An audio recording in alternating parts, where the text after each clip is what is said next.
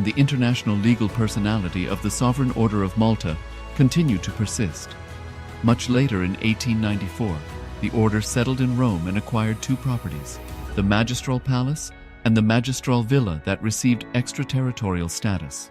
Today, the order maintains diplomatic relations with 112 countries, issues its own diplomatic passports, currency, stamps, and vehicle registration plates, and has been granted observer status in the United Nations. All these examples of state re-establishment illustrate the principle of continuity of states, as per international law, that a state's legal personality persists over time. A nation continues to exist even after a complete loss of territory. A far more striking example is of the oceanic countries, which are under the threat of their entire nation being drowned and submerged due to rising sea levels owing to global warming. In response to such existential threat of climate change, Pacific Island nations, including Tuvalu, have enacted constitutional amendments and made international declarations affirming that their nation and their sovereign rights will continue to persist, despite their entire territory being lost to the sea. This proactive stance is highlighted in the Constitution of Tuvalu Act 2023 and the Pacific Islands Forum Declaration of 2021. The Supreme Pontiff of Hinduism, Bhagavan Sri Nithyananda Paramashivoham, through the line of succession, is the present 203rd Emperor of the Hindu Sovereign Kingdom of Surangi Samrajya. He was crowned on the 31st of December 2004 at the age of 26. Thus, by very same principles of the doctrine of continuity, through which the international legal personality of Portugal, Genoa, Poland, Ethiopia, Czechoslovakia, Albania, Austria, Vatican, Tibet, Sovereign Order of Malta, and several other nations has been recognized despite having undergone a period of exile, annexation, occupation by a foreign power, or despite loss of territory. The SPH Nithyananda Paramashivoham, through well-established legal and historical facts about the Hindu sovereign state of the Surangi Samrajyam, derives all sovereign rights and powers of the royal lineage of the Surangi Samrajyam as its 203rd sovereign emperor, from his inheritance and continuation of the unbroken succession of the kingdom of Surya Vamsa Surangi Samrajyam Sarvanapitha. Surya Vamsa Surangi Samrajyam, through unification with 20 other sovereign Hindu states and sovereign ecclesiastical, historical entities, became part of the United States of KAILASA, which thus became a sovereign, independent juridical state, with the SPH Nithyananda Paramashivoham as the sovereign. Just as how the oceanic nations like Tuvalu have safeguarded their sovereignty from the existential threat of total submersion by amending their constitution and asserting that their sovereignty will persist regardless of the loss of their territory, KAILASA, which is a sovereign continuation of 21 sovereign Hindu states and sovereign ecclesiastical historical entities, is also reviving and continuing the Kumari Kandam Hindu nations that got submerged. As per the doctrine of continuity, these facts imply that the Kailasa's statehood is recognized by international law and manifests as a natural outcome of well-established historical legal facts. Share your time, talent, and treasure.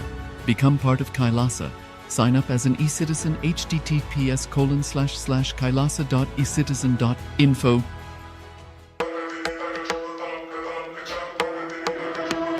With Paramashiva's grace, we have evolved UAN, United Nations for Ancient Nations. Paramashiva successfully manifested, and now he is introducing this to all of you, to the world formally, United Ancient Nations. It is United Nations for Ancient Indigenous Nations. This is a profound intergovernmental body. More than 100 ancient nations are already part members of this UAN. It is to unite and support all the indigenous nations, indigenous kingdoms all over the world.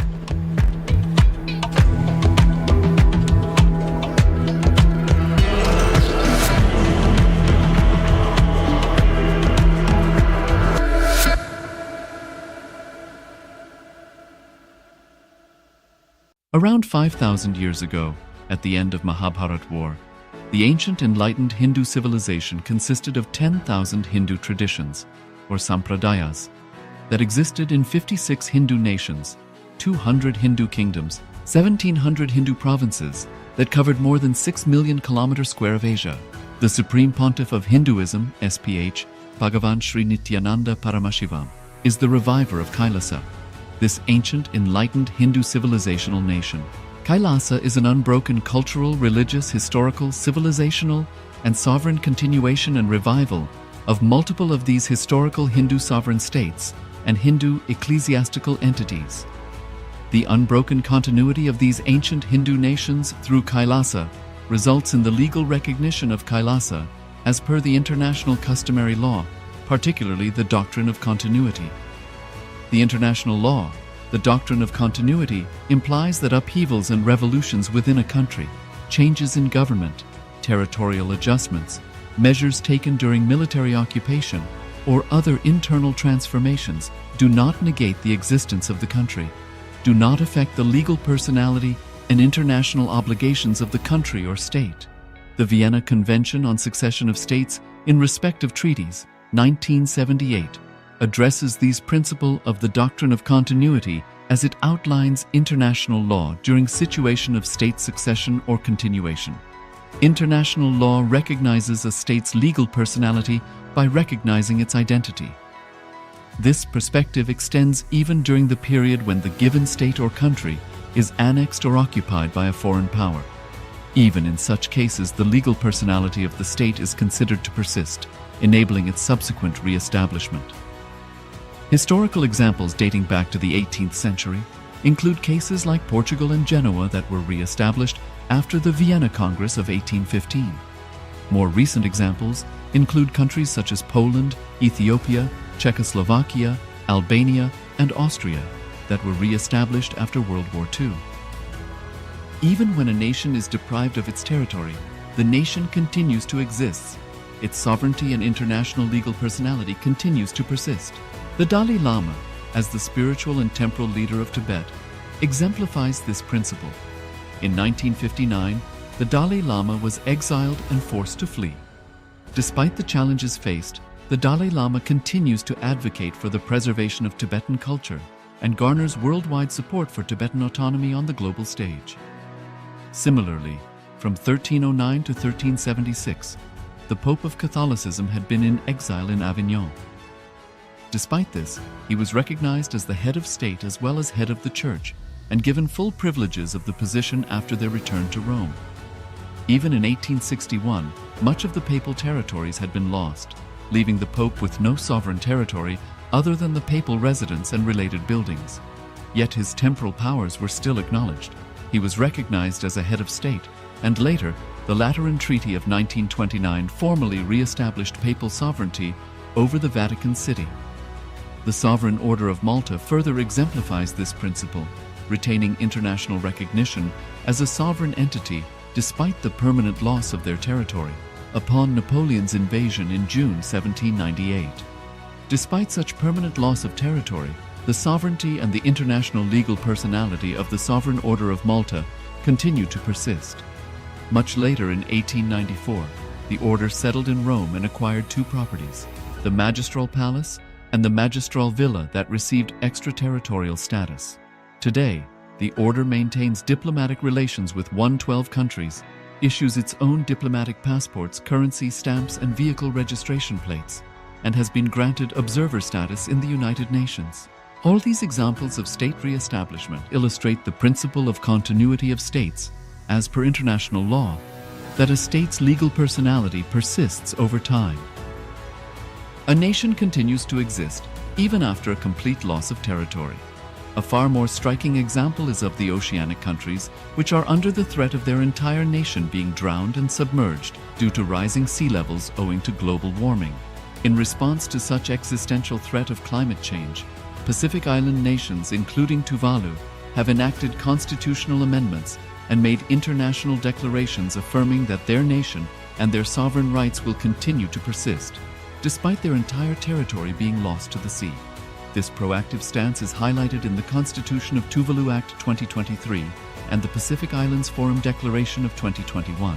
The Supreme Pontiff of Hinduism, Bhagavan Sri Nithyananda Paramashivoham, through the line of succession, is the present 203rd Emperor of the Hindu Sovereign Kingdom of Surangi Samrajya. He was crowned on the 31st of December 2004 at the age of 26.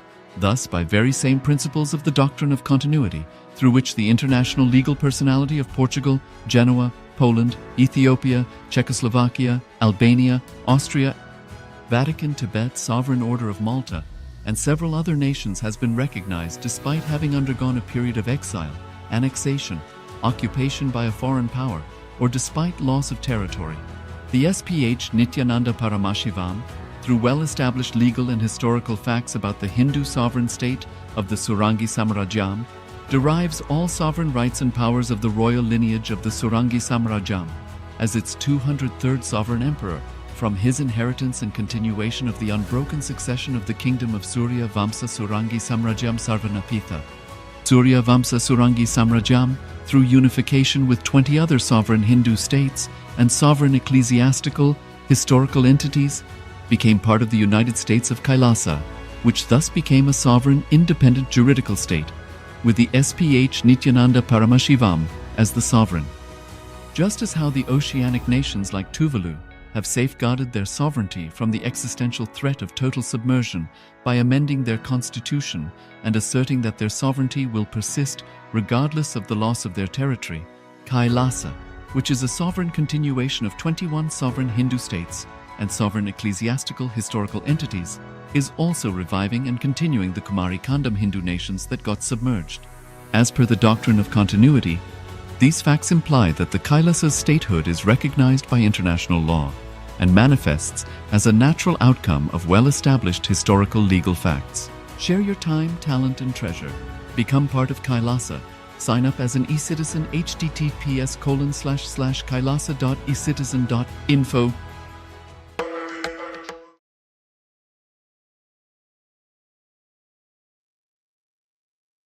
Nithyanandam Paramasukhadam Ekvalam Jnanamurtim Manvatītam Jagasadusham Tattvamasyadiruksham Ekam Nityam Vimarmasham Sarvadhi Sakshi Bhuktam Bhavatītam Trigunarahitam Sadgurum Tam Namami. Yes, Nithyananda, all of you. Yes, Nithyananda, welcome. So we've had a powerful yoga session, and also we had the puja, the Guru Puja and Shiva Puja. I hope you are all refreshed and ready to go for this day 15 of the Paramashivoham. Day 14 of Paramashivoham. Yes. So if you'd like to share any of your experience, whether through the yoga itself or the puja itself, let us know and how you are experiencing. See, when you are connected to yoga, when you are connected to puja, it reflects in your day-to-day life also. How you were before, how you are connecting to the divine now, how you're connected in Swamiji now, and how things have changed. You can share that as well. So think of it and let us know. Meanwhile, let's get ready for the power manifestation as well. We'll be having a picture displayed on your screen, and you'll be manifesting the power of third eye, seeing picture blindfolded. So let's also get ready with the blindfold to cover your eyes, the two eyes. Meanwhile, as we enter into the Sas Pramana. So the Sas Pramana for the power of manifesting the power of third eye goes as Kapalantarmano yasya tishtan militalochanaha kramena manaso dharyat lakshaye lakshamuttamam. Parameshwar says, by fixing the mind on the inner space within the crown center and sitting stably without any movement, having the eyes closed in succession, but that stability of the mind and the inner space, through the power of third eye, one directly sees the ultimate goal, Lakshyam, by having the vision beyond the sight that reveals any object or place, attaining the space of oneness with the source, Paramashiva. All right, so with this, let's get ready to enter into the power manifestation. Seeing picture blindfolded. So with Acharyas will be projecting you a picture on your screen, and through the power of third eye, manifest seeing every single detail of the image. So let's get ready. You can sit with your head and spine in a straight line. Cover your eyes now. Also requesting all of you with these cameras off, please switch on your cameras. Cover your eyes. Let us know that you are manifesting the power.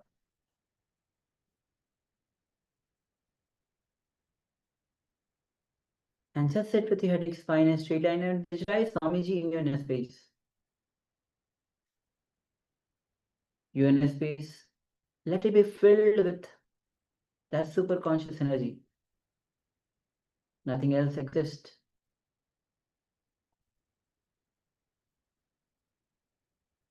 Just that pure, unclutched space.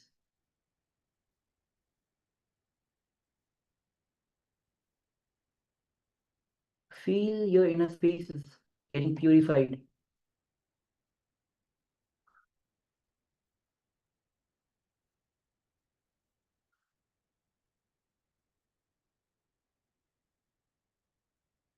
And have that deep gratitude and surrender as we connect with Swamiji.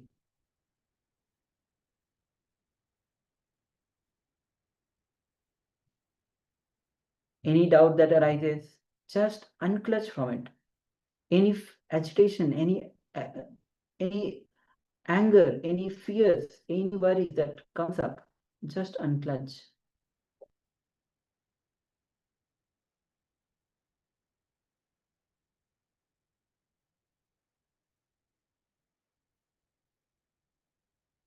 Just go on unclutching.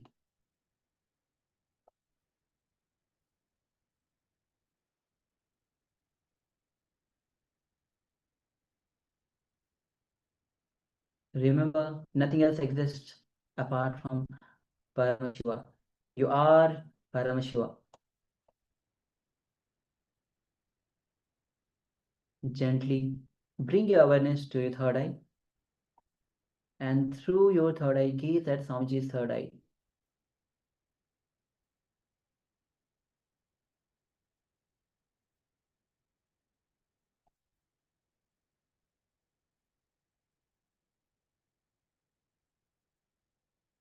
And just connect with Swamiji through the third eye. Third eye is a window to the cosmos, window to that superconsciousness itself. So just forget your body, forget your mind, forget everything. Just reside in your third eye.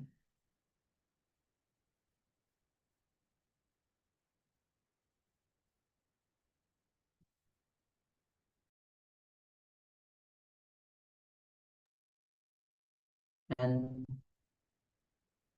through your third eye, ask Swamiji to reveal every single detail of the image that we are going to project with a strong declaration, strong will to manifest the power of third eye.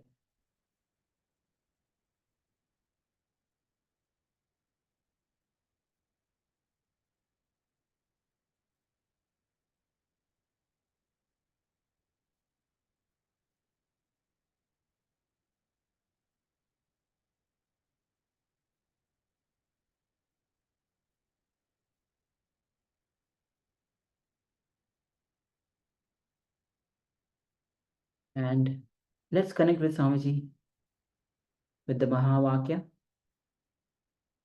Om Nithyananda Paramashivoham.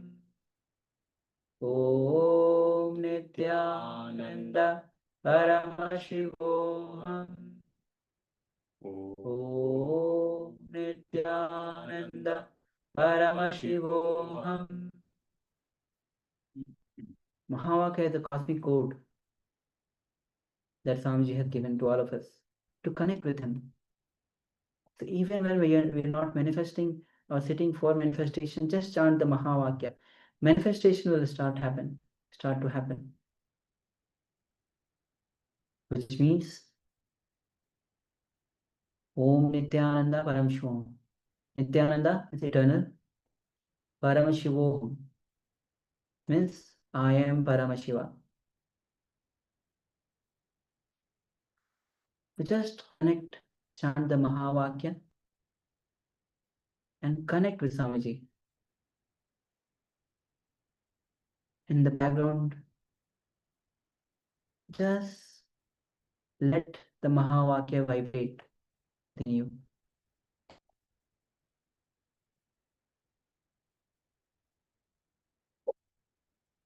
And any thought that arises, just unclutch. Any doubts that arises, just unclutch. This is your time to be in oneness with Paramashiva.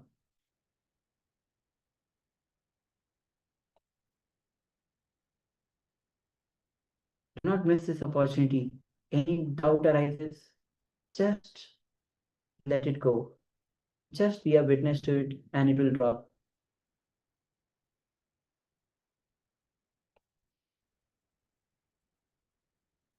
Any fear, any agitation that arises, just unclutch.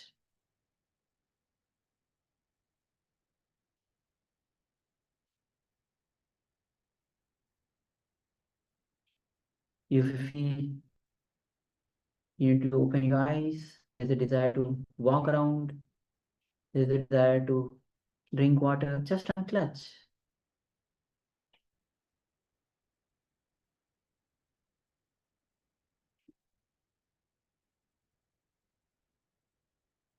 The more and more you start unclutching, the more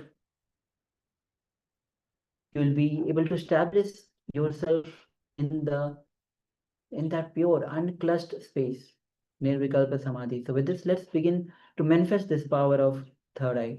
The image is being projected on your screen. Let's begin.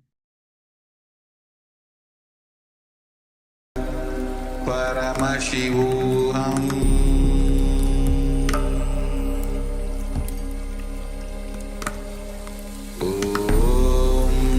Nithyananda Paramashivoham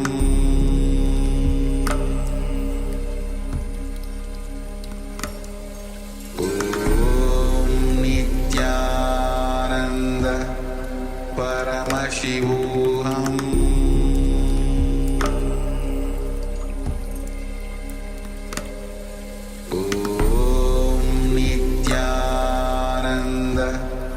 Paramashivoham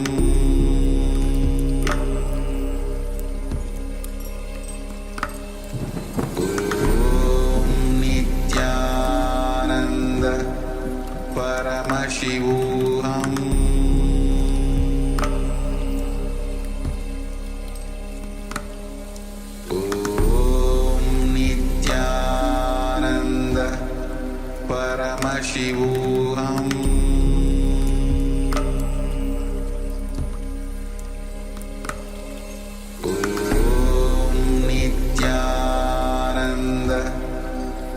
Paramashivoham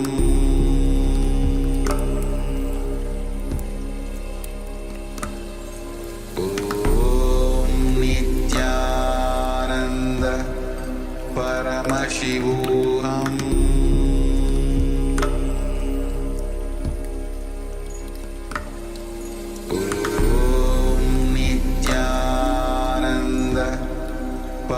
Paramashivoham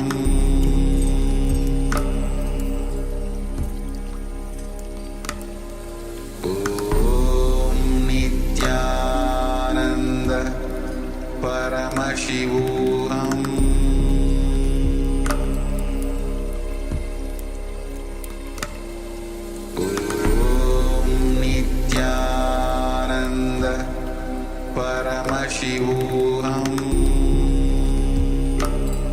Nithyananda Paramashivoham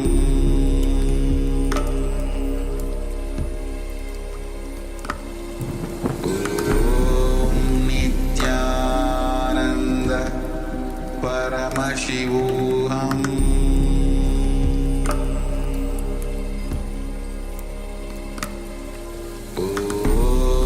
Nithyananda Paramashivoham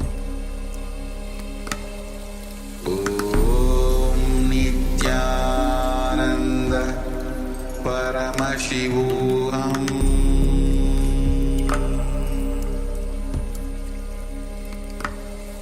Om Nithyananda Paramashivoham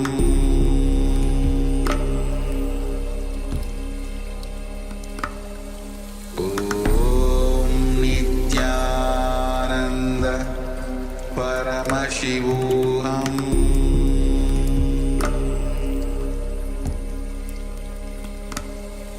Om Nithyananda Paramashivoham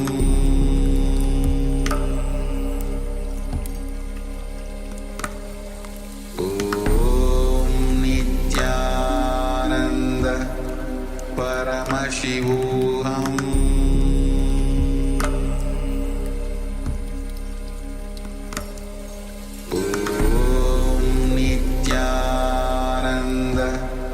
Paramashivoham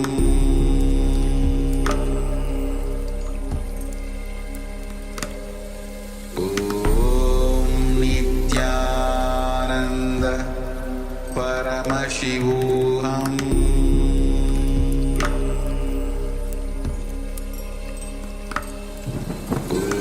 Om Nithyananda Paramashivoham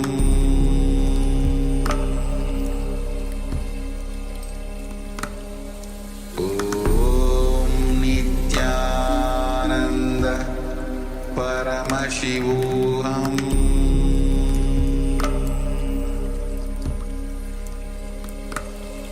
Om Nithyananda Paramashivoham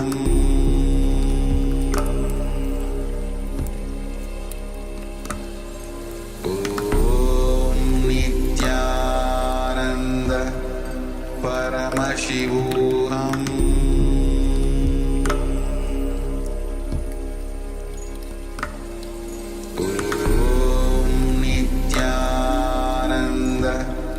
Paramashivoham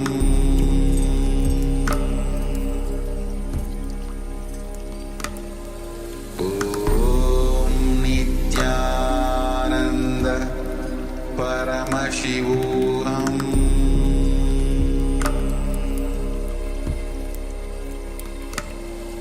Om Nithyananda Paramashivoham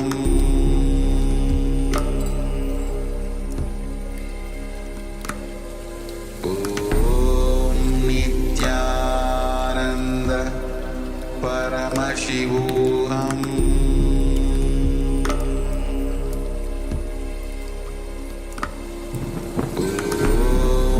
Nithyananda Paramashivoham Om Nithyananda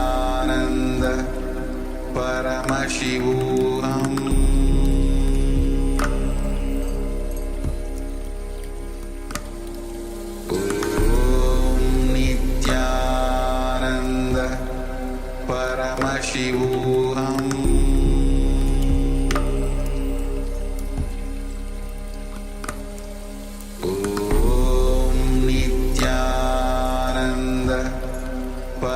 Paramashivoham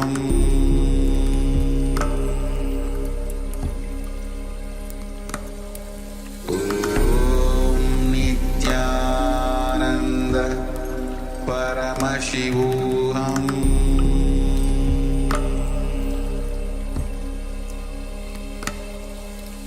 Om Nithyananda Paramashivoham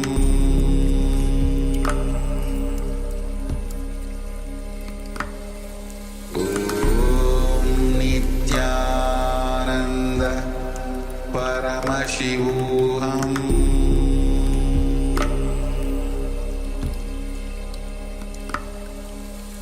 Om Nithyananda Paramashivoham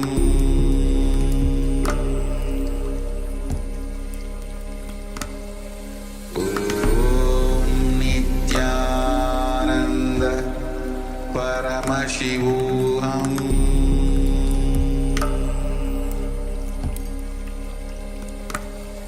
Om Nithyananda Paramashivoham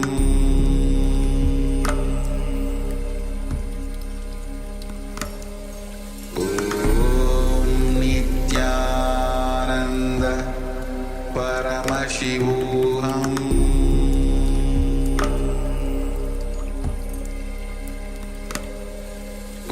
Om Nithyananda Paramashivoham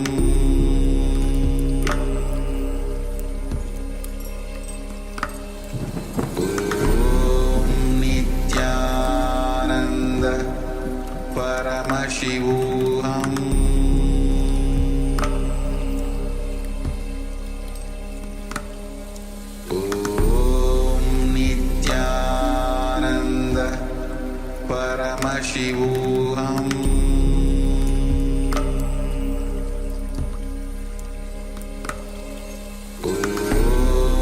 Nithyananda Paramashivoham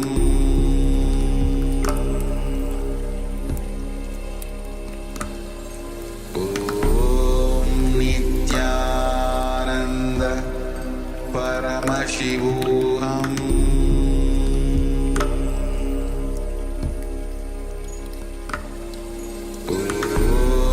Nithyananda Paramashivoham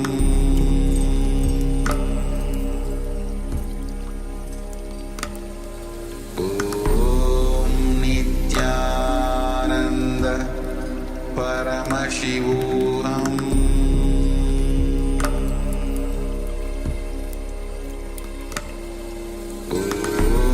Om Nithyananda Paramashivoham. Around 5,000 years ago, at the end of Mahabharat War, the ancient enlightened Hindu civilization consisted of 10,000 Hindu traditions, or sampradayas, that existed in 56 Hindu nations, 200 Hindu kingdoms, 1,700 Hindu provinces that covered more than 6 million kilometers square of Asia.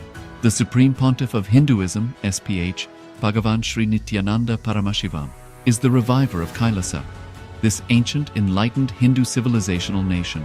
KAILASA is an unbroken cultural, religious, historical, civilizational, and sovereign continuation and revival of multiple of these historical Hindu sovereign states and Hindu ecclesiastical entities. The unbroken continuity of these ancient Hindu nations through KAILASA results in the legal recognition of KAILASA as per the international customary law, particularly the doctrine of continuity. The international law, the doctrine of continuity, implies that upheavals and revolutions within a country, changes in government, territorial adjustments, measures taken during military occupation, or other internal transformations do not negate the existence of the country, do not affect the legal personality and international obligations of the country or state. The Vienna Convention on Succession of States in respect of treaties, 1978, addresses these principles of the doctrine of continuity as it outlines international law during situation of state succession or continuation. International law recognizes a state's legal personality by recognizing its identity. This perspective extends even during the period when the given state or country is annexed or occupied by a foreign power. Even in such cases, the legal personality of the state is considered to persist, enabling its subsequent re-establishment. Historical examples dating back to the 18th century include cases like Portugal and Genoa that were re-established after the Vienna Congress of 1815. More recent examples include countries such as Poland, Ethiopia, Czechoslovakia, Albania, and Austria that were re-established after World War II. Even when a nation is deprived of its territory, the nation continues to exist. Its sovereignty and international legal personality continues to persist. The Dalai Lama, as the spiritual and temporal leader of Tibet, exemplifies this principle. In 1959, the Dalai Lama was exiled and forced to flee. Despite the challenges faced, the Dalai Lama continues to advocate for the preservation of Tibetan culture. and garners worldwide support for Tibetan autonomy on the global stage. Similarly, from 1309 to 1376, the Pope of Catholicism had been in exile in Avignon. Despite this, he was recognized as the head of state as well as head of the Church, and given full privileges of the position after their return to Rome. Even in 1861, much of the papal territories had been lost, leaving the Pope with no sovereign territory other than the papal residence and related buildings. Yet his temporal powers were still acknowledged. He was recognized as a head of state, and later, the Lateran Treaty of 1929 formally re-established papal sovereignty over the Vatican City. The Sovereign Order of Malta further exemplifies this principle, retaining international recognition as a sovereign entity despite the permanent loss of their territory upon Napoleon's invasion in June 1798. Despite such permanent loss of territory, the sovereignty and the international legal personality of the Sovereign Order of Malta continue to persist. Much later in 1894, the order settled in Rome and acquired two properties, the Magistral Palace and the Magistral Villa that received extraterritorial status. Today, the order maintains diplomatic relations with 112 countries, issues its own diplomatic passports, currency, stamps, and vehicle registration plates, and has been granted observer status in the United Nations. All these examples of state re-establishment illustrate the principle of continuity of states, as per international law, that a state's legal personality persists over time. A nation continues to exist even after a complete loss of territory. A far more striking example is of the oceanic countries, which are under the threat of their entire nation being drowned and submerged due to rising sea levels owing to global warming. In response to such existential threat of climate change, Pacific Island nations, including Tuvalu, have enacted constitutional amendments and made international declarations affirming that their nation and their sovereign rights will continue to persist, despite their entire territory being lost to the sea. This proactive stance is highlighted in the Constitution of Tuvalu Act 2023 and the Pacific Islands Forum Declaration of 2021. The Supreme Pontiff of Hinduism, Bhagavan Sri Nithyananda Paramashivoham, through the line of succession is the present 203rd Emperor of the Hindu Sovereign Kingdom of Surangi Samrajya. He was crowned on the 31st of December 2004 at the age of 26. Thus, by very same principles of the doctrine of continuity, through which the international legal personality of Portugal, Genoa, Poland, Ethiopia, Czechoslovakia, Albania, Austria, Vatican, Tibet, Sovereign Order of Malta, and several other nations has been recognized despite having undergone a period of exile, annexation, occupation by a foreign power, or despite loss of territory. The SPH Nithyananda Paramashivoham, through well-established legal and historical facts about the Hindu sovereign state of the Surangi Samrajyam, derives all sovereign rights and powers of the royal lineage of the Surangi Samrajyam as its 203rd sovereign emperor, from his inheritance and continuation of the unbroken succession of the kingdom of Surya Vamsa Surangi Samrajyam Sarvanapitha. Surya Vamsa Surangi Samrajyam, through unification with 20 other sovereign Hindu states and sovereign ecclesiastical, historical entities, became part of the United States of KAILASA, which thus became a sovereign, independent juridical state, with the SPH Nithyananda Paramashivoham as the sovereign. Just as how the oceanic nations like Tuvalu have safeguarded their sovereignty from the existential threat of total submersion by amending their constitution and asserting that their sovereignty will persist regardless of the loss of their territory, KAILASA, which is a sovereign continuation of 21 sovereign Hindu states and sovereign ecclesiastical historical entities, is also reviving and continuing the Kumari Kandam Hindu nations that got submerged. As per the doctrine of continuity, these facts imply that the Kailasa's statehood is recognized by international law and manifests as a natural outcome of well-established historical legal facts. Share your time, talent, and treasure. Become part of KAILASA. Sign up as an e-citizen https://kailasa.ecitizen.info.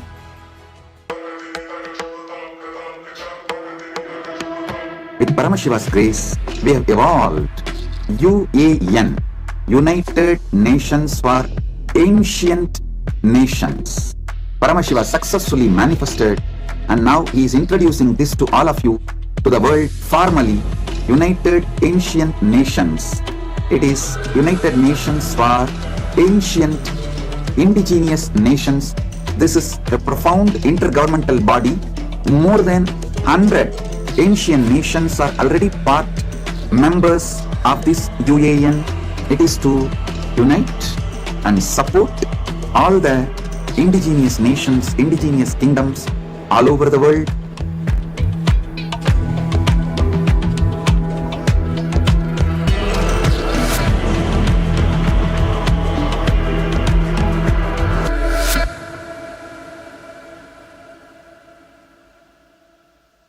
Around 5,000 years ago, at the end of Mahabharat War, the ancient enlightened Hindu civilization consisted of 10,000 Hindu traditions, or sampradayas, that existed in 56 Hindu nations, 200 Hindu kingdoms, 1,700 Hindu provinces that covered more than 6 million kilometers square of Asia.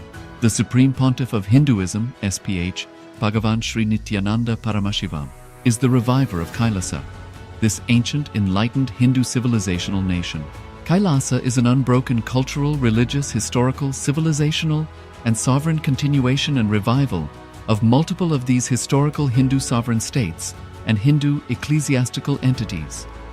The unbroken continuity of these ancient Hindu nations through KAILASA results in the legal recognition of KAILASA as per the international customary law, particularly the doctrine of continuity. The international law, the doctrine of continuity, implies that upheavals and revolutions within a country, changes in government, territorial adjustments, measures taken during military occupation, or other internal transformations do not negate the existence of the country, do not affect the legal personality and international obligations of the country or state. The Vienna Convention on Succession of States in respect of treaties, 1978, addresses these principles of the doctrine of continuity as it outlines international law during situation of state succession or continuation. International law recognizes a state's legal personality by recognizing its identity. This perspective extends even during the period when the given state or country is annexed or occupied by a foreign power. Even in such cases, the legal personality of the state is considered to persist, enabling its subsequent re-establishment. Historical examples dating back to the 18th century include cases like Portugal and Genoa that were re-established after the Vienna Congress of 1815. More recent examples include countries such as Poland, Ethiopia, Czechoslovakia, Albania, and Austria that were re-established after World War II. Even when a nation is deprived of its territory, the nation continues to exist. Its sovereignty and international legal personality continues to persist. The Dalai Lama, as the spiritual and temporal leader of Tibet, exemplifies this principle. In 1959, the Dalai Lama was exiled and forced to flee. Despite the challenges faced, the Dalai Lama continues to advocate for the preservation of Tibetan culture and garners worldwide support for Tibetan autonomy on the global stage. Similarly, from 1309 to 1376, the Pope of Catholicism had been in exile in Avignon. Despite this, he was recognized as the head of state as well as head of the church and given full privileges of the position after their return to Rome. Even in 1861, much of the papal territories had been lost, leaving the Pope with no sovereign territory other than the papal residence and related buildings. Yet his temporal powers were still acknowledged. He was recognized as a head of state, and later, the Lateran Treaty of 1929 formally re-established papal sovereignty over the Vatican City. The Sovereign Order of Malta further exemplifies this principle, retaining international recognition as a sovereign entity despite the permanent loss of their territory upon Napoleon's invasion in June 1798. Despite such permanent loss of territory, the sovereignty and the international legal personality of the Sovereign Order of Malta continued to persist. Much later in 1894, the order settled in Rome and acquired two properties, the Magistral Palace and the Magistral Villa that received extraterritorial status. Today, the order maintains diplomatic relations with 112 countries, issues its own diplomatic passports, currency, stamps, and vehicle registration plates, and has been granted observer status in the United Nations. All these examples of state re-establishment illustrate the principle of continuity of states, as per international law, that a state's legal personality persists over time. A nation continues to exist even after a complete loss of territory. A far more striking example is of the oceanic countries, which are under the threat of their entire nation being drowned and submerged due to rising sea levels owing to global warming. In response to such existential threat of climate change, Pacific Island nations, including Tuvalu, have enacted constitutional amendments and made international declarations affirming that their nation and their sovereign rights will continue to persist, despite their entire territory being lost to the sea. This proactive stance is highlighted in the Constitution of Tuvalu Act 2023 and the Pacific Islands Forum Declaration of 2021.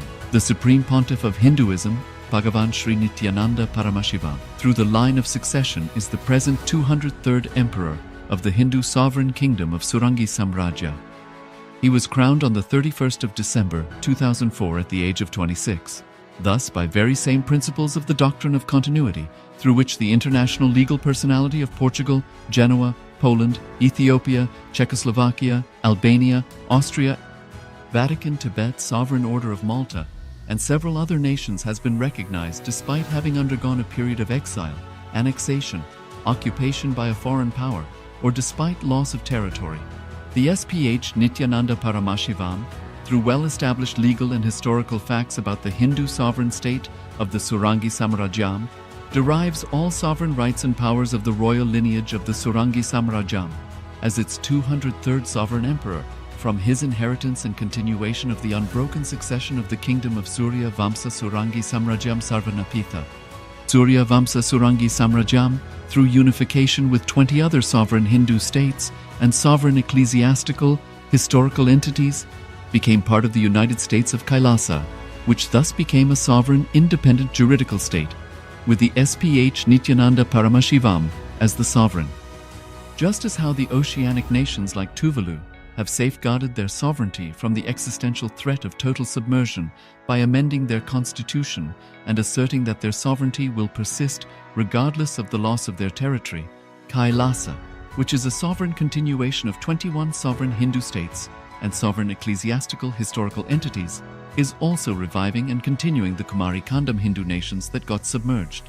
As per the doctrine of continuity, these facts imply that the Kailasa's statehood is recognized by international law and manifests as a natural outcome of well-established historical legal facts. Share your time, talent, and treasure.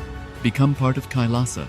Sign up as an eCitizen https://kailasa.ecitizen.info.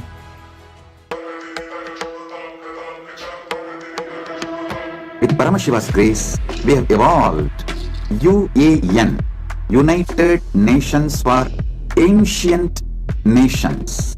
Paramashiva successfully manifested, and now he is introducing this to all of you, to the world formally United Ancient Nations. It is United Nations for Ancient Indigenous Nations. This is a profound intergovernmental body. More than 100 ancient nations are already part members of this UAN. It is to unite and support all the indigenous nations, indigenous kingdoms all over the world.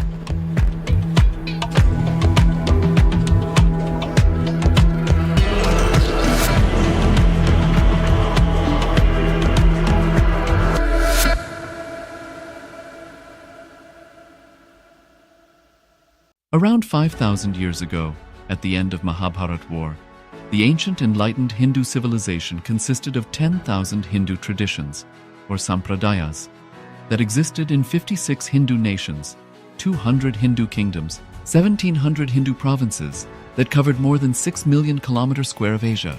The Supreme Pontiff of Hinduism, SPH, Bhagavan Sri Nithyananda Paramashivoham, is the reviver of KAILASA, this ancient, enlightened Hindu civilizational nation. KAILASA is an unbroken cultural, religious, historical, civilizational, and sovereign continuation and revival of multiple of these historical Hindu sovereign states and Hindu ecclesiastical entities. The unbroken continuity of these ancient Hindu nations through KAILASA results in the legal recognition of KAILASA as per the international customary law, particularly the doctrine of continuity. The international law, the doctrine of continuity, implies that upheavals and revolutions within a country, changes in government, territorial adjustments, measures taken during military occupation, or other internal transformations do not negate the existence of the country, do not affect the legal personality and international obligations of the country or state. The Vienna Convention on Succession of States in Respect of Treaties, 1978, addresses these principles of the doctrine of continuity as it outlines international law during situation of state succession or continuation. International law recognizes a state's legal personality by recognizing its identity. This perspective extends even during the period when the given state or country is annexed or occupied by a foreign power. Even in such cases, the legal personality of the state is considered to persist, enabling its subsequent re-establishment. Historical examples dating back to the 18th century include cases like Portugal and Genoa that were re-established after the Vienna Congress of 1815. More recent examples include countries such as Poland, Ethiopia, Czechoslovakia, Albania, and Austria that were re-established after World War II. Even when a nation is deprived of its territory, the nation continues to exist. Its sovereignty and international legal personality continues to persist. The Dalai Lama, as the spiritual and temporal leader of Tibet, exemplifies this principle. In 1959, the Dalai Lama was exiled and forced to flee.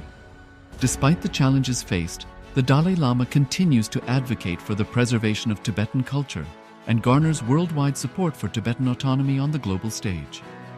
Similarly, from 1309 to 1376, the Pope of Catholicism had been in exile in Avignon. Despite this, he was recognized as the head of state as well as head of the church and given full privileges of the position after their return to Rome. Even in 1861, much of the papal territories had been lost, leaving the Pope with no sovereign territory other than the papal residence and related buildings. Yet his temporal powers were still acknowledged. He was recognized as a head of state, and later, the Lateran Treaty of 1929 formally re-established papal sovereignty over the Vatican City. The Sovereign Order of Malta further exemplifies this principle, retaining international recognition as a Welcome to a journey of discovery, where ancient wisdom meets modern science. Today, we explore the profound impact of energy and consciousness on our lives. Through the insights of spiritual luminary, SPH Bhagavan Nithyananda Paramashivoham, and groundbreaking scientific research, we uncover the mysteries that shape our understanding of existence.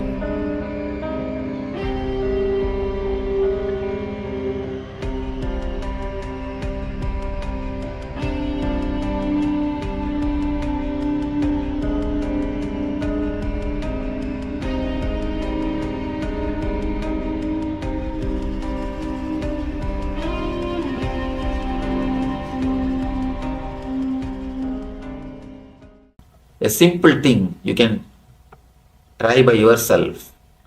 Hold a pendulum and put your left hand under the pendulum. If your hands are free, the pendulum will run clockwise.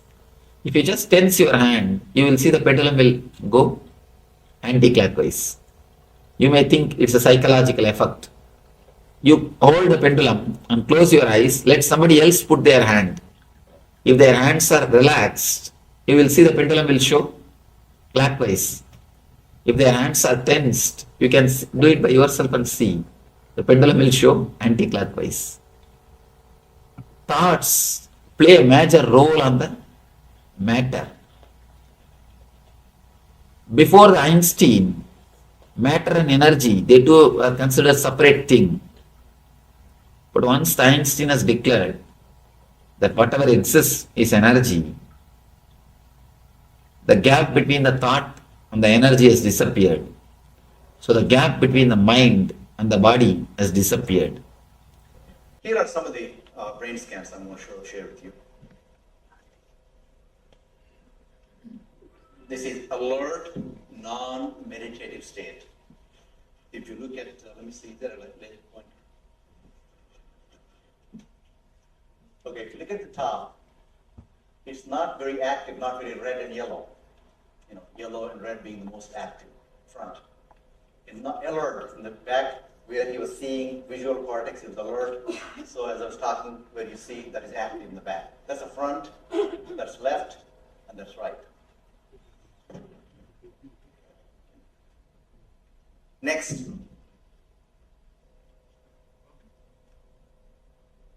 Okay, this is the first one, okay? The second one is 30 minutes into 30 minutes meditation. Look at the frontal lobes, how they light it up. They light it up big time. It's almost like it's got extra so much energy going in there. It's a very clear-cut indication. From the previous picture, I'll show you again, previous picture. See how it is? And how the next one is. Okay. Can you see that? That's in the 30 minutes of deep meditation. Next, 60 minutes of deep meditation. See how one side quietens down and the other side remains very active. 60 minutes of deep meditation. There is something else happening right here in the middle. Right in the middle. Right here, in the frontal area. In the middle, it's called mesial frontal area. And here is a deep, deep level of meditation where it lights up significantly right here. Right in the middle. Probably 1.5 to 2 inches deeper. It's called mesial frontal area where both front lobes come and join together like that. Right. What's interesting was Swami was inside, and that's the last part of that one. See that light right here? Lighting up right here in this area. So what's interesting was I've never seen that before in my life. So the other parts I've seen may not be to the extent that Swamiji showed. But this is something interesting.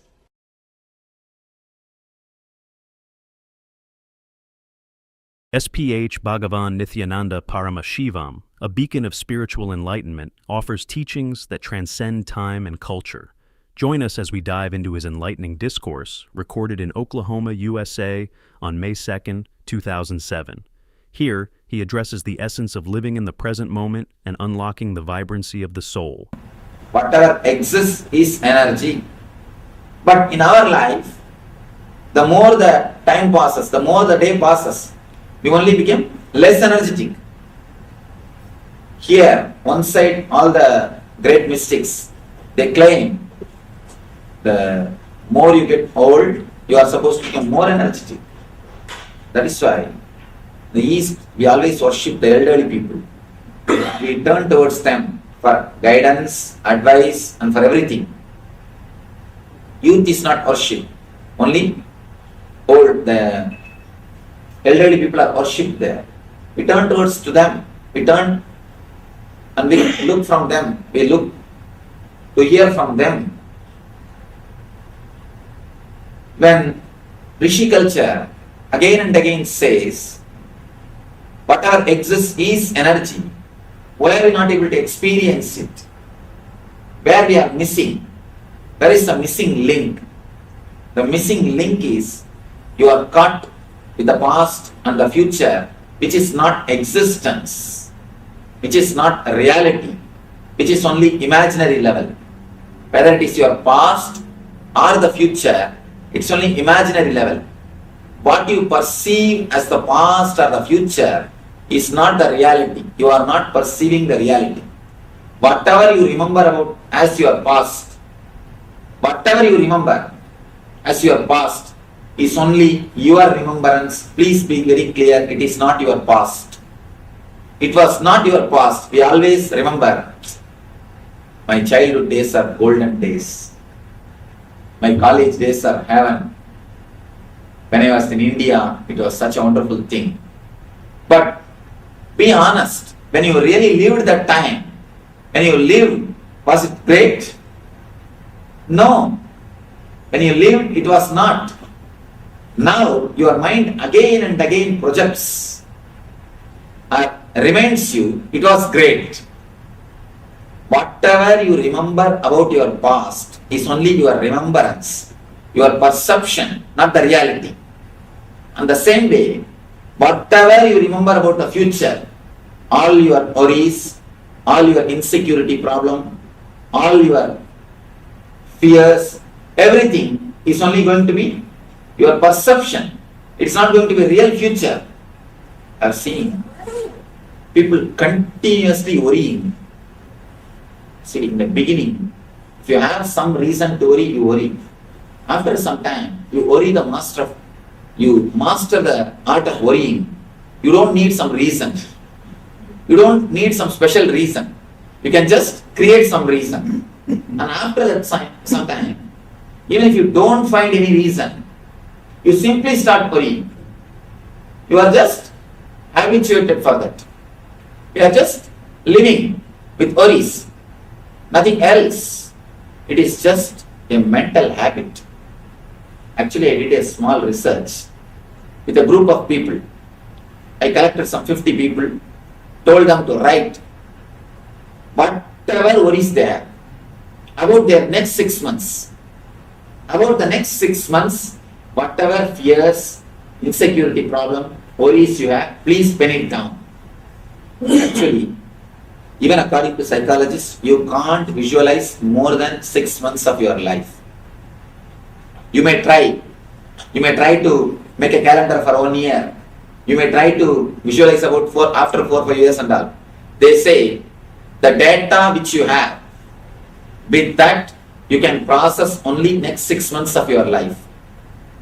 And now they say it is coming down because the changes are happening so much of changes in all the level, socially, politically, economically, in all the levels, so much of changes are happening. They say that is even coming down. 6 months is the time maximum you can visualize about the future.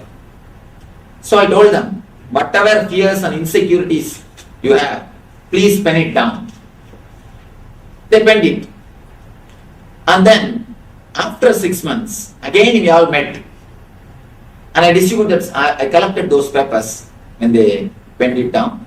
After 6 months, all of us again met. I distributed that paper and asked them to tick. How many of your worries have become reality? How many of your worries have become reality? You will be shocked to see the result. Hardly 3%. Actually only 3%. If there are 100 worries written by each person, only 3% is the maximum. I am telling about the maximum. Only 3%. Then can you imagine how much of mental energy is getting wasted? How much of your visualization capacity is getting wasted? How much of your power to create is getting wasted? The more you worry, the less you create. The more you are stressed, the less you are expressing. All your concept about future is only your concept. It is not going to be your future. Please be very clear. Feel relieved. You are not going to have the future which you are thinking. If at all God blesses you to have the future which you are thinking, you will be damaging yourself more than what you think. You will be damaging yourself very badly. You can be relieved. You will not have the future of what you are visualizing. Whatever you visualize, even if you visualize your future with all possible goodness, your visualization capacity itself is not enough to visualize all the dimensions of your future. So whether it is your perceptions about past or your ideas about the future, it is just your ideas. It is not the reality of what is. The reality is only the present moment or the moments which you are having in your hand. The moment you relax into the present moment, the moment you relax into this moment, simply you will see your body and mind will have a new energy. I tell you, just for a few minutes, do this as an exercise. Just for a few minutes, close your doors and sit relaxed way and say, I accept my life as it is.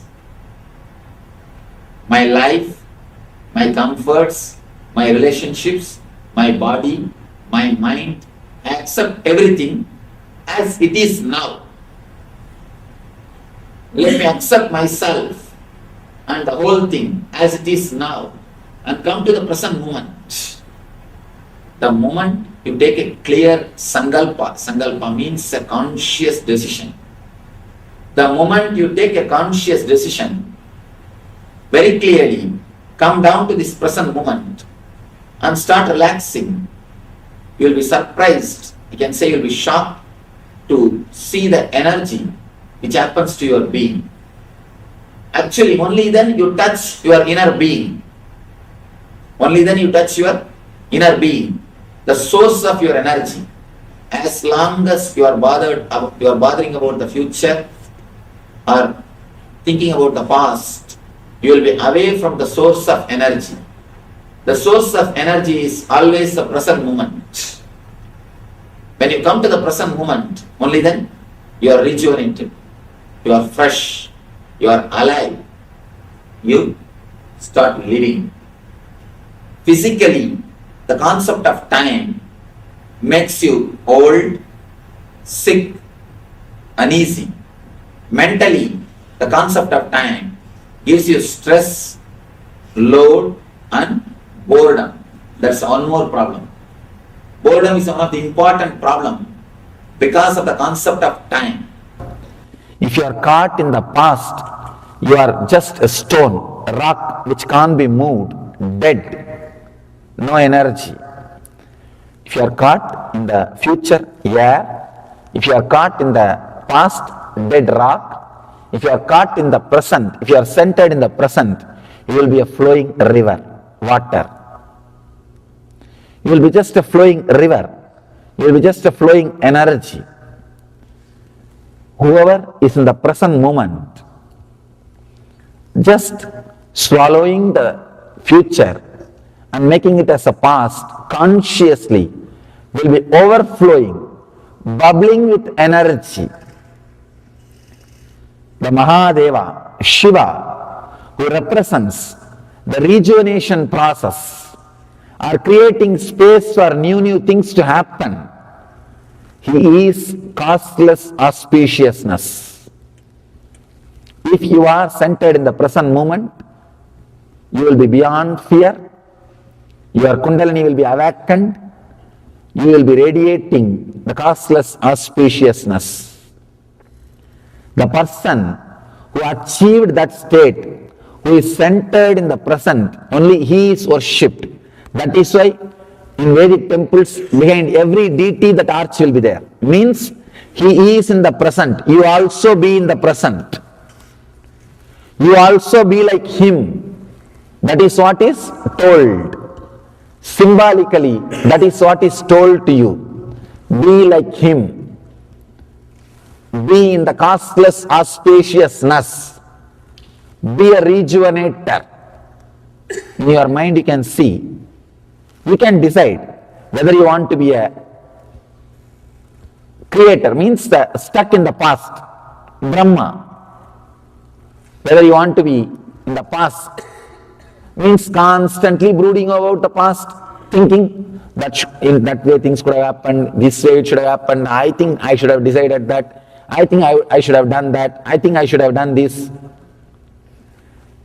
After a few years of marriage, always you think, I think. So getting married is like going to a restaurant and ordering what you want. After a few minutes, when you see what your friends are having, thinking that you should have ordered what they are having. It's the same thing. Always you feel, when you see what others are having, you feel, I should have ordered that. Constantly brooding over about the past or constantly thinking about the future. Both are not going to make you rich or energetic. If you just stay in the present, so much of energy, you can see very clearly how you are just swallowing the future and making it as a past. You are just there. Through you, the past moves and the future moves and becomes past. And you are there like a hollow bamboo, untouched by time. When you are in the present moment, letting future pass through you and becoming past, untouched by time, you are Kala Gala. Lord of death, beyond death. You can't die. You conquer death. Conquering death, a simple technique. Just be in the present. Allow the time to flow through you. Allow the time to penetrate you. Allow the time to do its own activity through you. Do not bother. When the future comes inside you, don't be greedy, just don't catch it. Let it pass through you. Let it become past. Let it have its own course. Just be in the present. You will see you are living in eternity. What do I mean by the word eternity?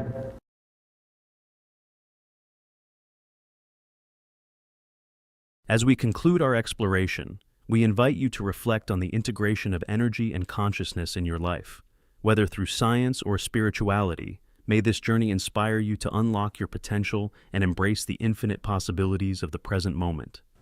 Understand, let me share one of my experience, then you will be able to understand respect for whatever exists. After enlightenment, once one ashramite was working on a laptop. Suddenly it stopped working. And this guy brought to the other enlightened disciple for repairing. This enlightened guy, he said, he just touched. As usual, whenever things come to me, I touch and bless. It will become all right. Same way he put the hand. And understand, looks very funny. He put the hand and said it will start working, and it started working. Not, you can say this is a coincidence. Okay, forget about it.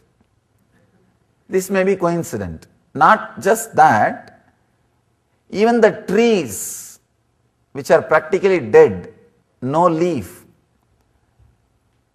He said that, Swamiji, I repeated your name and put the hand on the tree, and it came to life. Actually, I got the interest to study exactly what happens. I told him to heal some inanimate objects like a machine, TV, or the tape recorder, that kind of things. When I asked him to heal and I studied the energy flow, suddenly I understood everything. It was like a revelation. Everything exists is living energy, only different degree of life. Even Himalayas are growing. Even hills are living energy. Understand?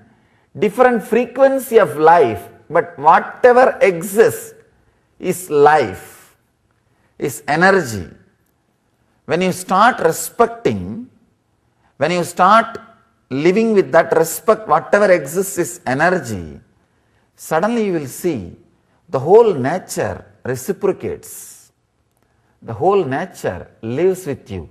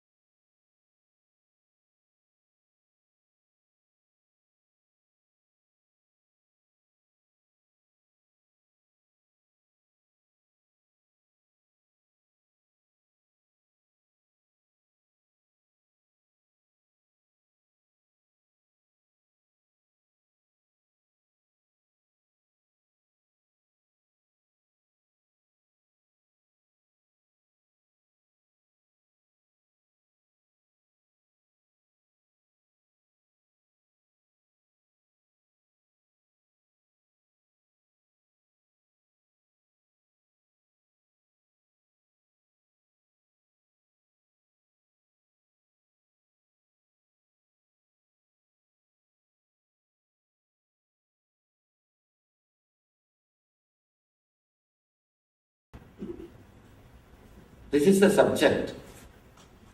Actually, all the mystics, all the masters, all the saints, all the sages who walked on this planet Earth spoke about.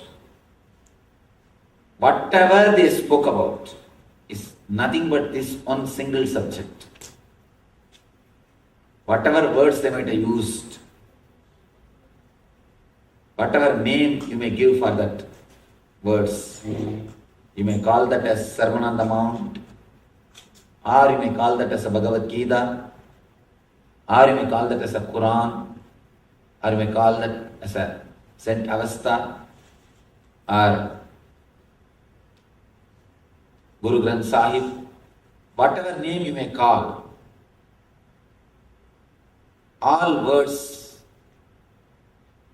from all the masters talk only on this one subject, from subconsciousness to superconsciousness. Not only religious masters, anybody who shared their wisdom, anybody who is intelligent, anybody who speaks some word about spirituality, live about spirituality, anybody who gives a little bit of intelligence to anybody, they touch only this one subject, subconsciousness to superconsciousness. Life solutions are problems to whatever the solutions to the problems which you are facing in the life. Anything related to intelligence is directly connected to this topic, from subconsciousness to superconsciousness. Whenever your activities, your thoughts, your mental setup are subconscious, you directly go towards suffering.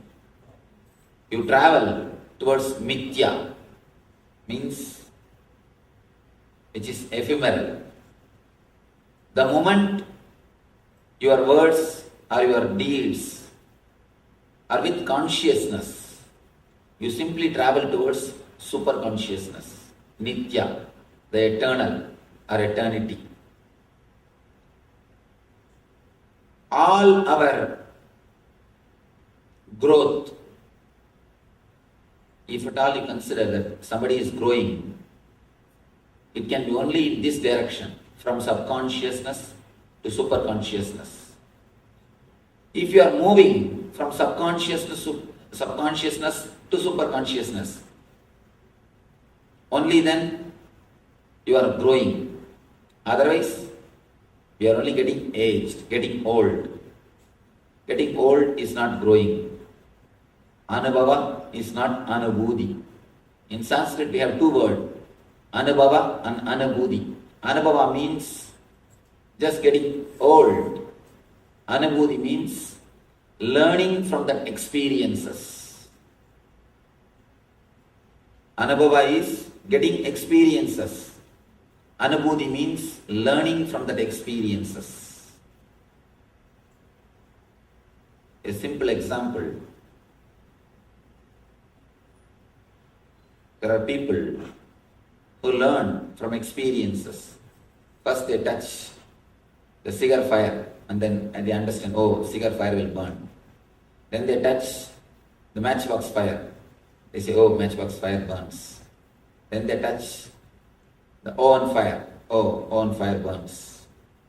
They touch one by one all fires. By the time they come to the conclusion, all fire burns, they will be old, their body will be ready to be burnt. This is anubhava. You learn from experiences. But we don't have enough time to learn from experiences. We don't have enough time to commit all the mistakes and learn. It's an old saying, learn from your mistakes. I say, learn from others' mistakes. You don't have enough time to do all the mistakes and learn. Anubhava, is the path of subconsciousness.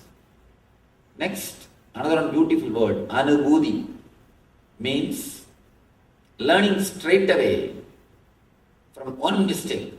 It's like when you touch one fire and it burns, immediately you realize all fire will burn. Coming to a clear understanding and conclusion, all fire will burn. Anubhuti is what I call superconscious state. Anubhuti is what I call a pure consciousness. Almost all the religions, all the rituals, all the techniques, all meditations are created only to drive man from subconsciousness to superconsciousness. Whatever you do, whether praying in the church or doing puja in temple or doing namaz in the mosque or any other ritual, any other religious ritual is designed originally to lead man from subconsciousness to superconsciousness. But the problem is, when you don't know the science, only you do the act. When you do the act without knowing the science, again you make that as a ritual. Subconscious process. Anything done with the knowledge, with the wisdom, with the science of that whole action, whole activity, it becomes meditation. When the science is lost, only the action, activities remains, it becomes ritual. It becomes ritual. When the juice of wisdom is not there in the activity, it becomes just a ritual. They say a beautiful word, religious nuts and spiritual fruit. If the juice of wisdom is not there, you become a religious nut. When the juice of wisdom is added, a religious nut becomes a spiritual fruit. So, any ritual, any technique starts only as a technique to transform you from subconsciousness to superconsciousness. But when you don't know the science, why should it happen? What way it helps me? What way it is going to add more energy to my life, more clarity to my life, more intelligence to my life? When we don't know that, naturally, again we make the whole thing into subconscious process. If you know, even just sitting can become a superconscious technique. Even just sitting or simply inhaling and exhaling is more than enough to reach the superconscious state. With the intelligence and the right understanding, even a simple thing like inhaling and exhaling can put you into superconscious state. That is what is all about vipassana. Vipassana is one of the wonderful meditation technique. I think the greatest gift given to the planet Earth by East is this vipassana technique. This vipassana technique is the greatest gift to the planet Earth from the East. Buddha's great contribution. According to me, thousands and thousands of people have become enlightened just because of this one single technique. This technique is all about inhaling and exhaling consciously, that's all. When you know the science, if you are conscious, even simple inhaling and exhaling can lead you to superconsciousness. When you are not aware, when you don't know the science, even the great rituals, big rituals can lead you to subconsciousness. Now I'll try to explain the science. What is subconscious and what is superconsciousness? How we receive the information from the world and how process of cognition happens in our system and how it becomes subconscious, how it can be transformed into superconsciousness.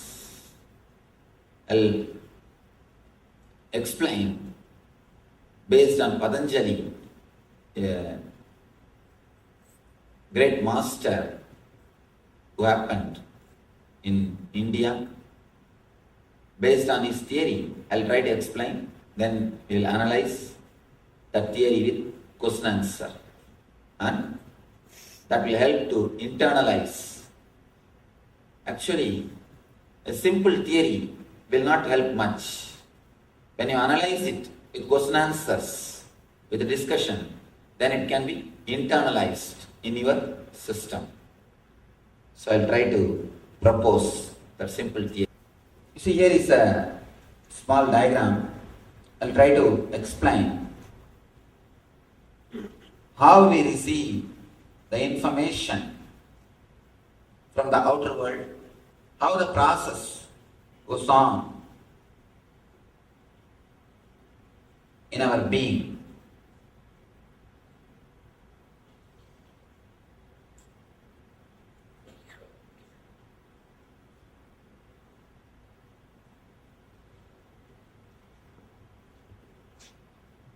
I have used Sanskrit words. I'll try to give you the English explanation. For example, you are seeing something through the eye. You are seeing me. Let us take this example. The moment you see me, there is an energy called chakshu, which converts the information like a digital processing. If you want to process any information in the computer, you have to digitize it. It has to be converted. So the conversion happens by chakshu. Actually, chakshu only sees the whole thing. Chakshu means the energy which sees. The energy which sees. Chakshu takes the information to manas. The moment the information is received, chakshu is like a file. In that the information is put, and it takes to manas. Immediately manas is the place, we can say, the first step of our being. Manas analyzes. Manas completely analyzes, and it starts classifying. It will first say, a broad outline will be given. And he is a man, or he is a human being. A broad outline will be given. Then that file will go to Chitta. Chitta immediately starts analyzing. Have I seen him somewhere? Have I seen him somewhere, here, there? You try to connect whatever you have experienced with this color, or with me, or some other Swami like me. All these memories will come up. You try to connect. You try to connect yourself with the information which you have received. Till this time, till the information comes to manas, it will be only analyzed in a general way. The moment it comes to chitta, you will start. Chitta is the memory. All the memories which you have collected is stored only in chitta. The chitta, with all the old memories, past memories, you connect. You start analyzing. The Swamis whom you have met, if they have done some good thing for you, immediately you start associating me also with a good thing. If you had some bad experiences, then you start associating me also with that same bad experiences. So whatever process, whatever you know, with that you connect. And the file goes to buddhi. Now, buddhi will decide whether to sit here or leave. The buddhi will decide whether to sit here or leave. And if the process goes like this logically, you are safe. You are safe. But it does not go always logically. It does not go always logically. Even though buddhi decides, the buddhi is not the authority to give command. He decides and the file is moved to ego. to ego. This is the mysterious zone. Still now medical field is not able to penetrate this zone. This zone is still in the hands of meditation and the masters. Still now this zone is in the hands of the mystics and the spiritual masters. The buddhi sends the file to ego, and ego decides. Ego decides. The decision again comes back. It is given to chitta, to manas, chakshu. Then the body starts working the decision. You get the decision from ego. Then ego says, all right, let us sit and see. Let us sit and watch. Then you sit. If the ego says, no, better let us leave, you simply walk. This is the way the information goes inside and comes out. First your eyes sees whatever you see, that is converted as a file, the form of a file on which through which they can do the process. That is done by chakshu. Then next it goes to manas. The manas gives a, you can say, view or an idea about what it is. Then the file goes to chitta. Chitta is the memories which you collected. See, in manas, you are no way associated. But in chitta, your memories are associated. Manas gives only from the collection. Manas never says right or wrong or anything. It just gives an overall view. Here is a human being with this cloth, with the turban. Just the idea is given to you. Then the chitta only starts analyzing. Oh, he is Swami. Already I have seen so many Swamis. These are my experiences. I think then what to do. Then that file goes to buddhi. Buddhi only decides. But the problem is buddhi doesn't have authority to give command. So the command can be given only by ego. For one shana, the whole file takes a quantum leap. From the ego, command comes. Your body executes that command. If whole thing happens logically, see, I said now a small example of seeing me. Seeing me, you see, and then the information is digitized and is brought to manas. Manas gives a broad view about he is a human being standing here. All these ideas are given. And then it is brought to chitta. Chitta says, oh, I have seen so many Swamis. Better, now let us go back and do our work.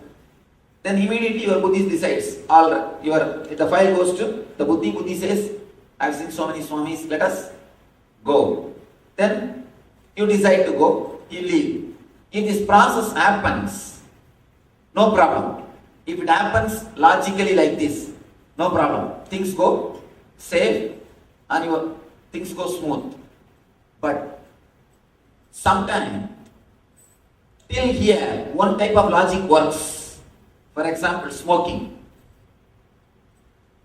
From the level of eyes, you receive the information. It comes to chakshu, it comes to manas, it comes to chitta, it comes to buddhi.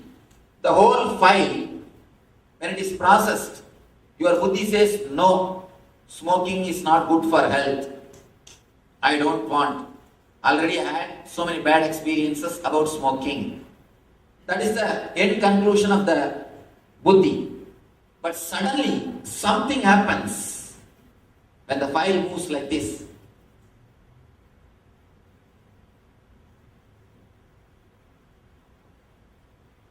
When the file moves like this and it takes a quantum leap, suddenly something happens and you decide to smoke. Please understand, if things go logically, if your buddhi's decisions are executed immediately, as it is, you are not in any difficulty. Things are really beautiful, you are safe. But many times, your buddhi's decisions are not executed as it is. The process, your buddhi decides, no, I will not smoke, I should not smoke. Suddenly, You see the urge and you go for smoking. When the file goes to ego and comes back, the relation is changed. You send the file to the top authority with proper note. Finally, the decision comes opposite. You can't do anything. This processing area, actually, this whole thing I call it as TP, processing time. This is TQ, the quantum leap time. This is the time the whole file takes a quantum leap. In this moment only, all your decisions are changing without your knowledge, without your control. Till this moment, the file goes logically. You analyze very clearly.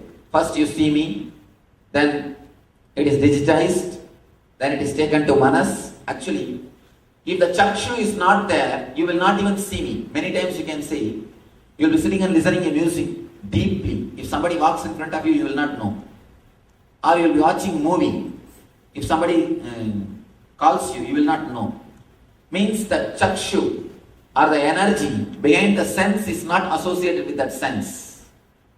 Only with the Chakshu, the information is taken in. The whole file is digitized. When the file is digitized, it goes to Manas. Manas gives an overall view. Manas, the only work of Manas is excluding all other things. The Manas will say, he is not animal, he is not plant, he is not, but all is not. That all will be eliminated. All the excluding will be done. And the file will be brought to Chitta. Then Chitta will start analyzing. Oh, he is Swami. I have seen so many Swamis. Or I have seen him earlier in Los Angeles. What is my experience with him? It's good. Okay. Then the idea, yes, it is good. I had a wonderful experience with him. That file will go to Buddhi. Then Buddhi will decide. Oh, I had a wonderful experience with him last time. So naturally I will have a wonderful experience this time also. That file will be sent to ego. But ego only can decide. Alright, sit and listen. Or get out and go. That decision will be done only by ego. The problem is, if the ego decides according to Buddhi, you are a Buddha. If ego decides against the Buddhi, you are a Buddha. That's all. Whole process, when the quantum leap process takes place, the whole decision changes. How it changes? Let us see. How it changes? Why it changes? For the informations to come to the sense and to reach the Buddhi, it happens step by step. It takes its own time. So you have enough of awareness. Enough of awareness is there. Naturally, the process takes, with enough of awareness, it goes logically step by step. But this quantum leap happens in no moment. Actually, literally no time is taken for the quantum leap. Because there is no time, less awareness. Any decision taken with less awareness always leads to confusion. Here, the quantum leap happens with lot less awareness. If the TQ time is more than TP time, then you are a Buddha. You will take decisions with awareness. All your word, all your mental thinking, all your actions will be superconscious. If this TQ time is less than TP time, then you are working from subconsciousness. Your decisions are not logical. Your decisions are not clear. You are not tuned. You are not integrated with your Buddhi. If you are integrated with your buddhi, you are called Buddha, awakened one. All we need to do is increase the TQ time, that's all.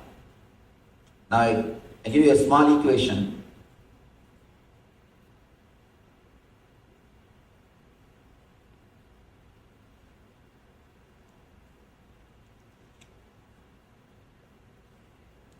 If TQ is less and TP is more, you are in subconsciousness.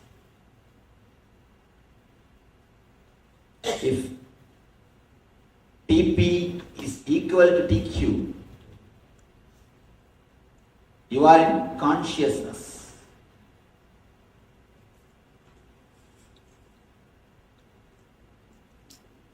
If TP is less than TQ, if the TQ is more, you are in superconsciousness.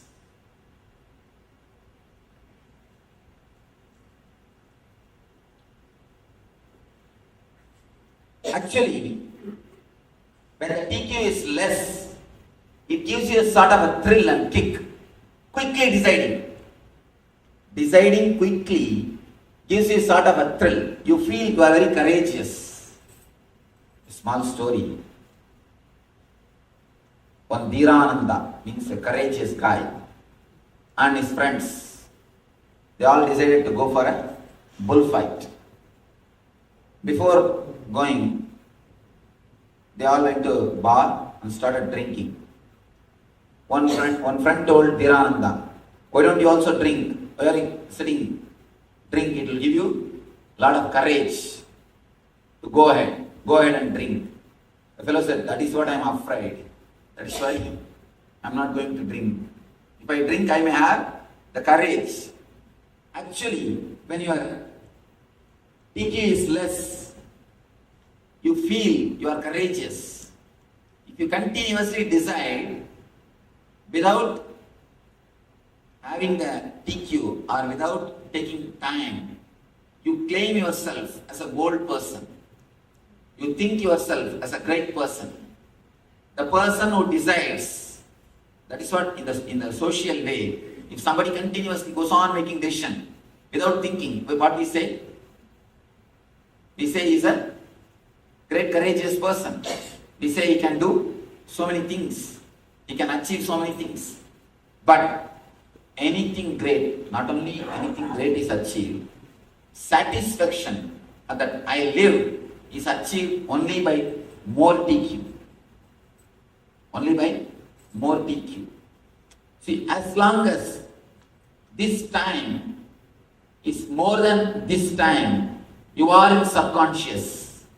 Continuously you are in subconsciousness. Because the buddhi gives a different decision and ego gives different command. Tug of war goes on inside your being. Continuously the tug of war goes on. Continuously the tug of war goes on inside your being. See, it is not getting that part.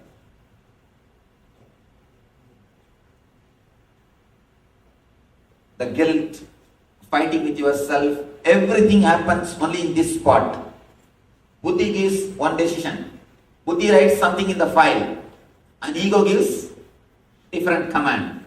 If you understand this one thing little deeply, your whole life can be transformed. Because it's a basic key with which we receive the information, process it and pass the decisions.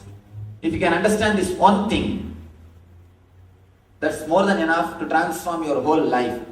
All we need to do is to increase the TQ time. Increase the TQ time.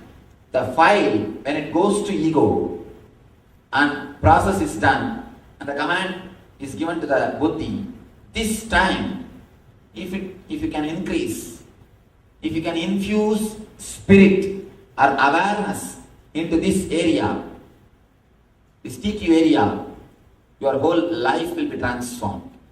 You will never make any wrong decision. Not only that, apart from you will not make wrong decision.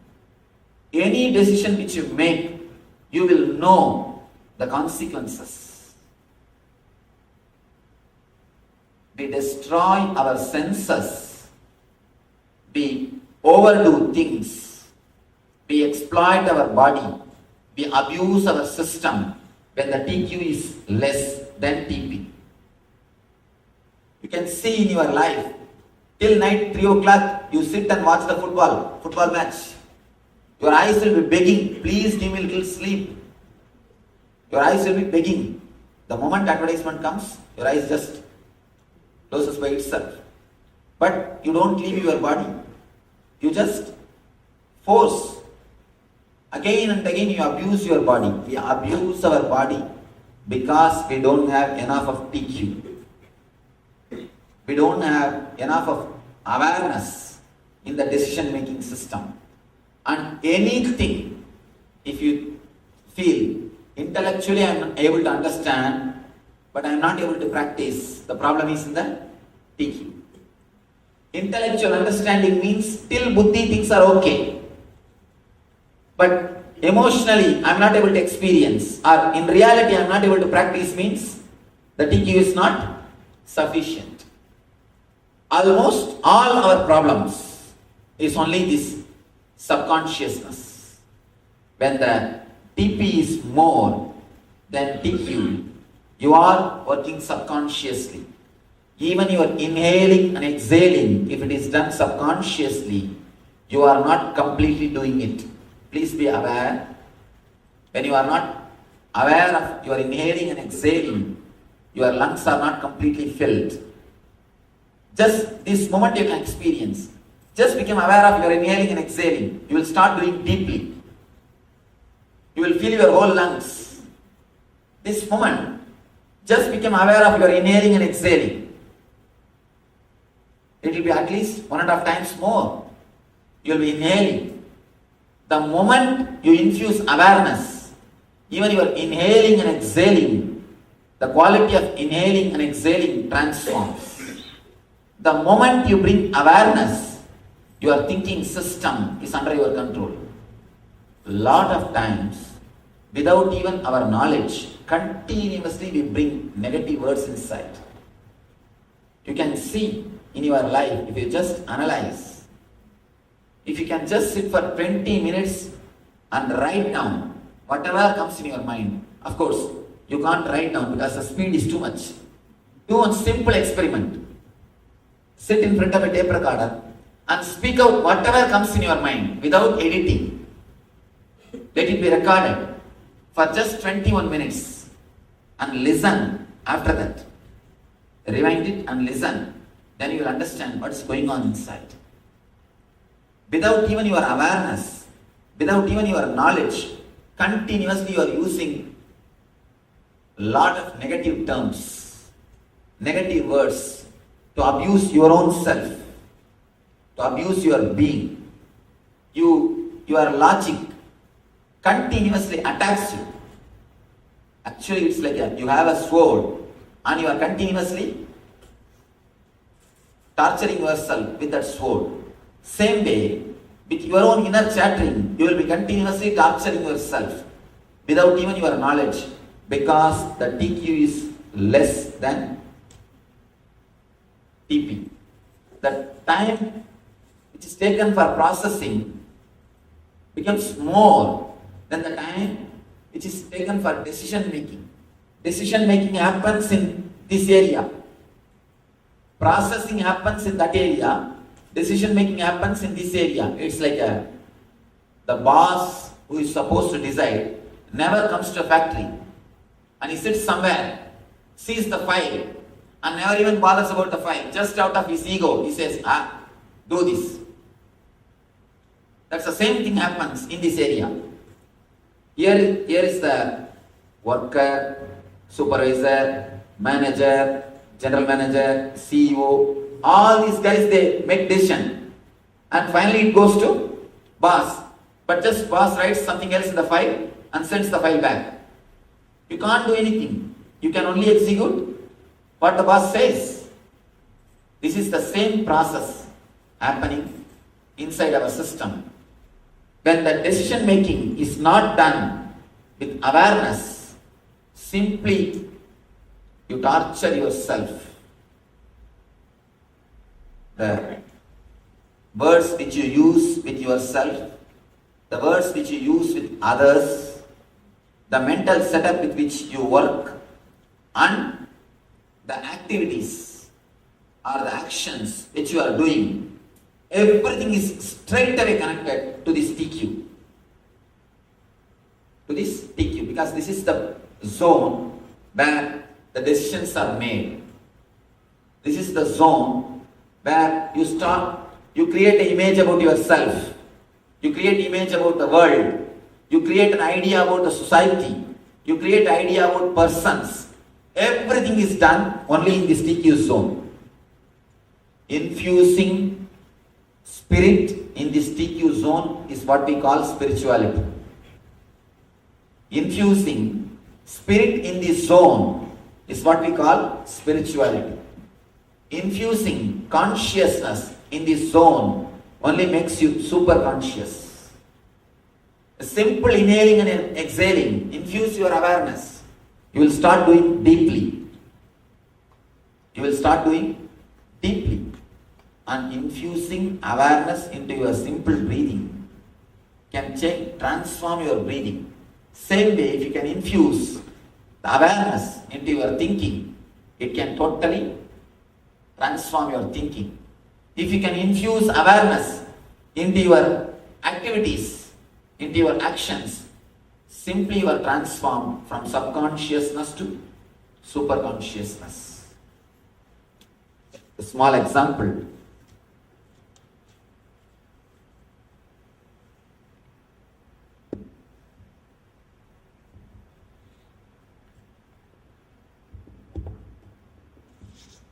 One person came to me and he asked me, Swamiji, I have the habit of smoking. I am not able to drop it. Please help me. I told him, please start smoking consciously. That's all. I didn't say drop. I just told him, please start smoking consciously. I told him, before smoking, just feel the cigarette. And feel the touch. When you smoke, feel every puff. Feel it. What is happening inside your system. How you are experiencing it. How your mind reacts. What you feel. The whole thing. Be aware of it. Be conscious about the whole thing. And I don't know how you will be able to believe. Simply, the fourth day he came and he said, Swamiji, I am not able to smoke. What have you done to me? I said, I have not done anything to you. It is not my presence which has changed you. It is your presence which has changed you. For your transformation, my presence is not necessary. Your presence is enough. Your presence is more than enough for the transformation. My presence is not necessary. You see, if you understand this one statement, you will be liberated from gurus. That's the ultimate liberation.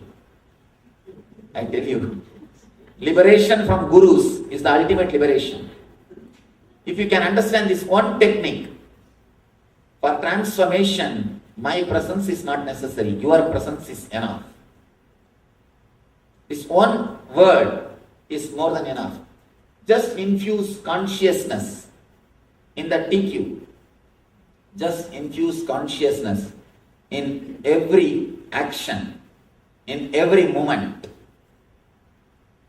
If you can infuse consciousness into every moment, you will see simply your whole life is transformed. This guy says, when I started with awareness, then I understood actually smoking is nothing but trying to escape from some thoughts, some mental thinking setup. All your addictions, analyze all your addictions, whether it is coffee or tea or smoking or drinking, everything. At particular time, you come upon a particular mental setup, whether depression or low mood, or some mental setup you face, which you are not interested in facing. Either you feel that you don't have enough energy to face it, or you don't want to face it. Then what you do? Immediately, you drink something and escape from that mood. You just wanted to escape from that mood immediately for time being. Only then you choose drinking some tea, coffee, or alcohol, or smoking. Any addiction, anything, it is nothing but trying to escape from that mental setup for that time, for that few moments. When you can't escape consciously, you choose unconscious methods, unconscious techniques. It's like a pig felt too much of smell, the drainage. In India, open drainage system. And finally, it was not able to bear that smell. It just put his nose into that mud or slush. Same way, when you want to escape from some suffering, you just make yourself unconscious and you think you escaped. The drinking or any addiction process is just the same thing. When you are not able to escape consciously from a particular mental setup, you wanted to escape, you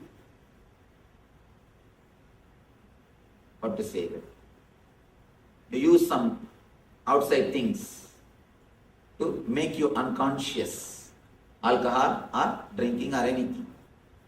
Anything which makes you unconscious is dangerous for the TQ.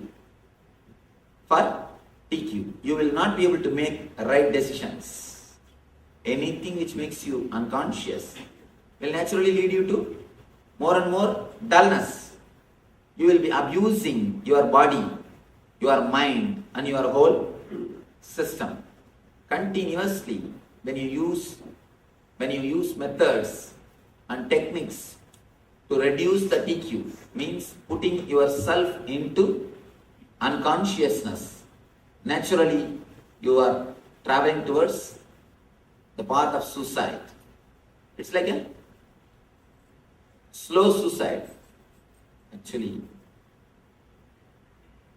in a big bar, one person from a missionary went there. From table to table, he was going and sitting and talking with people and trying to convince them how bad the drinking is. Table to table, he was going. One guy, young guy, he was trying his best to avoid eye contact with that missionary. He wants to escape.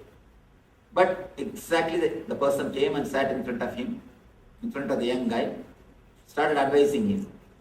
Don't you feel what you are drinking is a slow poison? The young guy immediately replied, yes, I know, because I am not in a hurry, I am taking this. I am taking this because I am not in a hurry. You can't drink if you are not in a hurry to die. It is just a slow suicide process. It can make you dull and the awareness rate will be brought down. You will be traveling towards subconsciousness. Not only drinking, please understand, not only drinking, there are so many things which makes you unconscious, which makes you subconscious. If you do something which you don't want to do from your heart, but out of desire or impulse or compulsion, if you do, again you are creating subconsciousness. Again, the depth of the subconscious is getting increased. You are getting caught. You are creating a mental setup which is more and more going to give or create trouble for you, which is going to be more and more unconscious.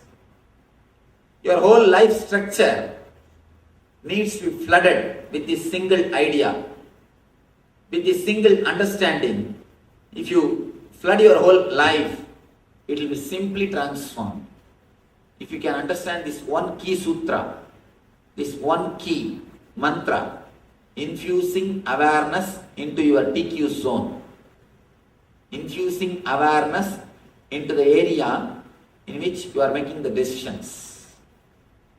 If you can infuse awareness into the TQ zone,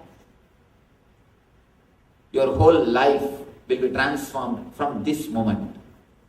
Transformation does not need years, months, not even weeks. Not even weeks. It is just a conscious choice, a simple decision. From today, I decide to transform my life. From today, I decide to transform my life.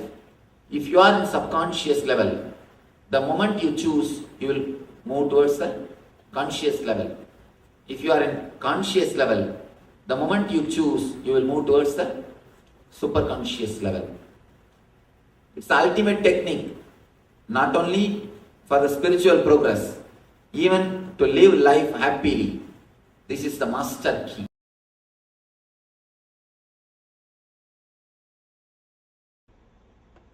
Today's subject is being such a miraculous.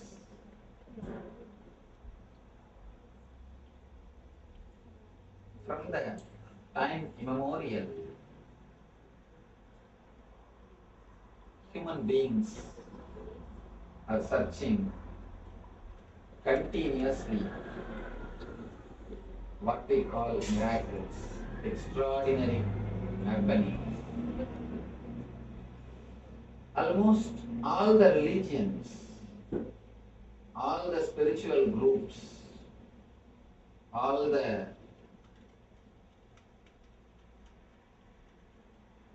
spiritual societies are answers for the great happenings in the planet Earth which can't be explained logically.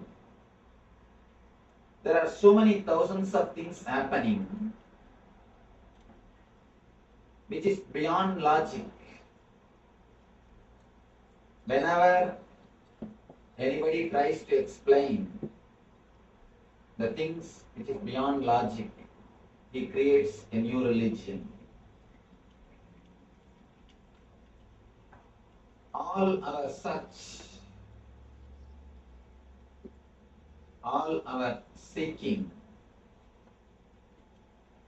all our effort to find solution, to find answer for what is happening beyond our logic, what we call miracles. All our effort to demystify the miracles created new religions, different kinds of spiritual theories, different kind of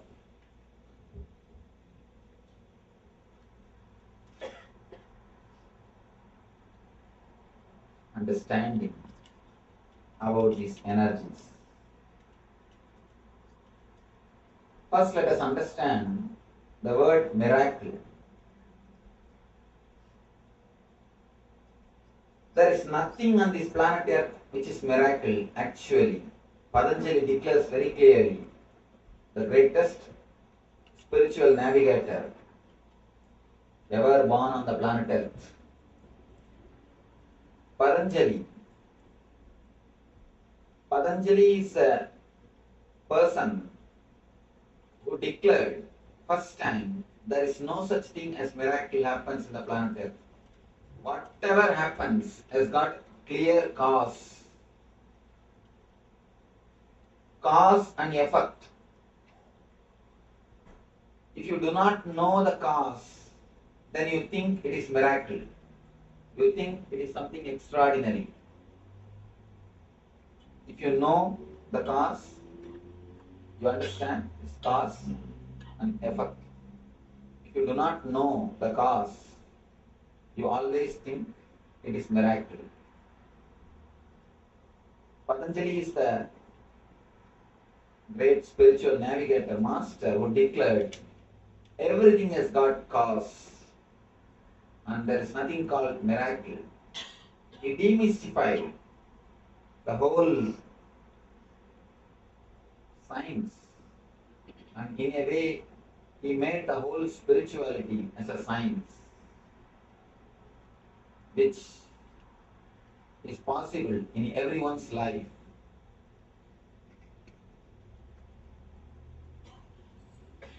By nature, man has got inquisitiveness, the curiosity to search in extraordinary things.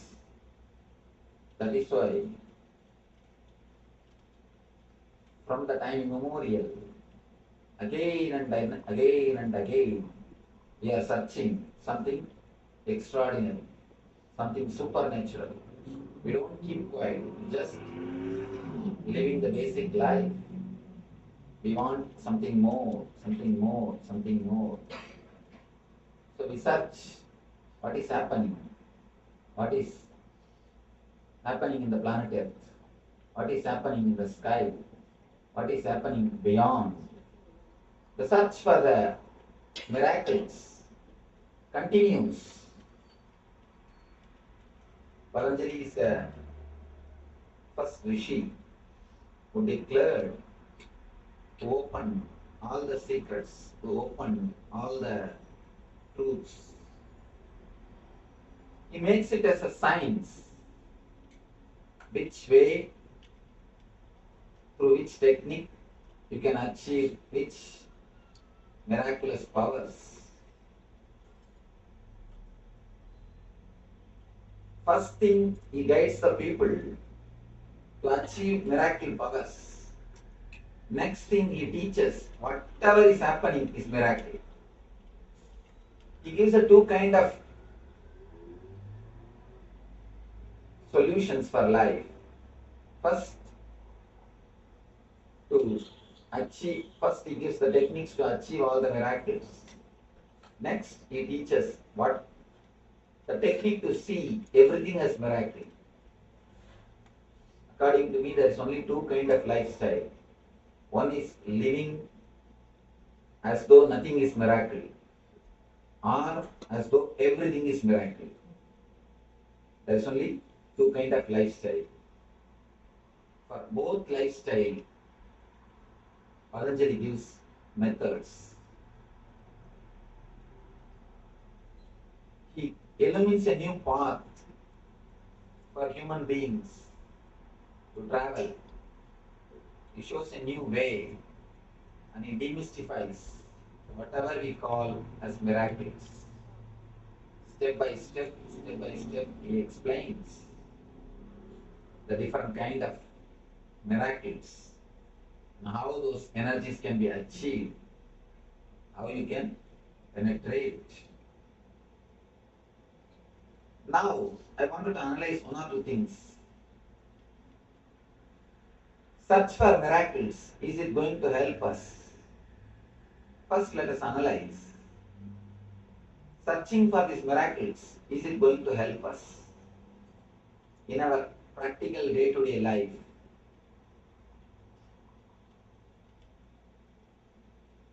In a way, it can create inquisitiveness, it can create curiosity. It can give you the idea there is something beyond what you see with the five senses. It can give you an inspiration that there is something more than what you see on the planet Earth. As an inspiration to search the extraordinary thing, it is surely a big help. But just searching for miracles itself is no way going to help you. As a starting step, it can be a big inspiration to go towards the higher dimensions of life. That is what Patanjali says. When you start searching for miracles, when you start searching for extraordinary things, naturally you understand there is one more dimension for your life. There is something more in your life than what you understand. But slowly, you come to a clear understanding, you come to a clarity, you come to a realization that even miracles are not enough. You need to go beyond the miracles. I always tell people, there are two things. One is Shakti to make your dreams into reality. That is what is miracle powers. Miracle power means you will have power to make your dreams into reality. That is Shakti. That's next thing. Buddhi means realizing whatever is reality is nothing but your dream. Making your dreams into reality is Shakti. Realizing that your reality is nothing but dream is Buddhi, intelligence. If your search for Shakti leads you to Buddhi, then it is right. If your search for miracles, if it leads you to experience whatever is happening is a miracle, then your search is right. But if your search stops just in few miracle powers, you miss the real miracle, which is universe, which is existence. The greatest miracle is realizing the whole universe in your being, or your being in the whole universe. When you travel in your search of the miracles, when you start in your path, step by step you come upon few miracle powers. If your energy is getting solidified, in the second step you get the power of intuition. Intuition means seeing the things before it happens. People ask me, Swamiji, how can we see the things before it happens? It is just against the logic. It is just against the logic. How can we see before things happen? It is not against the logic. Because whatever you think as past or future is nothing but the projection of present. Now there's a new thing going on among the physics scientists. New talk, parallel universe. If black hole happens in some place, in some other corner of the universe, Big Bang happens. Big Bang and black hole, they continuously happen parallelly. Continuously somewhere black hole is happening, and the parallel side of the universe, the other side, same way Big Bang is happening. If the Big Bangs are happening, black holes are happening. When you don't know the connection, you think it is a two independent incident. If you understand the connection, you will understand it is not two separate incidences. It is just cause and effect, that's all.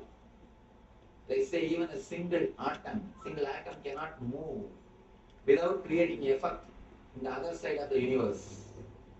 If an atom moves in a place, the other side, parallelly, another atom moves.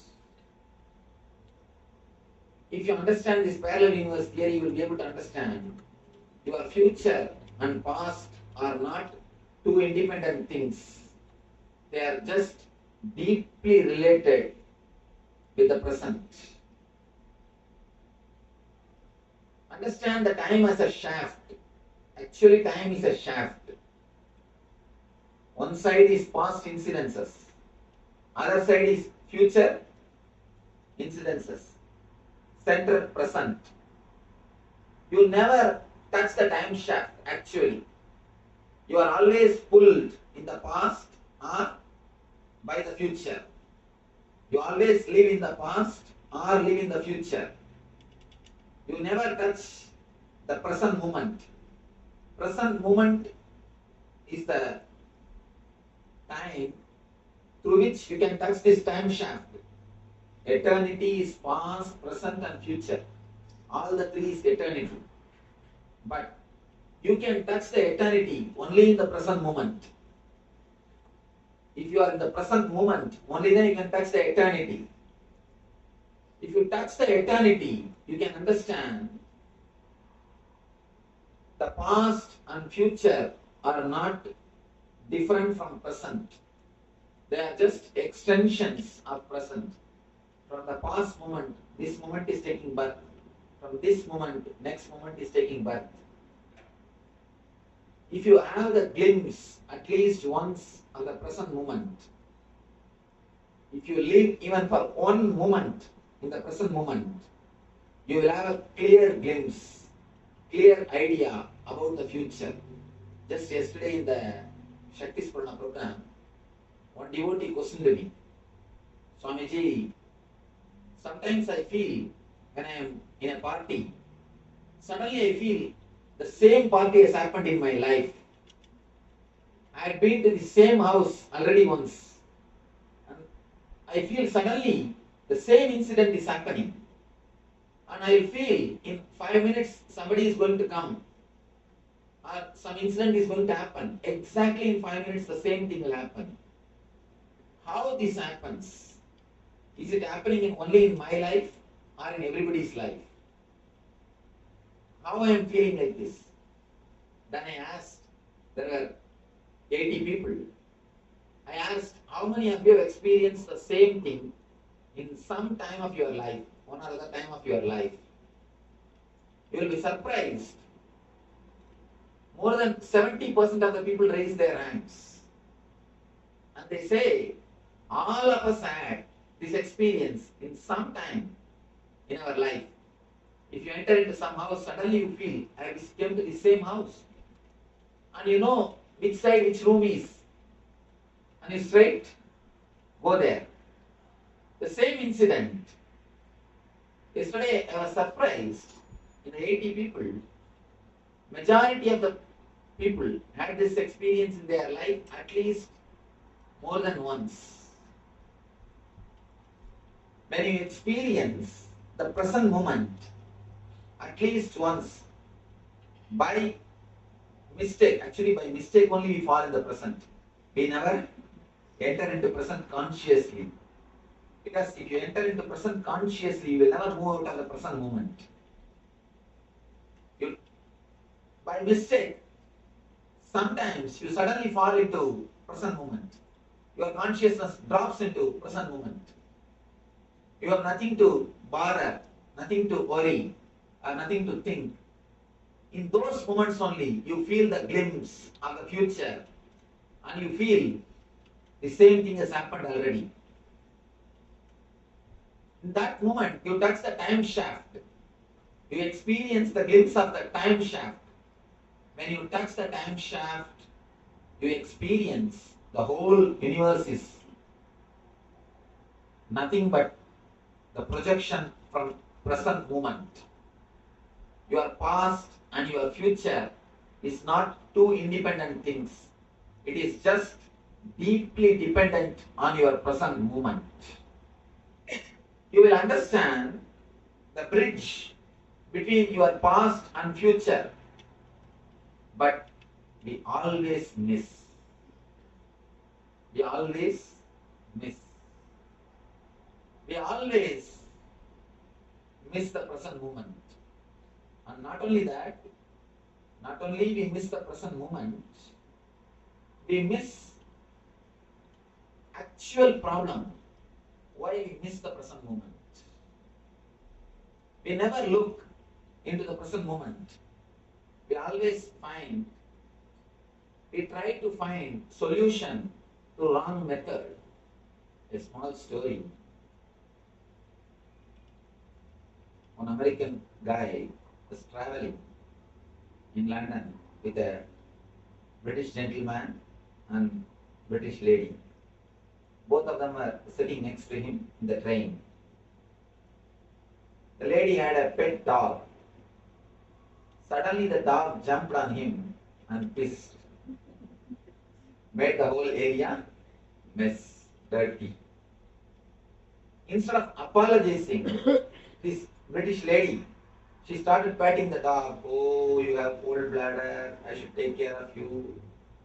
I should do something to you. After a few minutes, this dog jumped again on that American guy and vomited. Again, this lady, instead of apologizing, she started patting the dog. Oh, I should take you to the doctor immediately. You have some serious stomach trouble. After 5 minutes, again the dog jumped on him, and now you know what it would have done. It has done whatever it can do. Again, this lady, instead of apologizing, she started patting the dog. Now it is too much. The American guy simply got up, picked the dog, threw it out of the window. Simply threw it out of the window. Till this moment, the gentleman, British gentleman, was keeping quiet. Now he started talking. You American guys drive in the wrong side, measure with the wrong scale, now threw the wrong bitch out of the window.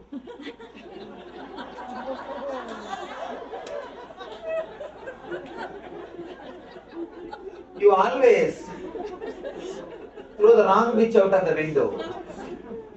We always try to find solutions by throwing the wrong bitch out of the window. In our life, whenever you find trouble in the past or in the future, you try to work by trying to alter the past or by trying to work, develop on the future. But you cannot do both because both are not in your hands. You can't do anything about the past. It's already over. You can't do anything about the future because it is not yet happened. You can do anything only in the present moment. But you never do anything related to the present moment. Doing something which is related to present moment is what I call meditation. Meditation does not mean you will close your eyes and sit silently, chant some mantra. No. That's also one kind of meditation. But if you try to touch the present moment by any method, that is meditation. Any technique, any method which brings you to the present moment is meditation. If eating can bring you to the present moment, if you can eat staying in the present moment, that can become meditation. Simply walking, if it can bring you to the present moment, if you can be in the present moment when you walk, walking is meditation. Just sitting, if you can bring yourself to the present moment, it is meditation. Anything which brings you to the present moment only can solve your problems. But we always throw wrong bitch out of the window. Again and again we miss the right pitch. In your life, when you fall into the present moment by mistake, you always fall in the present moment only by mistake. If you fall, you get the power of intuition. Whenever you feel, suddenly, same incident happens. Next, this is what is going to happen. And if it happens, be very clear. You touch the time shaft. You touched the time shaft. Actually, if you can touch the time shaft more than 21 moment, 21 shana. Shana means not second. It is not second. In Vedic system, time is calculated psychologically, not chronologically. There is two kinds of times. One is chronological time, what best follows. Another one is psychological time, what east follows. Chana does not mean second, please be very clear. Chana means the gap between one thought and the other thought. Chana means gap between one thought and the other thought. Let me explain the difference between psychological time and chronological time. Sometimes when you sit with somebody whom you really love and whose company you enjoy, you do not even know that 5 hours is gone. You do not even know how the time is flying. If you sit with somebody, you feel bored or disturbed, who tortures you, even 10 minutes will not move. You will feel even 10 minutes is an eternity. People say the eternal hell. Why?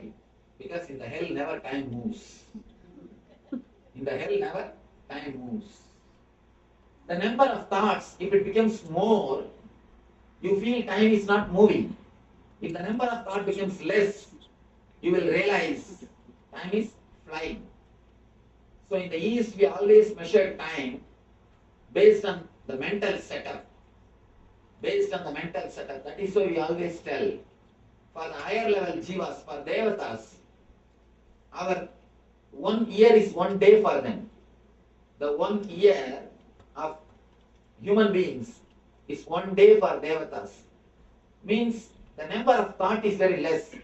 If the number of thoughts are very less, you will be in heaven. Please be very clear, heaven and hell are not geographical. If it is geographical, we would have sent early satellite. No, it is not geographical, it is psychological. The more number of thoughts, you are in hell. Less number of thoughts, you are in heaven. It is by number of thoughts we measure whether we are in hell or in heaven. It is the psychological time which decides whether you are in hell or heaven. If time flies, if you are enjoying, you are in heaven.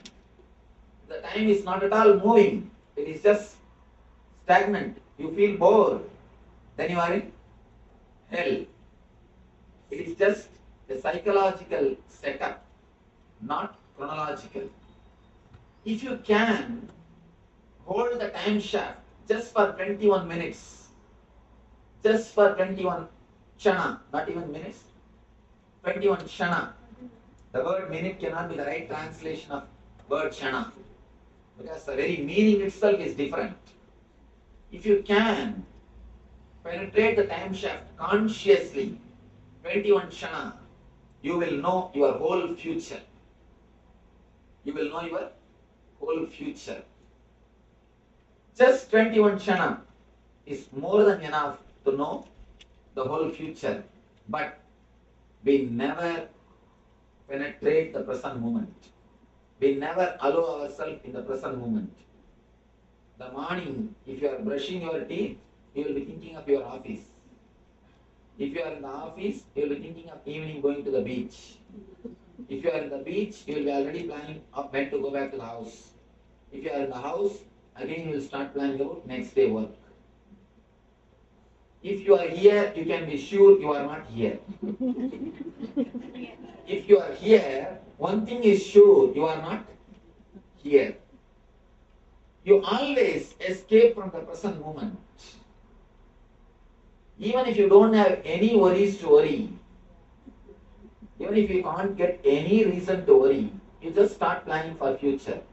And I have seen people, if they don't find any reason to worry, they try their best to catch some reason. And if they can't find, the next step is, today everything is going well, Swamiji, I don't know what will happen tomorrow. And we always believe very strongly, if today things go well, tomorrow something bad is going to happen. Something worse is going to happen. This very thought, tomorrow something worse is going to happen, you are waiting for the worst thing to happen. You are practically meditating for the worst thing to happen.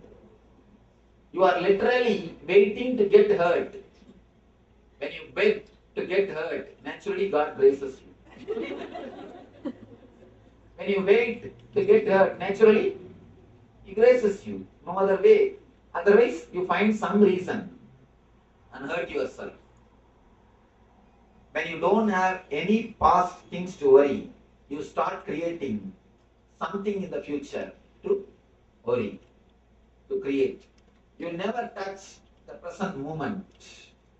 You never penetrate the time shaft. That is why you never get a glimpse of the past or the future.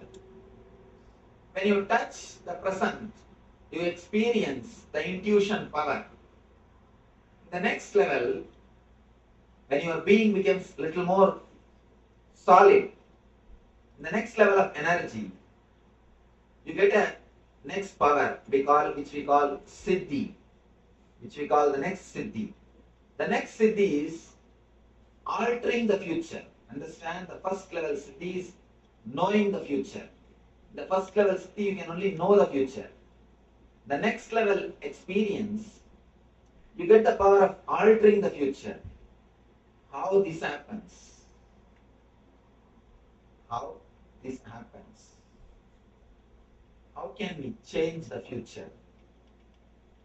Yesterday a devotee was asking, Swami, if there is a future, how can we change the future? If there is a free will, where is the destiny? If there is a destiny, where is the free will? Understand one example. There is a beautiful example by Ramakrishna Paramahamsa. He says, it's like a cow tied on a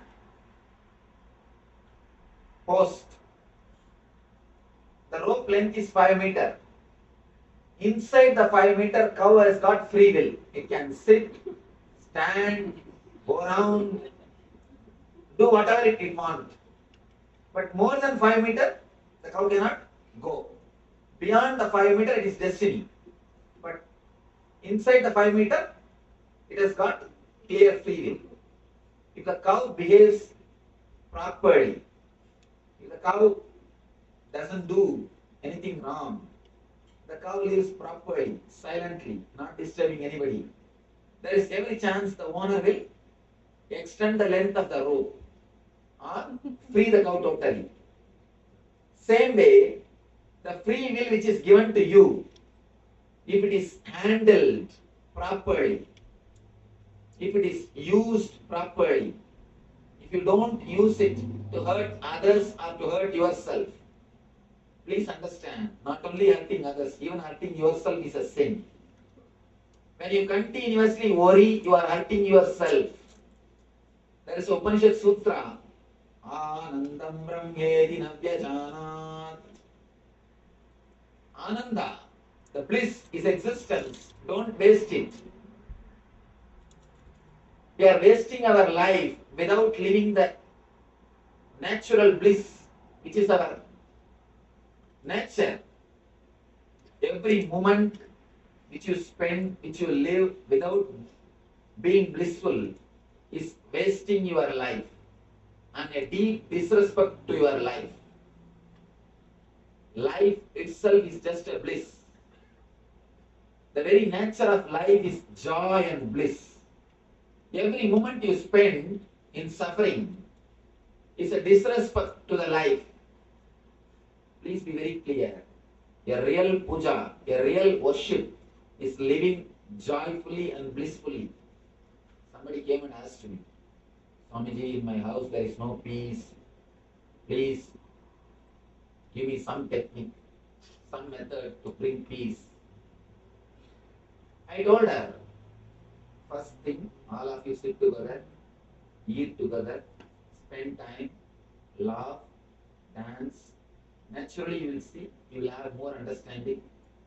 This bliss, this joy will bring more and more peace. Don't find fault with each other continuously. Just try to be blissful. She said, no, Swamiji, teach me some technique, some puja, which can help, which can bring peace in my house. Puja can bring, when it is done honestly and spiritually, that is true. She asked, no, teach me some puja. Should I do Saundari Lakshmi or Griha Lakshmi? Which puja? to bring peace. She is not ready to listen to the solution. Then I said, what generally you do when you go inside the puja room? You do puja to Lakshmi. When you come out, Archana to husband. How will the peace come? How will you have the peace? It is a life solution which you need to follow more than any other ritual. The greatest puja is how to be blissful, how to be more joyful. Every moment which you spend in worrying and suffering is disrespect to the life and God, because He is the person who gave you the life. If you disrespect a rose, the person who gave you the rose, you disrespect him also, naturally. When you disrespect a bunch of rose, naturally you disrespect a person who gave you the rose. So when you don't live with bliss, naturally you disrespect the divine. Life is too valuable to be spent in suffering and misunderstanding.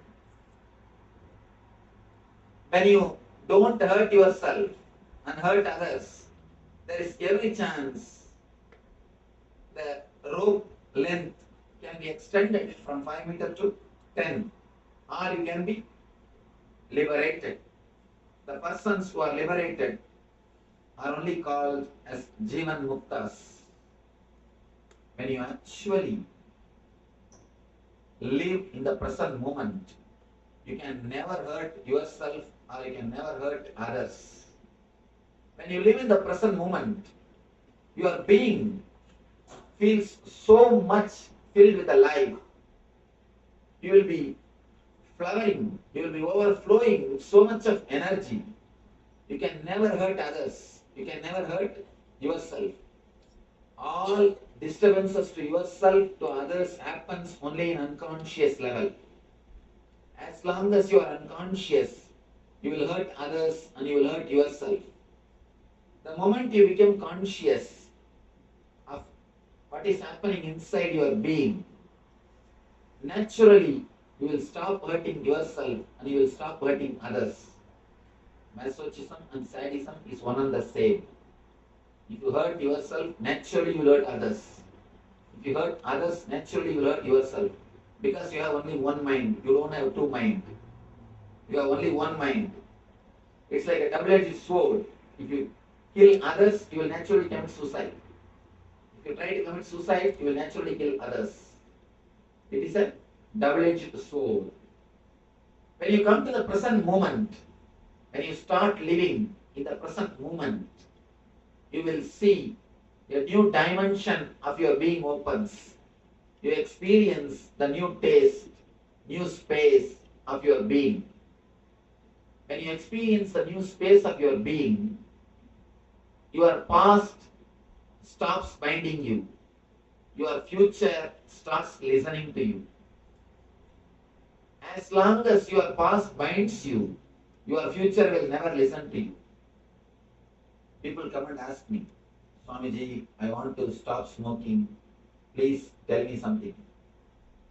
I tell them, first thing you have to do is drop the guilt. They get surprised. They tell me, what is this, Swamiji? If I drop my guilt, I will start smoking more. What are you talking? You say, drop my guilt. No. Only when you drop your guilt, only when you are free from your past.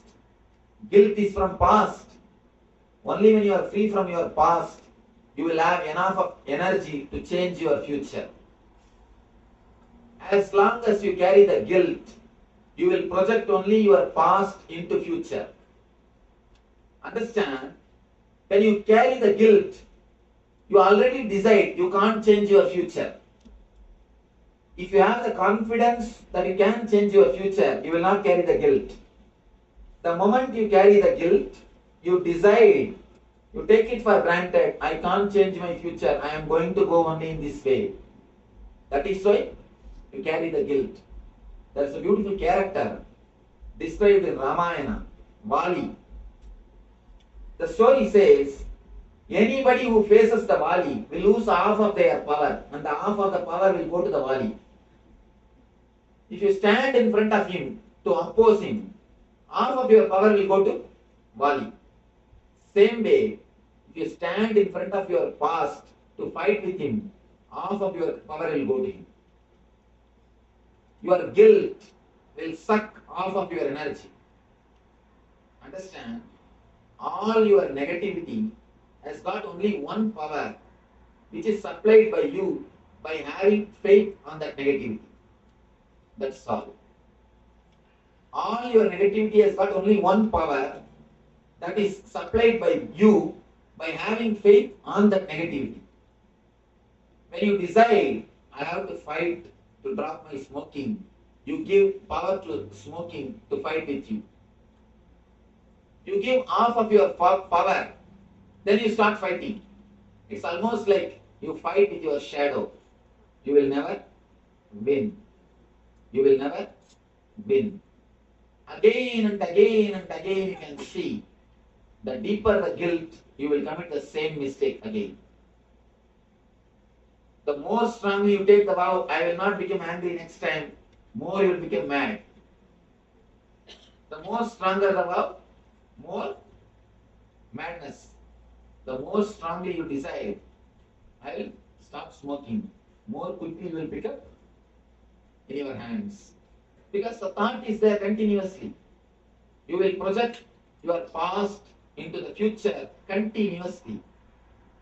As long as you try to fight with your past, you are in unconsciousness and you will project the same past into the future. Be very clear. More the guilt, same mistake. You can see by guilt you will never be able to overcome any mistake. Any mistake you can never overcome by guilt. Because when you are having the guilt, you are under the clutches of the past. So naturally, future will not listen to you. Future will not listen to you. Drop from the past. Come to the present moment. Come to the present moment. When you come to the present moment, naturally you will see your future is available to you.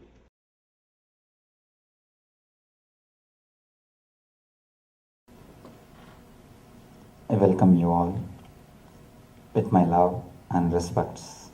Master, the Master Surgeon. Master is a person who removes the ultimate cancerous tumor which happens to us, which I call ego.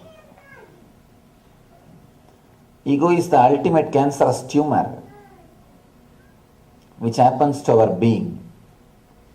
Master is the person who does surgery on that ultimate cancerous tumor.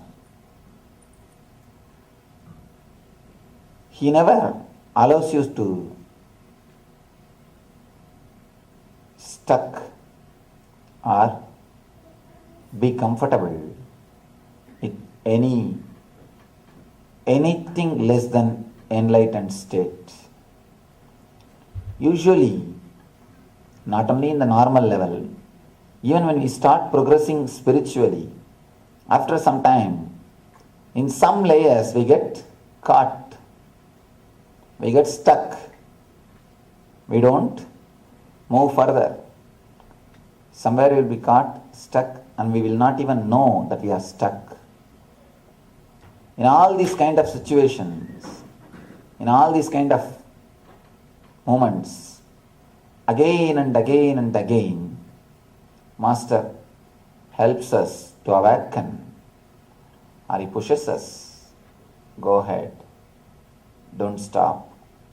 Go ahead. He is really a master surgeon. He transforms the whole life. Of course, whenever surgeon comes with a knife, we always feel he is going to cut us. He is going to hurt us. He is going to disturb us. But the knife of a surgeon is not for killing, it is for healing. It is not for killing, it is for healing. In the India, they worship the gods with a big, big knife, sword, and all those weapons. People always ask me, why do you worship the gods with a big sword?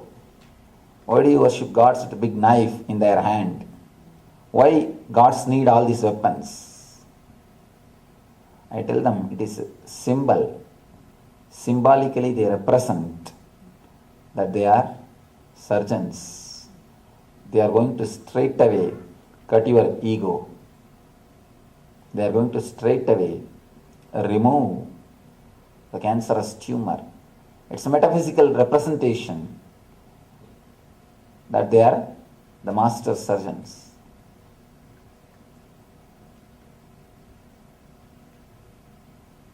If you see the Kali's photo or a picture of Kali, you will see she will be standing with a big knife in one hand and the severed head in the other hand.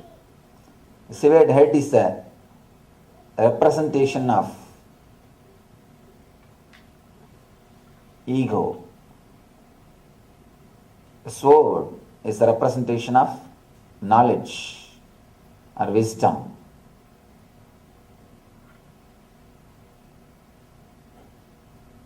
Let me narrate an incident which explains deeply how the master takes care of the disciple, how he never allows the disciples to get stuck in some layer, in some level. Even if the disciples feel very cool, cozy, happy, settled, the masters shake and make you aware what you think as security is not allowed. You can't get stuck. You have to move further. You have to go ahead. This is one of the beautiful incident from Sri Ramakrishna's life. Sri Ramakrishna is a great spiritual master who happened in India in last century. He had a master. The master's name is Totapuri. Ramakrishna used to worship the form of goddess Kali. He used to meditate on a particular form. He had the darshan of that form. He used to live happily with that form. He was just living his life beautifully, happily with that form. Suddenly one day appeared new person, very elderly man, old monk, Totapuri. He said, don't meditate on the form, go beyond the form. Of course, naturally the Ramakrishna was shaken. He said, why? The form is so beautiful. I am so happy with it. I feel my whole life is this goddess Kali. I feel I am totally connected to her. Why should I go beyond this form? What is wrong with the form? Totapuri says, no. No form is eternal. Forms are always ephemeral. Only when you go beyond the forms, you will be able to experience the eternal bliss or the eternal consciousness. Ramakrishna was happy with that form. Actually, when you meditate on some form, you feel very comfortable, soothing. You can project all your ego on that form and feel satisfied. If you wanted to have a caring, loving mother, if you are missing a caring, loving father, you can always project that into that. Your God. You can always think your God is a loving, caring father. Your God is a loving, caring mother. And the more strongly you visualize, more strongly, naturally you are going to have a vision. Because the strong visualization will come to reality. That is the same thing happened in Ramakrishna's case. Ramakrishna felt what he was strongly visualizing is a reality. He was happy, but it is not ultimate truth. Here is Totapuri, who is not ready to allow the disciple to get stuck in any level. Almost it is nothing but his ego projection. It is nothing but his ego projection. So naturally, Totapuri inspires him, go beyond the form. And he advises him to cut the form visually in your meditation. Just visualize you are cutting that form, destroying it and going beyond the formless experience. Ramakrishna does that and reaches the ultimate bliss or the eternal bliss. Master again and again sees that you are reaching the ultimate. You are not stuck with anything. That is why in the Eastern mysticism or in Vedanta, so much of importance is given to the master. For the West, it is very difficult to understand the concept of master. West knows only the teachers. Here, the very idea of master doesn't exist. From the beginning, all you know is university, schools, colleges, your teachers. The idea of master doesn't exist. In the East, even the regular education is only from masters, not from teachers. Even the so-called regular education for your day-to-day life, for your profession, even that was received only from masters, not from teachers. Of course, today modern day it has become West. Again, the modern day universities, all these things have come, that is different. But in the original Eastern Gurukulam style, they always emphasized on master. The difference between master and the teacher is a person who knows intellectually, who has got the intellectual knowledge. Master is a person who knows experientially, who has experienced about what he is speaking, who has experienced the truth. The Indian education system is always dependent on masters. Even the professional education, if you are supposed to become a king, if you want to learn the archery, you have to go to only to the master. You may ask, how can an enlightened master teach me in archery? How can an enlightened master teach me agriculture? What do enlightened persons know about the agriculture or about the archery or about the business? You will be surprised. Not only the agriculture or archery or architect building structures, even the sex is taught only by enlightened masters. The Indian culture, you will be surprised, everything has got a sutra, aphorism. The wonderful system, at the age of 7, a person will be initiated into meditation. Till the age of 14, he has to practice. Before 14, if he achieves the first glimpse of spiritual experience, he will study the spiritual science, Brahma Sutra.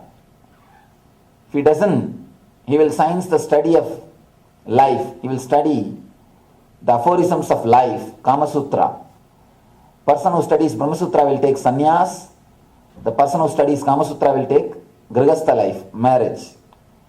Everything is taught, guided by the enlightened masters. That is the reason the society was so beautiful. Nobody feels they are in wrong place. Nobody experiences the idea that I am in a wrong place. I am not doing what I am supposed to do. Because the masters decide, at a very young age, they very clearly decide what this person is supposed to do, what this person is supposed to achieve, what he will do, where he will go. Everything is clearly understood by the enlightened person, and he clearly guides the students. The difference between teacher and the master is teacher teaches verbally through his verbal language. Master teaches through his body language. And now in the modern day, everybody is accepting in the field of psychology. You can never teach just through verbal language. All communication happens, more than 90%, only through body language. You can never learn through verbal language. It is always body language which teaches. I have seen people, how many video discourses they may see, DVDs they may see, but they don't understand unless they come and sit in front. When they come and sit in front, one discourse is enough to transform them. If they sit and watch the TV, the DVD, the recorded discourses, how many they may watch, but never the transformation happens. Transformation never happens.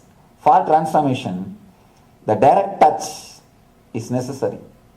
Master is the person who can give the direct touch, who can radiate the presence, who can teach through body language. It is not even teaching, it's like awakening. He just awakens you by his presence, by his space. He creates such a wonderful space in which automatically you are awakened. Beautiful story from Vivekananda, a great enlightened master. Let me narrate that story. That will give you an idea how Master awakens the disciple just by his presence.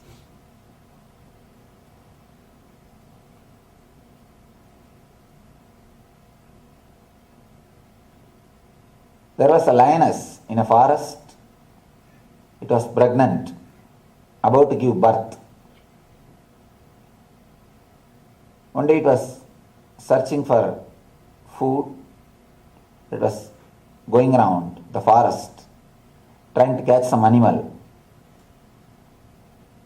It saw the sheep of flock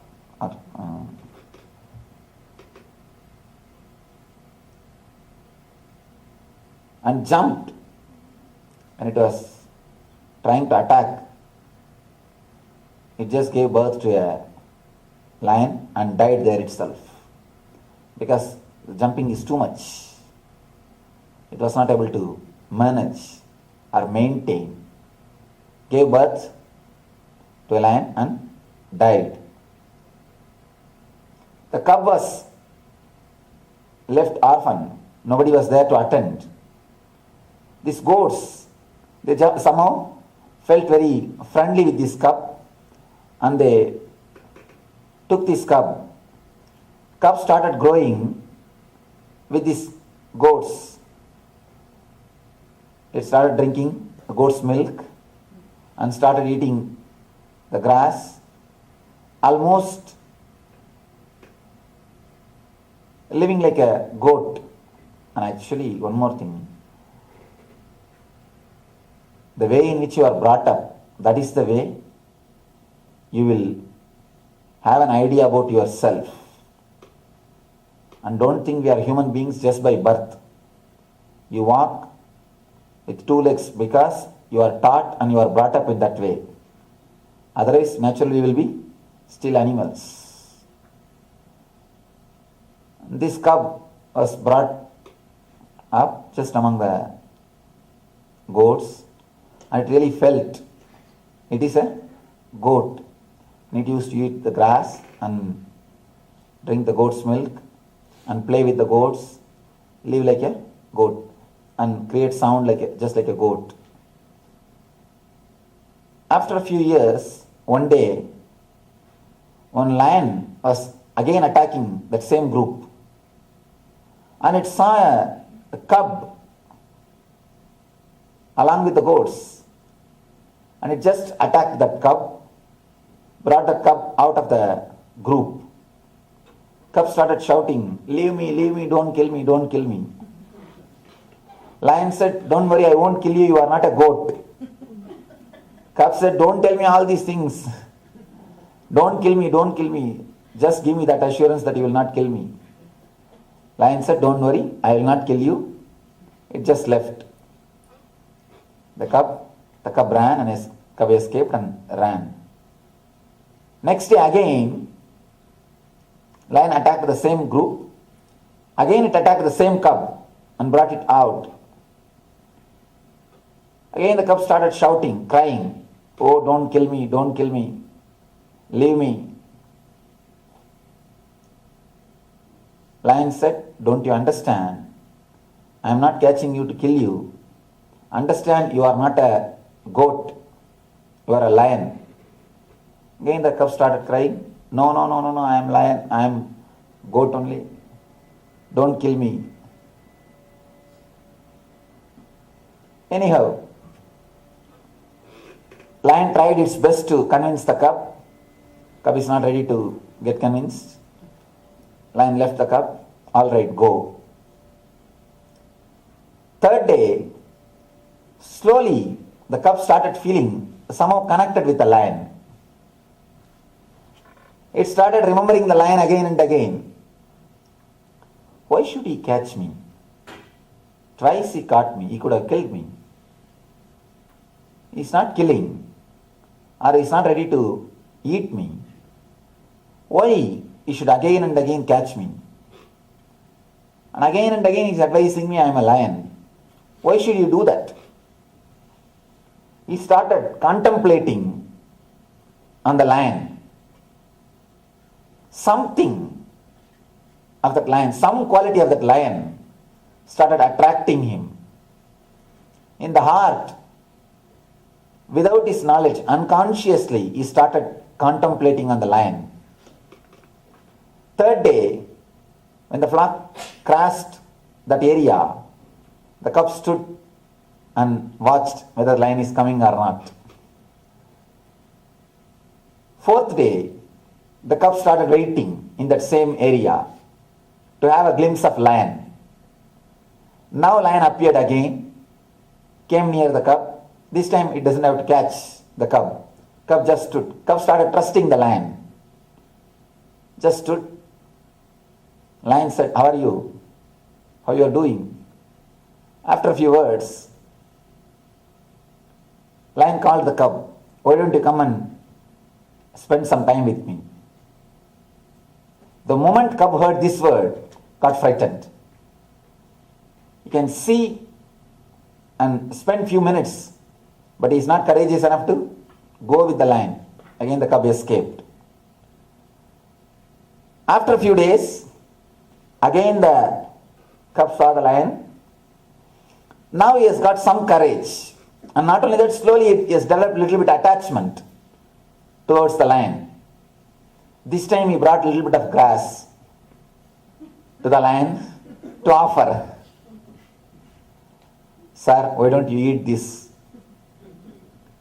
Lion also has to act as if it is a goat. It has to show to the cub that he is not somebody superior, he is not somebody away, he is not somebody different. So he acted as if he is eating the grass. Now slowly the cub has started trusting the lion.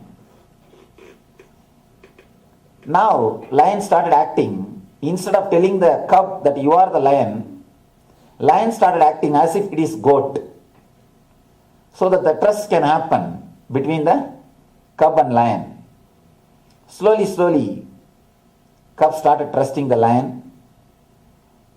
One day cub was ready to go with lion to the nearby river, a picnic.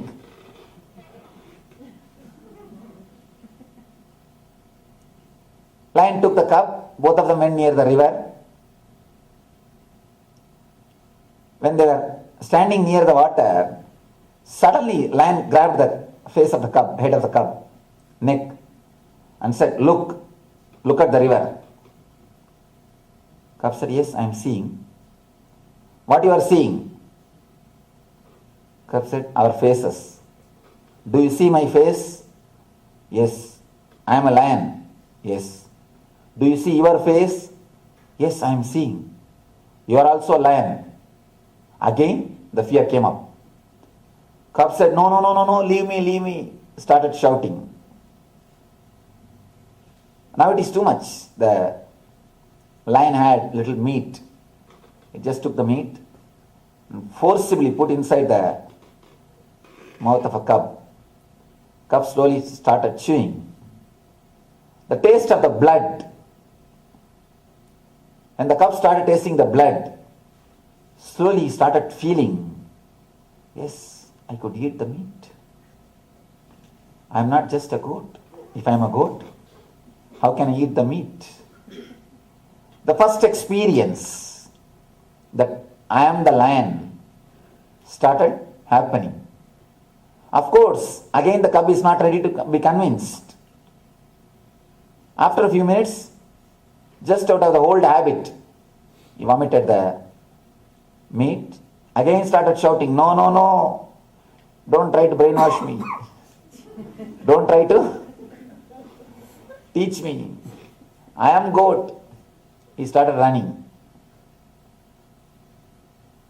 After a few days, again somehow lion managed. The cub brought him to the river.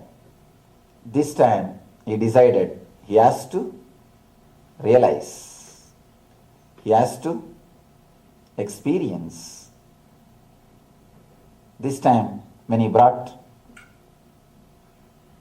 the cub, it showed him very clearly, look at your face, look at my face in the river. Both are one and the same. And eat this fresh meat. He gave him the fresh meat to eat, to taste. And naturally, taste of the blood made the cub to realize it is not a goat. It is lion. And he removed him. He removed the cub, left him in the forest. He didn't let him to stay with the goats. When he has to live in the forest, naturally, he has to search for his food. He has to hunt. He has to go around. He started hunting. He experienced completely who he is and started living as a lion. Beautiful story. I don't know how Vivekananda came up with this story. This is exactly the same thing happens between you and the master. Exactly same thing. When you see the master and when he says, you are not as you think, you are not human being with spiritual experience, you are a spiritual being with human experience. We always think we are a human being having a spiritual experience. Master says, no, you are a spiritual being having human experience. But you are not ready to believe. Not only you are not ready to believe, you felt little uncomfortable. You feel he is preaching his ideas or he is trying to convert you. You get frightened. You try to run away. And you go and be happy with your goats. And you are happy with your cozy life. You are stuck with your regular life. After some time, again, the master tries to infuse the same idea into your being. With a little force, he catches you and tries to give you the same idea. This time, you stop resisting, but you are not ready to welcome. You just, okay. But after one or two times, beyond your understanding, your unconscious is slowly attracted. You start remembering him. The charisma or the grace or the energy of the master just pulls you. You start remembering him in the daytime, in the night time, in your dreams. Automatically, he starts appearing in your dreams. Automatically, he becomes part of your being. Even then, you are not ready to accept whatever he says. You only play the game of hide and seek. You go a little front and escape. Somehow, at some time, when you are ready to trust him and go with him, he catches you and says, look at your face, look at my face. Both are one and the same. You are me. Again we get frightened. No, leave me. I am not lion. Then lion tries to act like a goat. Master tries to act as you want. He talks good words as you want, and he behaves almost like child as you want. He allows you to think that he is one among yourself, one among your group. He makes you feel comfortable by giving an idea. He is also a goat. He is also one among your species. Once you feel really comfortable, once you feel you are able to relate with him, once you start trusting him, again he waits for the right chance. The moment he gets the right chance, he grabs you. Again, takes you to the river to show, see your face, see my face. You and me are one and the same. And he forces meat into your mouth. That's what I call the initiation or the first experience, energy darshan. He forces you to experience that you are lion. But even after that experience, even though you feel good about it, people try to escape and say no. After a long time, or after the much work, somehow Master manages to convince you to make you experience your true nature and gives you the ultimate freedom. Then naturally you start experiencing that you are a lion from the beginning. You don't have to transform your life. You don't have to become something new. All you need to do is just wake up and realize what you are and what is your true nature. Master never allows you to stop or get stuck with any forms or any steps. Again and again he inspires you. Again and again he takes you to the higher and higher level conscious experiences till you realize you are that, till you realize your true potentiality, till you realize your ultimate truth.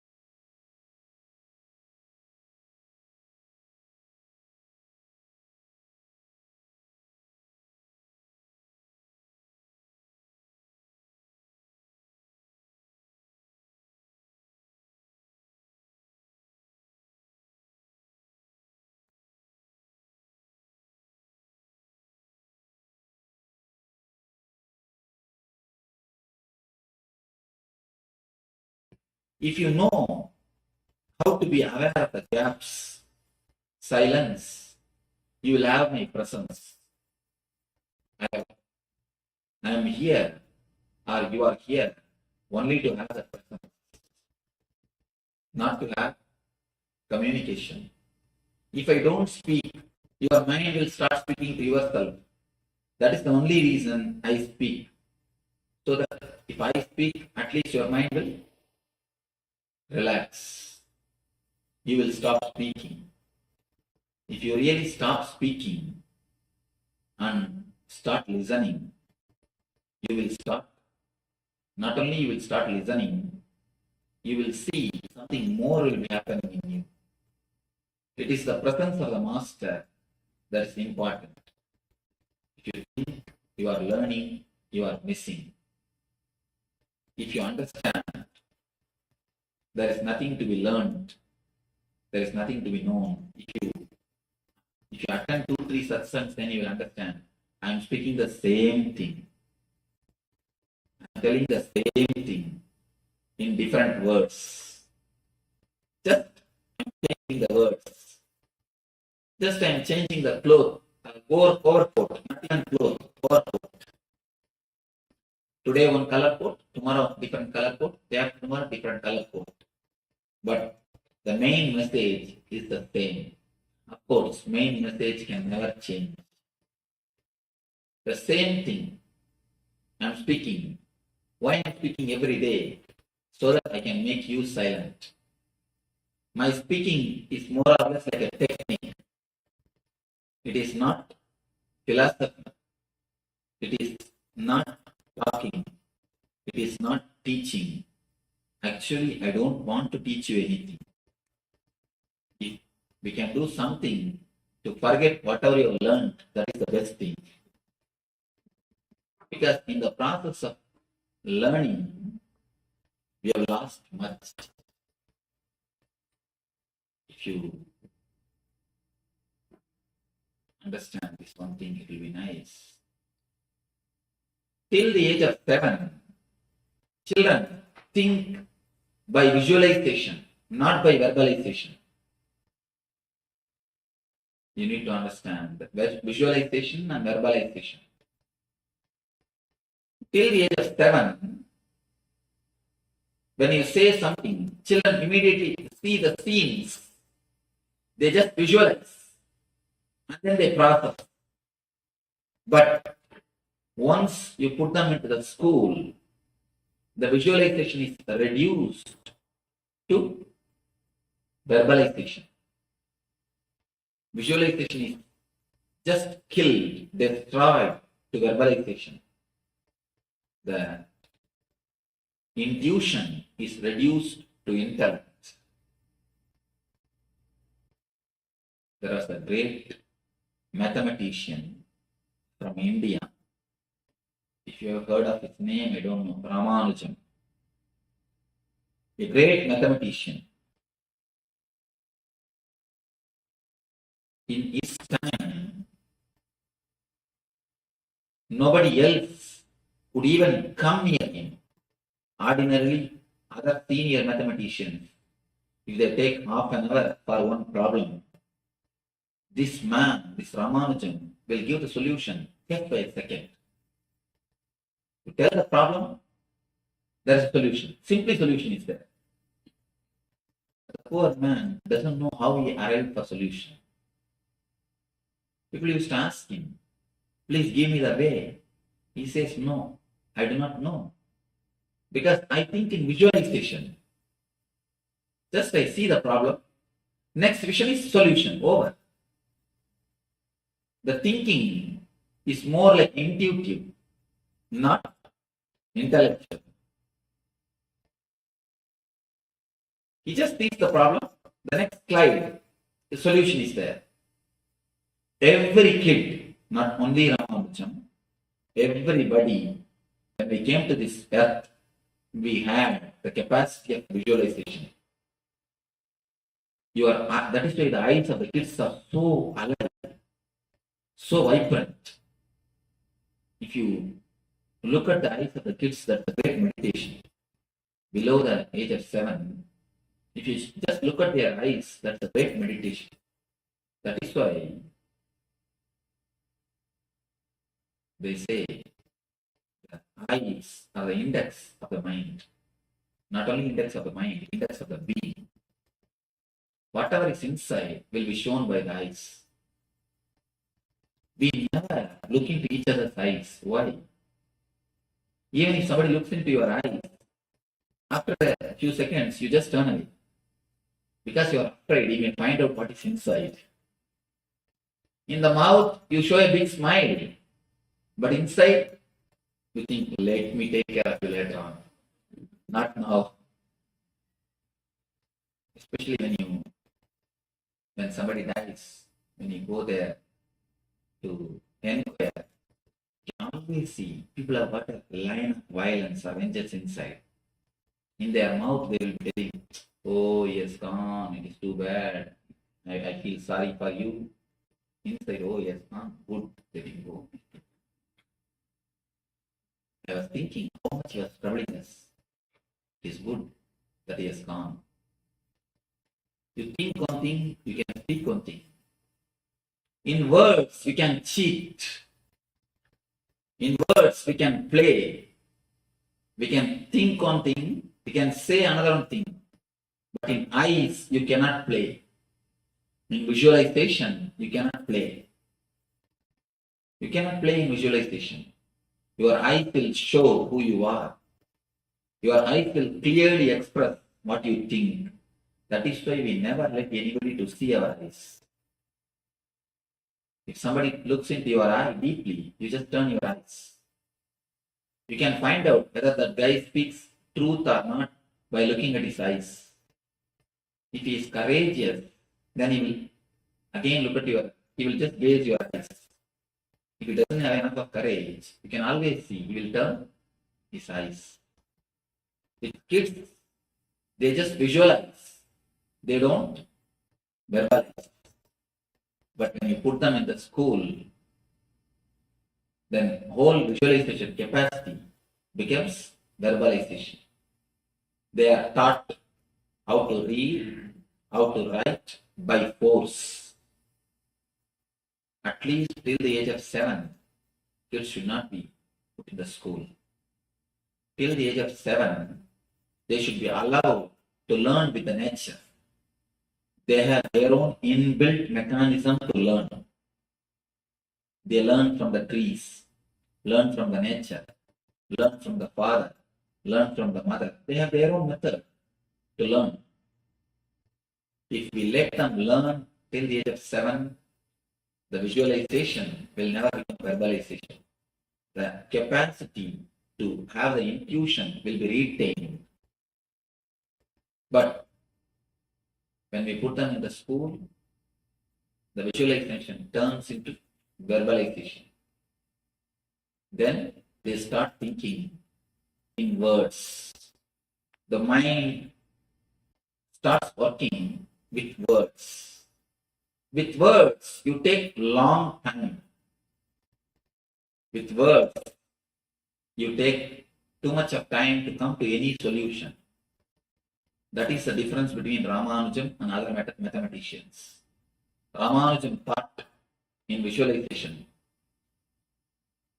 The other persons thought in verbalization. The greatness of Ramanujam is he never went to school. Actually, he never went to formal school. So that he could retain his visualization capacity, his innocence. When that visualization becomes verbalization, you can understand, instead of eyes being vibrant, tongue will become vibrant. Then visualization is turned to verbalization. It is almost like a psychological castration. I'm using a wrong word, but it's truth. Psychologically, the man is castrated.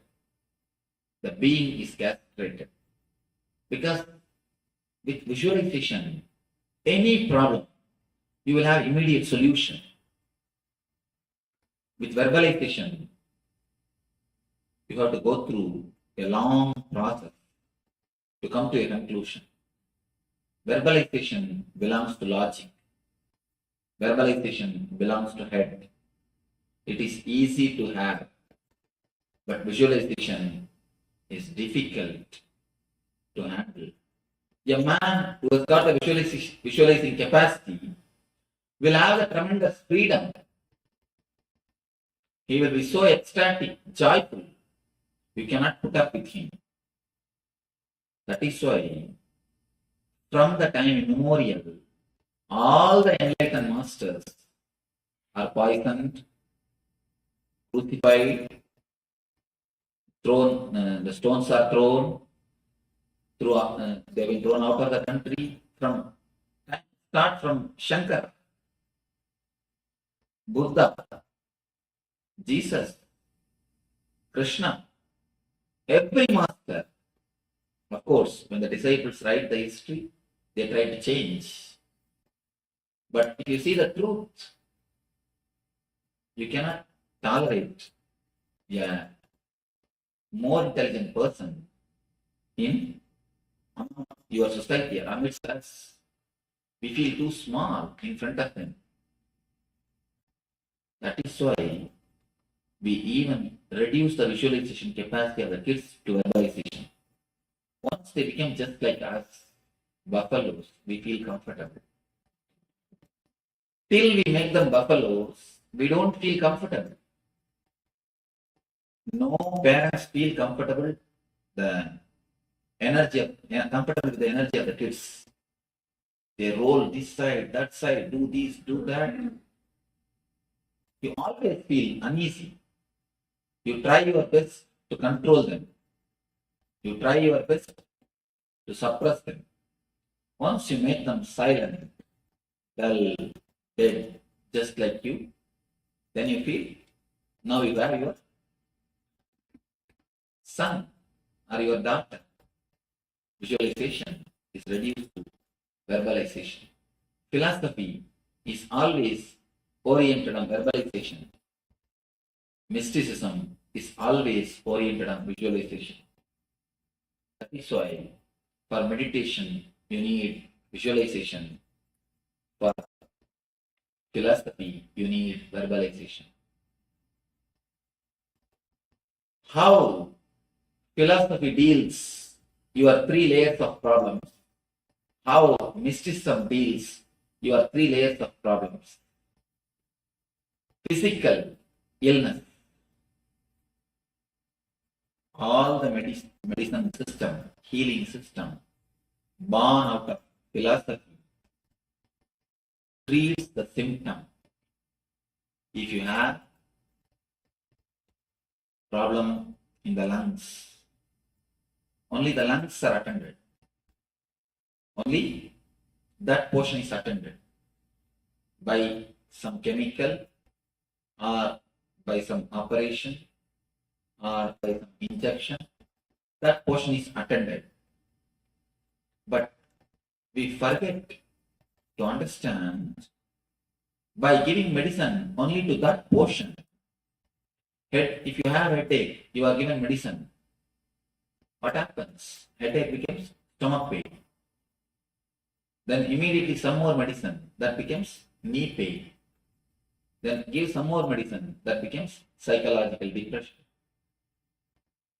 When you attend only the symptom or partly, because according to logic, if you attend that portion, it is more than enough. According to philosophy, if you attend that portion, that's more than enough. Because philosophy continuously cuts into pieces and analyzes. So all the system born out of intellect and philosophy touches only the symptom of that portion. We forget body and mind is one system. The healing system, which are given birth by philosophy, by intellect, says body is a biomechanism. But the healing systems, which are given birth by the mystics, always say body is the covering or the sheath of the soul or energy. These two concepts need to be understood. When you say body is a biomechanism, you can handle the body just like a machine. If one part of the machine is disturbed, you remove that portion, replace it with the same part. That's enough. In a machine, in a lathe machine, if one screw is gone, you just replace that screw. That's enough. With machine, it is perfectly all right. When you say body is a biomechanism, biomachine, you use the same attitude. You handle the body also with the same mind, with the same way. But unfortunately, body is not a biomechanism. Body is something more. And according to the philosophical healing systems, logical healing systems, body is separate, mind is separate. Unfortunately, again, that is wrong. That is why, whenever you treat the symptom or only that portion, disease is only transferred or postponed, never cured.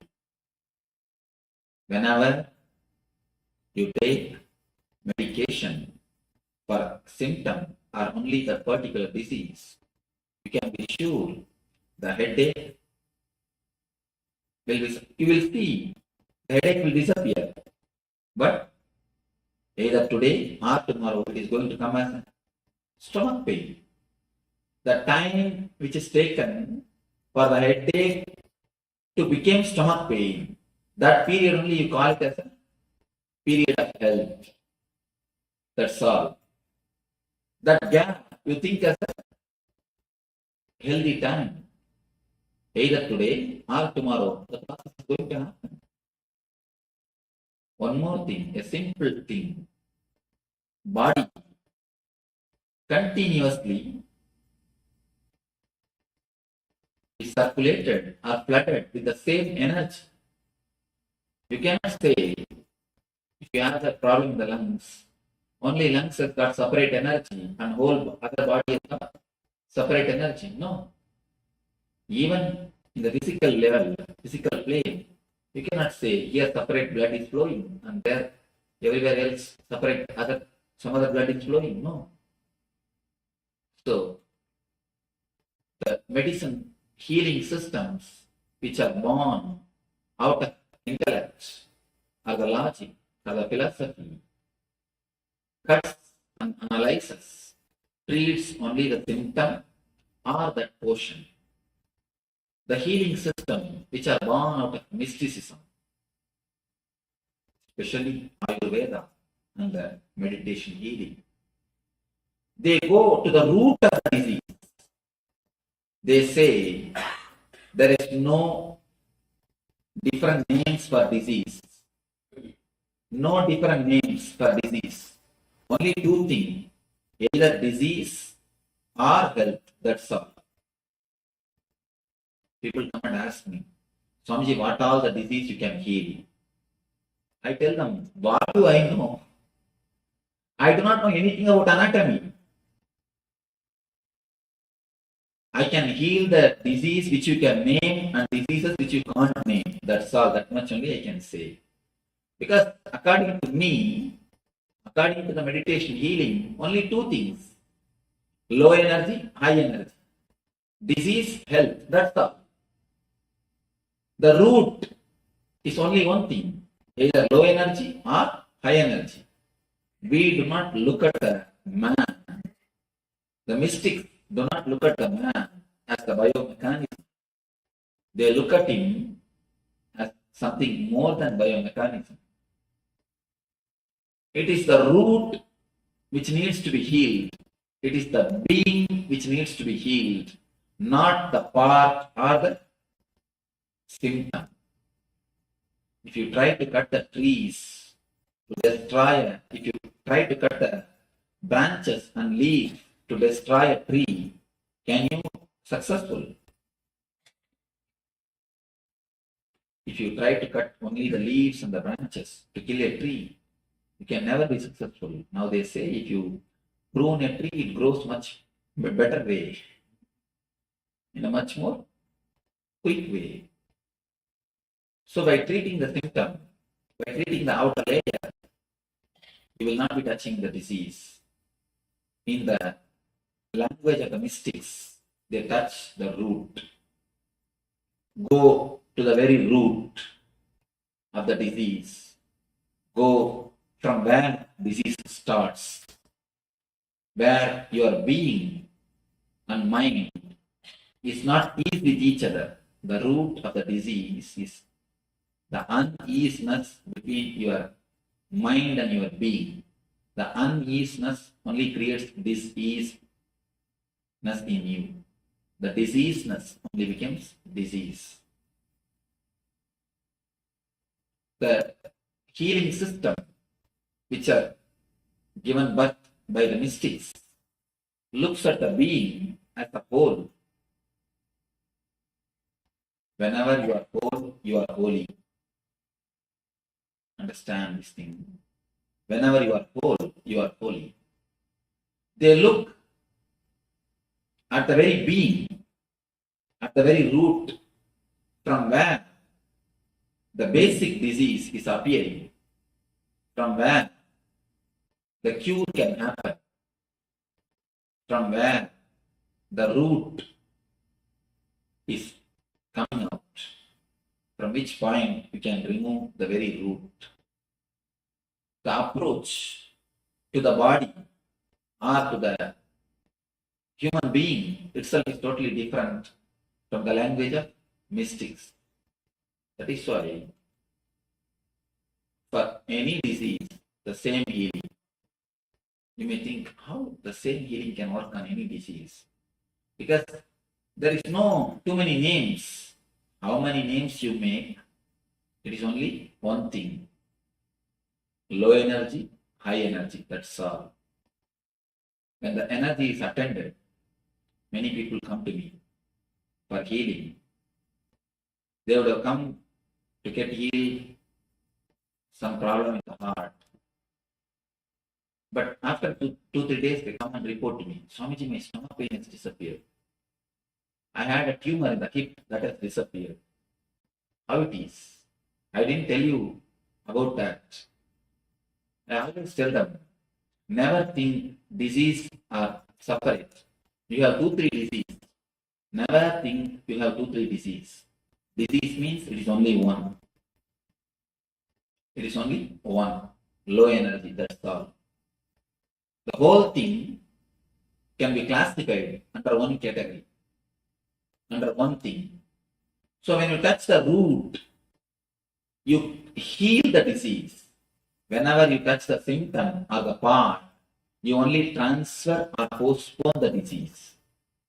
When you touch the root, only then you heal it, you cure it. So the mystic's approach towards the body has given birth to the Ayurveda and meditation healing. Whenever it is necessary, some chemicals to be supplied from outside, they give the Ayurveda medicine. Whenever it is necessary, some negativity to be removed from inside, they give the meditation. So the meditation and the medication, both are the root of holistic idea or holiness, wholeness. The mystics look at the mind, look at the man in a different way. Philosophers look at the body, look at the mind in a different way.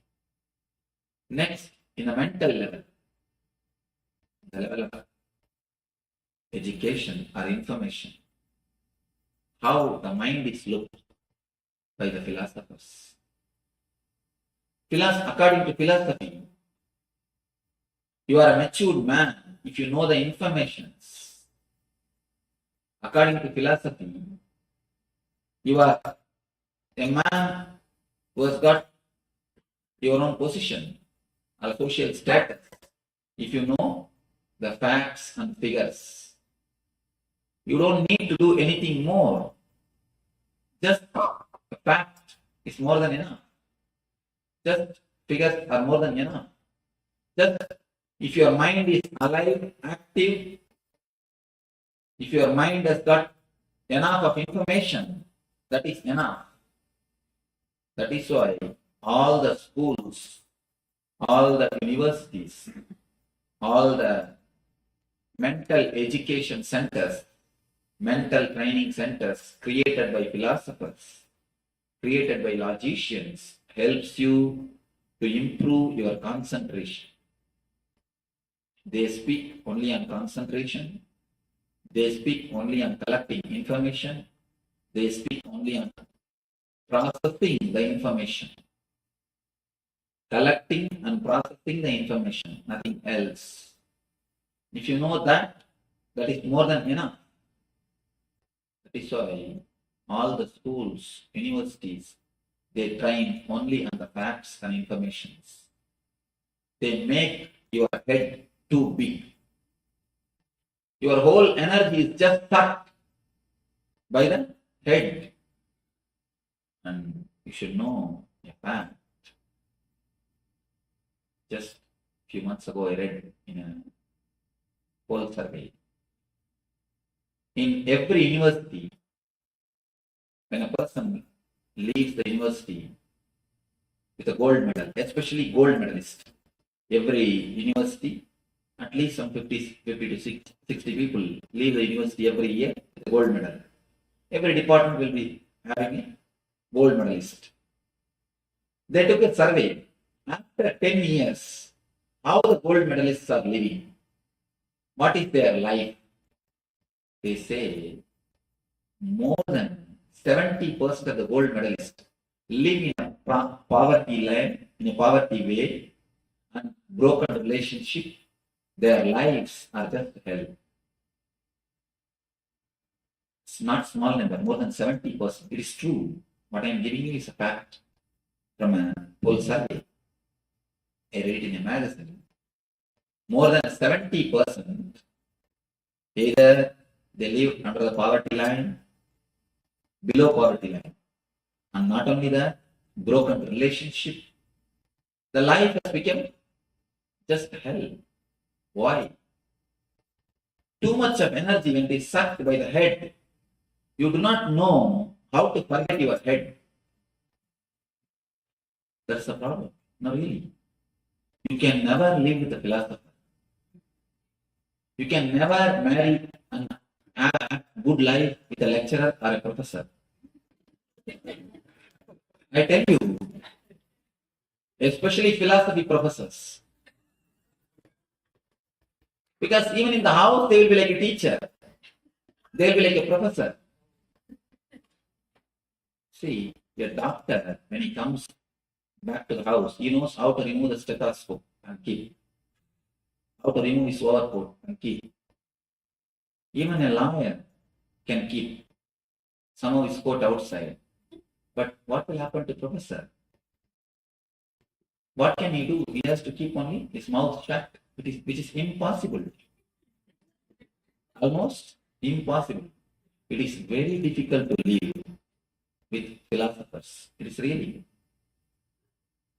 If you have experience, you can understand. It's very difficult to live with philosophers. Because their way of thinking itself is totally different. They have gone so much away from the reality. They are actually in their own world. They live actually in their own world. That is why almost all the philosophers you can see, they will have a frustrated death. Last phase of their life will be filled with frustration. Because philosophy is like a running into the future. They do not know how to live in the reality. One philosopher.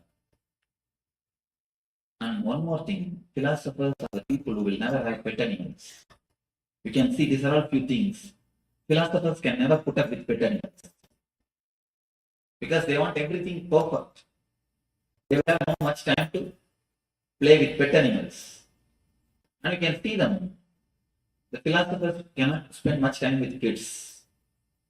Because they need too much of perfection. The idea of perfection is nothing but idea of madness. You can see with philosophers, a continuous idea of perfection will be there. For everything, they want the perfection. They know how to cut things. There are too many symptoms. There are many symptoms to find out whether you are a philosopher or not. Philosophers can never laugh. Even if they laugh, at the most they can smile. At the most, not much. At the most, they can smile. Because laughing means you need to forget your head. Actually, laughing means you need to forget your head. You need to forget you know too much. Even if you tell a joke, philosopher, I heard about this joke 10 times ago. 10 times I heard this joke.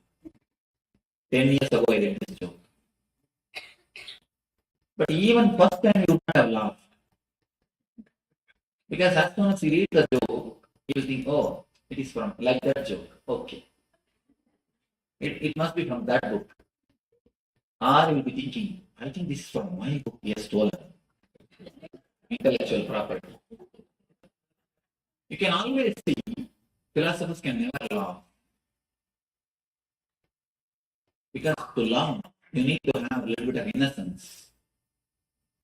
The life of the philosophers, but one thing is great about philosophers, they will never go to hell after death.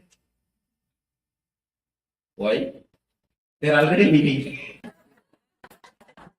They can be sure of one thing. They will not go to hell.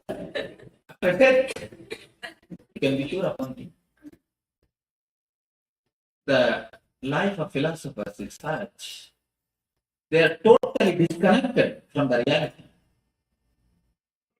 They are totally disconnected from practicality. One philosopher somehow, by mistake, had a cat. It is not that he is bringing up, must be his wife. The cat has given birth to a kitten. Every night, the cat used to come and stand outside the house and make noise to open the door.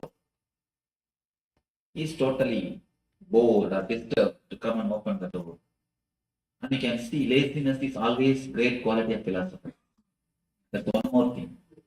Because so much of energy is sucked by the head, the body will not have energy. Even when they walk, you can understand, it will be very regularized walking. It will not be like a floating. When a mystic walks, you can see it will be like a floating. When a philosopher walks, you can see it is like a steady, controlled walking. Steady, controlled walking. Philosopher does not mean only a man who has studied philosophy. Even amongst you, there are so many philosophers. Amongst you, there are so many philosophers. The person who lives with a tightness, you can always see he will be philosopher, intellectual. He may be in other field. Even in the field of art, poetry, painting, dancing, there are many philosophers. Somehow they enter into this field. They enter into this field. It is not that just because you are a doctor, you are not a philosopher. Just because you are a lawyer, you are not a philosopher. When I say the word philosopher, I mean persons who are oriented too much on the head. Too much on the head. Too much of idea of perfectionism. Too much of conditioning. Too much of ego. When a mystic walks, you can see it will be like a flower. Flower flowing. It will be more like a floating. It will be more like a floating. When the philosopher walks, you can see it will be very straight. More or less like an army man. So this man, someone wants to get rid of his cat. So he called a plumber and told him, make 2 holes, one for cat, one more for kitten. Wife said, why? One hole is more than enough. In that itself, cat and kitten both will come. Philosopher said, keep quiet. What logic you know? You do not know anything about logic. I'm a philosopher. When I say do it, yes, philosophers know the logic. For cat, one is necessary. For kitten, one more is necessary. But only practical people knows, plumber knows practicality. One is more than enough. The person who is head oriented will be so much away from the reality. That is why the gold medalists, all the university gold medalists, after 10 years, 70% of them live in poverty, broken relationship. Broken relationship.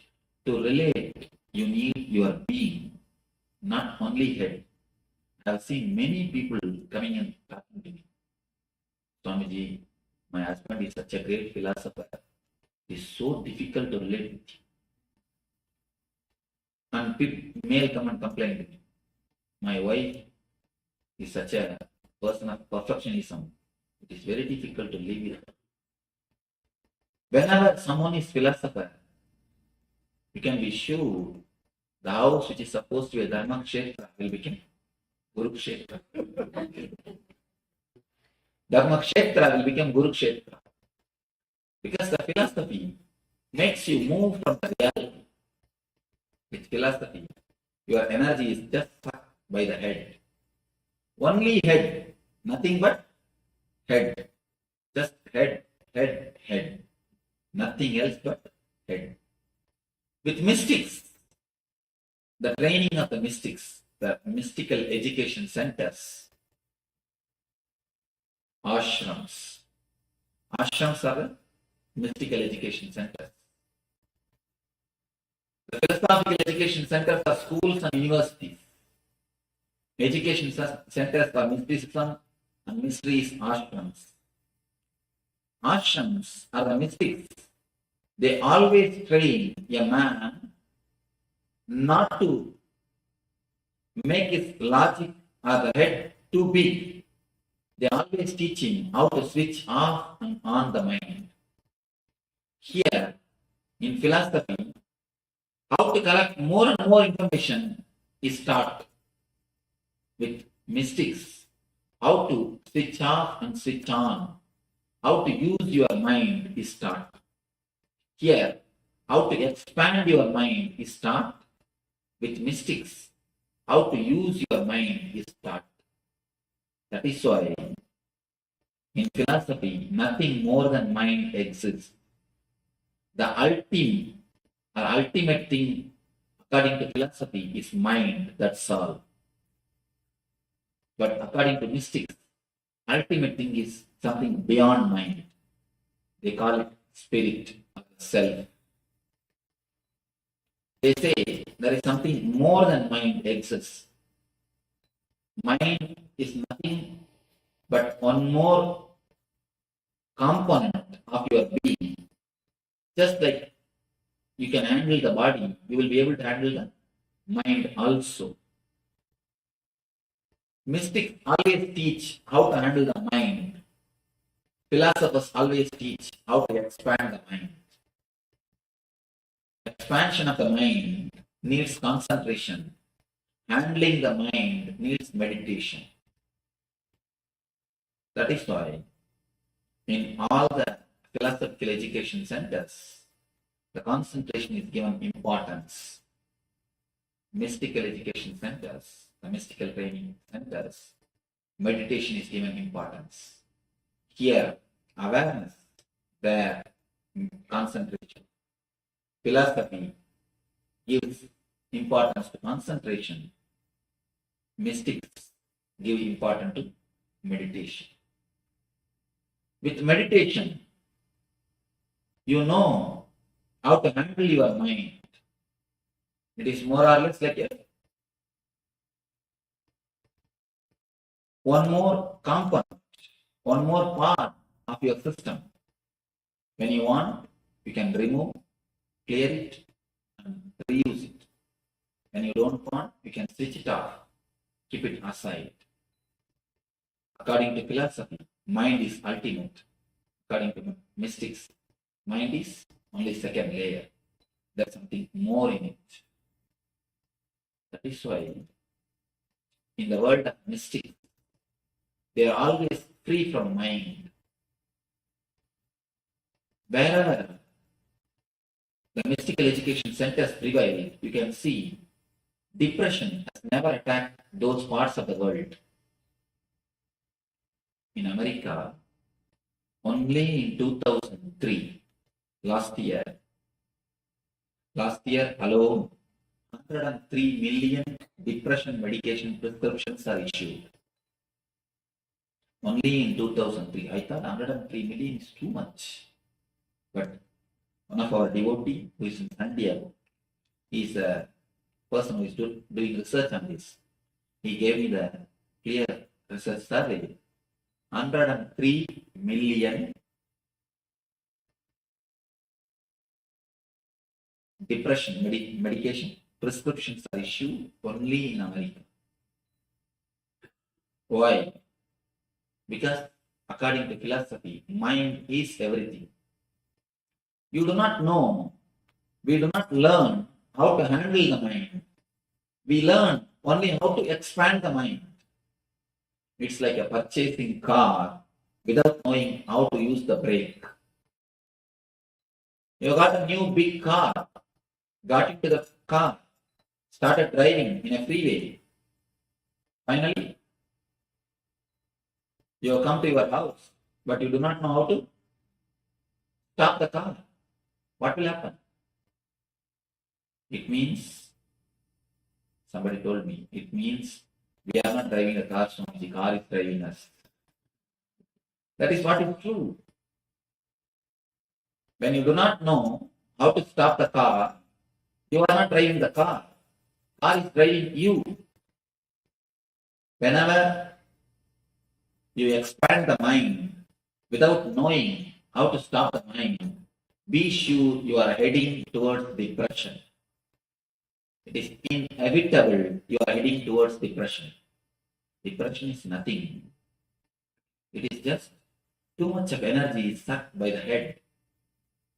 You do not have any more energy left in your being. So the whole being just falls into low energy. That is what is called depression. Depression is nothing but too much of head. Here, so much of training to expand the head, expand the intellect is given. But they forgot a major thing, a very major thing. When you purchase a car, you should read the manual how to put the brake. Philosophers gave importance to expand the mind. Mystics gave importance to switch off the mind.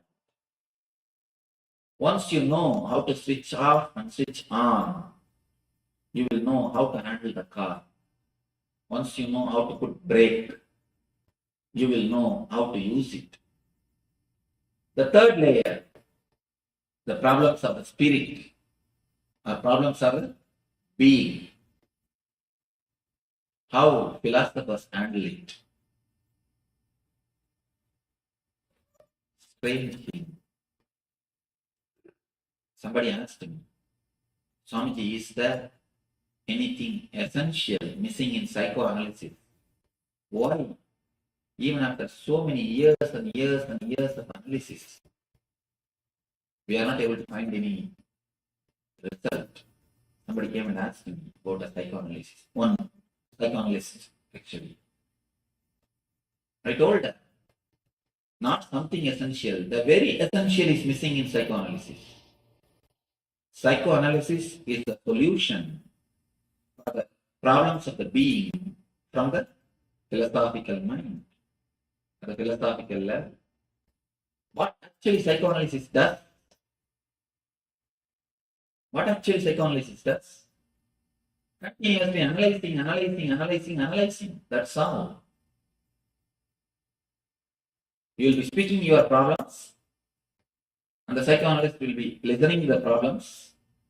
After a year, he becomes patient, you are freed. And you should know a strange truth. Again, a truth actually. They took a survey in which field people become mad. Architect, a lawyer, or engineer, or contractor, or doctor, or psychoanalyst. They took survey in all the fields. The result says psychoanalysts, psychologists, psychoanalysts, doctors are the people only in that profession. Too many people become mad. Why? Continuously listening. Everybody vomits on their head. What will happen? They start eating the other's negativities. Not only that, continuously talking. How can you find solution? You'll be only analyzing. Going to the psychoanalyst is a passion, I think.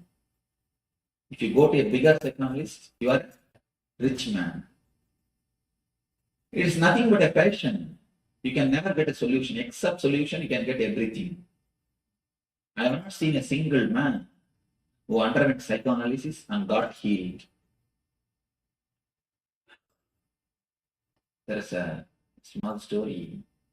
In India, to make the kids sleep, they will put the kid in the cradle and mother will start singing. Once there is a kid, as soon as he was put in the cradle, he will just close his eyes and start sleeping. One day mother asked, "What is this? All the kids make their mother sing. But for you, as soon as I put you in the cradle, you start sleeping." The kid said, "The first day when I listened to your song, immediately I decided from tomorrow onwards,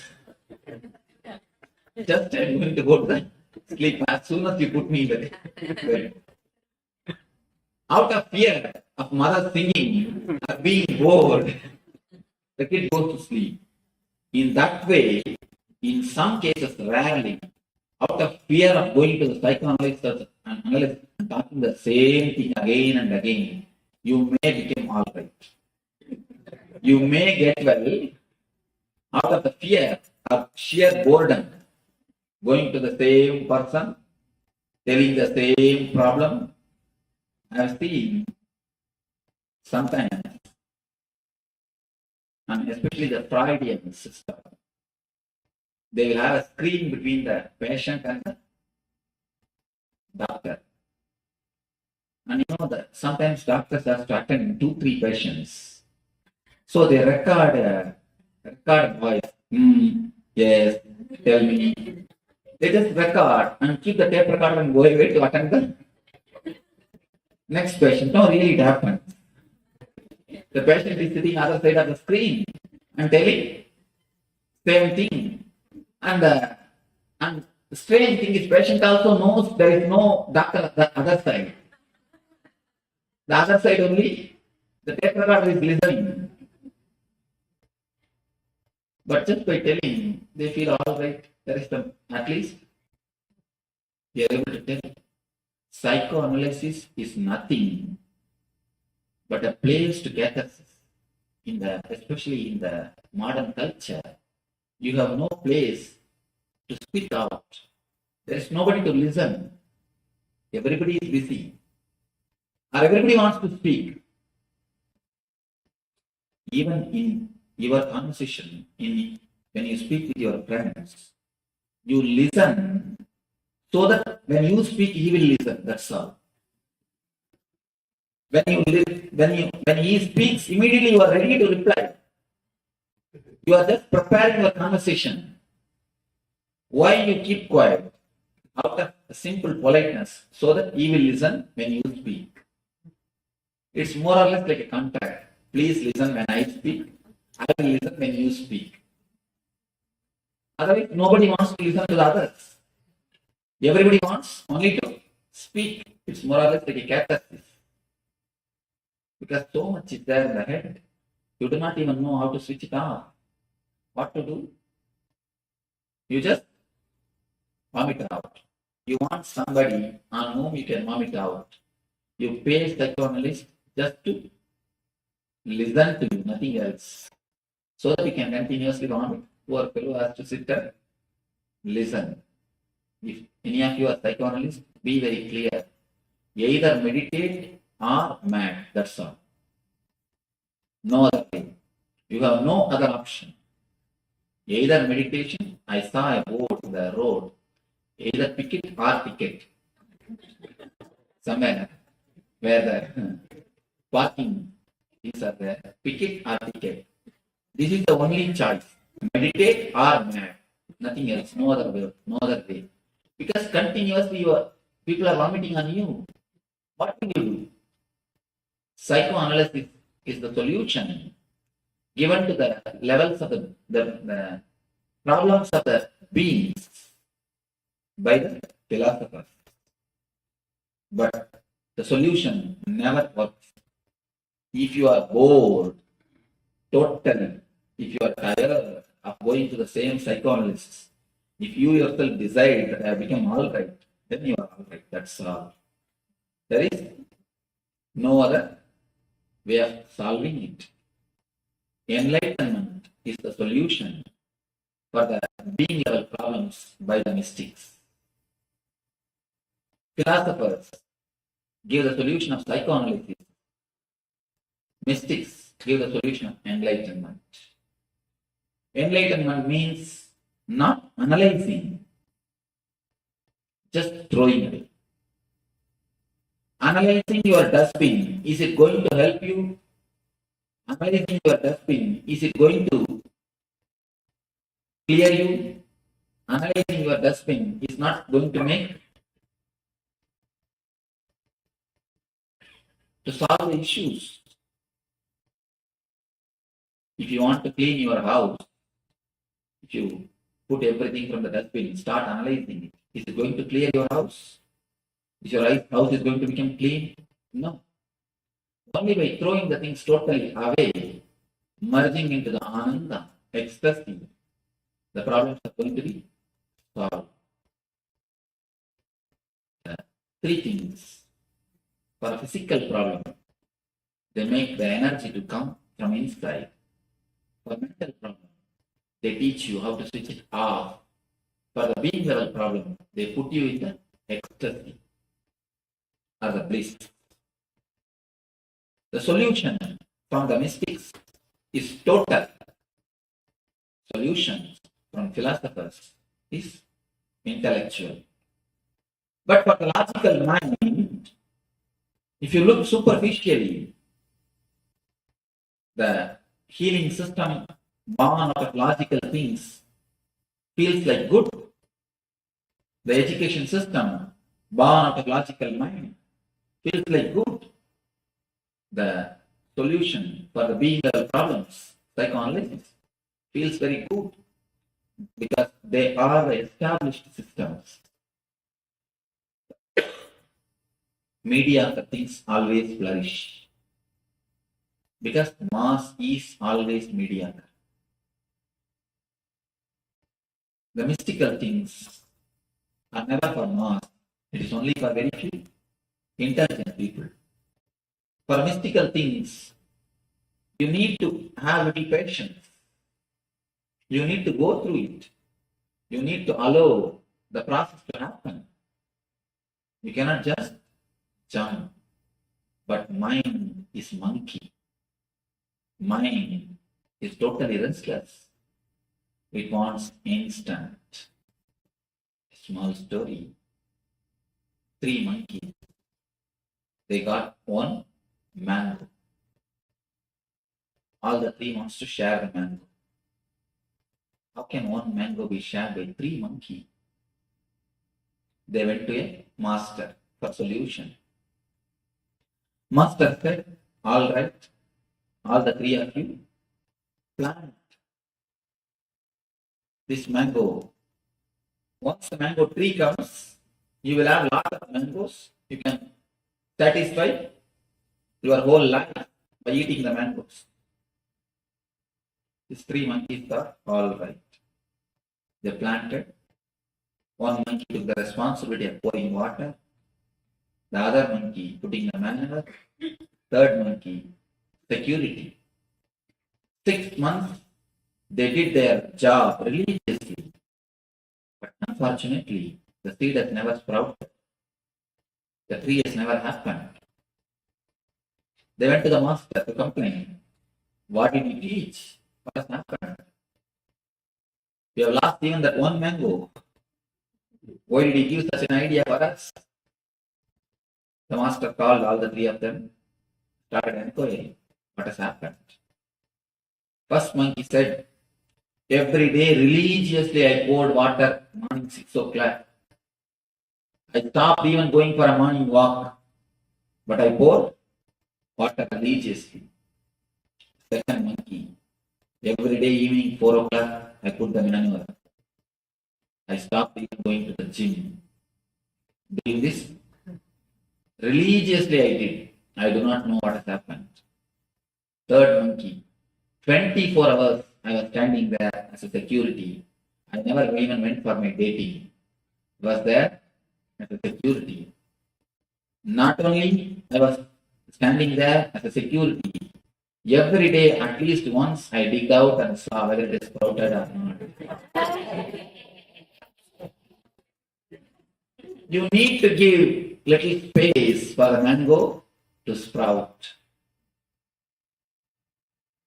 Not only water, a little bit of space for the mango to sprout. Your very urgency, your very restlessness will not let the mango to sprout. With mystics, you need to give little bit of space,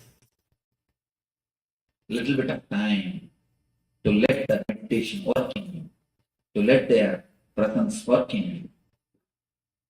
If you want the plastic rose, it will be available ready-made.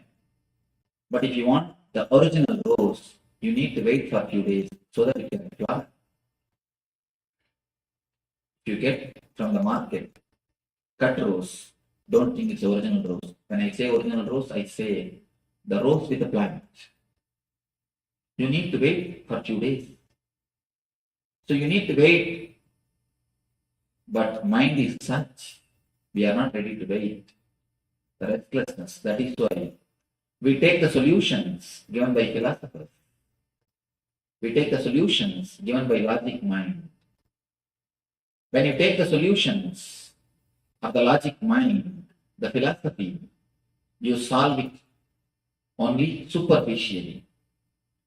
When you take the solutions given by the mystics, not only you solve it, you dissolve it. Your very personality transforms. Your very being undergoes a new alchemy. Man becomes divine. Man just reaches the ultimate flowering. Just you became enlightened. Your consciousness takes a new dimension. You reach a different space. With philosophy, you will be solving your problems every day. With mysticism, you will be dissolving your problems once for all. So, it is up to us to decide philosophy or mysticism. Let you understand this. Let this understanding lead you to be became one with the eternal bliss. Let your being be in one with the eternal bliss. Nithyananda. Thank you.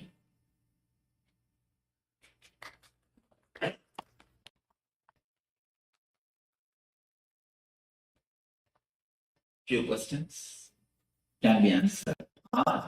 Your answers can be questioned. Because with a philosopher, your questions will be answered. With a mystic, your answers will be questioned. Your basic question, your basic answers will be questioned. Oh, we have so much of questions. Nice. It means people are shy to ask.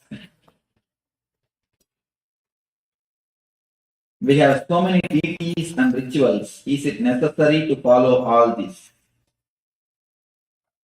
In the starting time, you don't feel confident on one deity. You don't feel confident on one ritual. You don't feel confident on one technique. You think if he is on leave, he may come and help. Ganesha is on vacation, at least Kartikeya will come and help. If Kartikeya has gone for dating, at least Muruga, at least Shiva will come and help. That is why you have so many deities and so many forms. I tell you, if you trust one form, one technique is more than enough. One form and one technique is more than enough. But you need a little bit of maturity to understand one form and one technique. So, if you really want to grow spiritually, if you really want to have the fruit, I tell you, one form and one technique is the right method. If you want to dig a well, 10 feet, 10 feet, 10 feet in 10 places, if you dig a well, will you get water? In one place, if you dig 20 feet, you will see water. So, it is always good to hold on to one form, to hold on to one technique.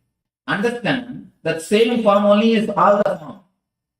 It is not that by holding on one form you do disrespect the other form. Somebody asked me, Swamiji, can I keep your photograph to all the gurus? I tell them there is no need. Your guru is more than enough. That form is more than enough. If just because you have seen me today, it is not necessary you should worship my form. You should bring my form into your picture, your life. There is no need. The very form which you are worshipping already is more than enough. The very form on which you are meditating already is more than enough. Just have clarity in your mind. Don't have conflict in your mind. Same energy is helping us through so many forms. In one form, if you worship even a stone with a trust, it will become God. If you read the life of Ramakrishna, he says he used to keep a small thread near the nose of the Kali statue. He was worshipping a Kali statue. He used to keep a small thread near the nose of the Kali to feel whether she is alive or not. He says that thread used to move. She used to breathe. She used to breathe. With trust, even the stone became God. Somebody was coming and telling me, Swamiji, when I used to meditate on the Gangadhara farm, Balaji's farm, I used to feel a light, white light. But I am frightened. I stopped doing it. Actually, it's a great experience. The God shows you is energy. He is not only in one form. So any one form which you are worshipping or towards which your heart is pulled, that one form is more than enough. That one thing is more than enough. Just worship it with more love and more dedication. You will see you grow spiritually. That one form, one technique is more than enough. There is no need to have a conflict, or there is no need to have so many forms, so many deities, so many rituals. One is more than enough. Thank you. Are people close to you physically more blessed and more loved by you? Can we feel close to you being physically away? A beautiful question. I tell you, mark my words. This is a statement I have put in my ashram. Whenever you come and serve me in my room, whenever you take care of me physically, you are near me. Whenever you clean the bathroom of the ashram, whenever you do the ashram work, my mission, I am near you. What you want to decide. When you serve me physically, you are near me. When you take care of my mission, or when you meditate, when you do your spiritual practices, I am near you. What you want, you can decide. Whether you want to be near me or whether I should be near you. A small example. the bee,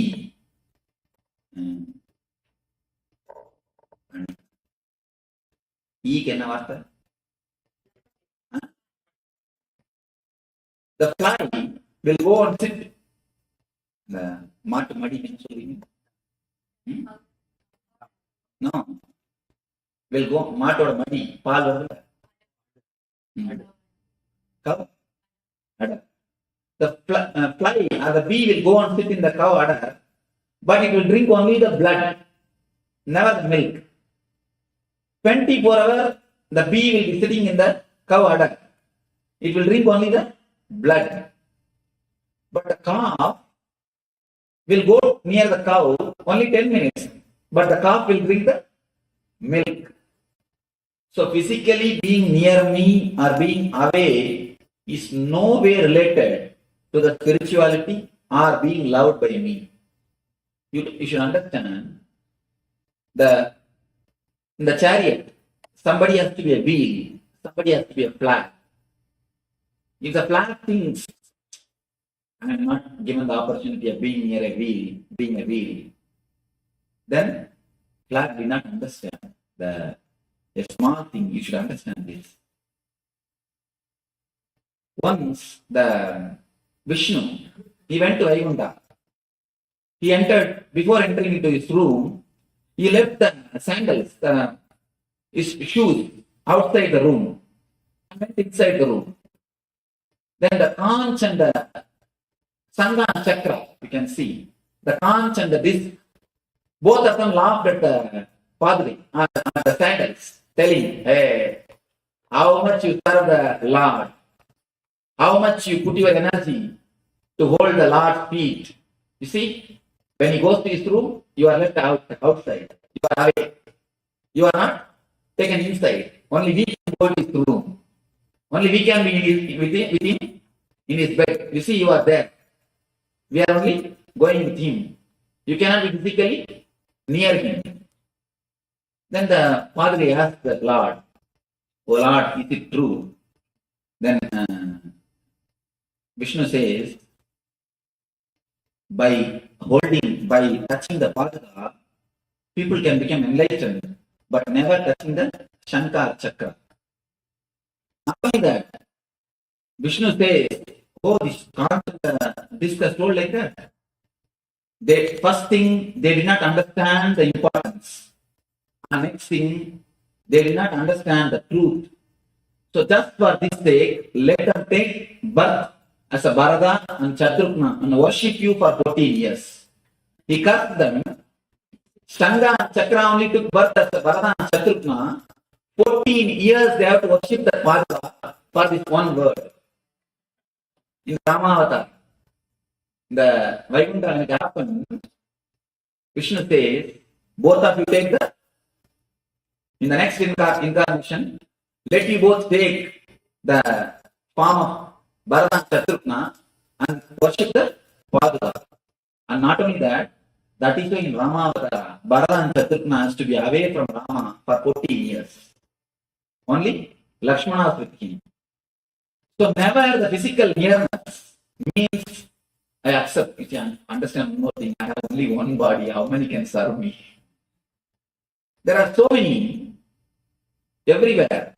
And you see, when I am in America, all Indian disciples feel they are missing me.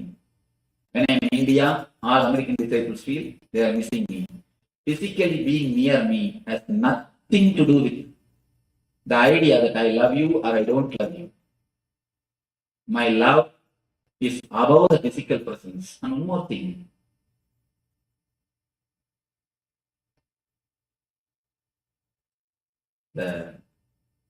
It's a little short, but true. Bhagavata, there is a question asked by Sukha to Krishna. To Krishna, the question is put. What is the difference between you having 10,000 wives and Sisubala having 10,000 wives? Sisubala was also having 10,000 wives. And Krishna was also having 10,000 wives. As far as it is a Krishna, it is always said, oh, gopis, prema, the spiritual. When it is Sisubala, it is always told prostitution. and immorality. Why it is with the case of Shishibala and why it is the case with you? Then Krishna replies, as far as me concerned, whomsoever is near me and whomsoever is away from me, for me, both are one and the same. That is why being near me or not being near me, that's not a thing. So, the physical presence does not mean anything. That is why it is called spiritual.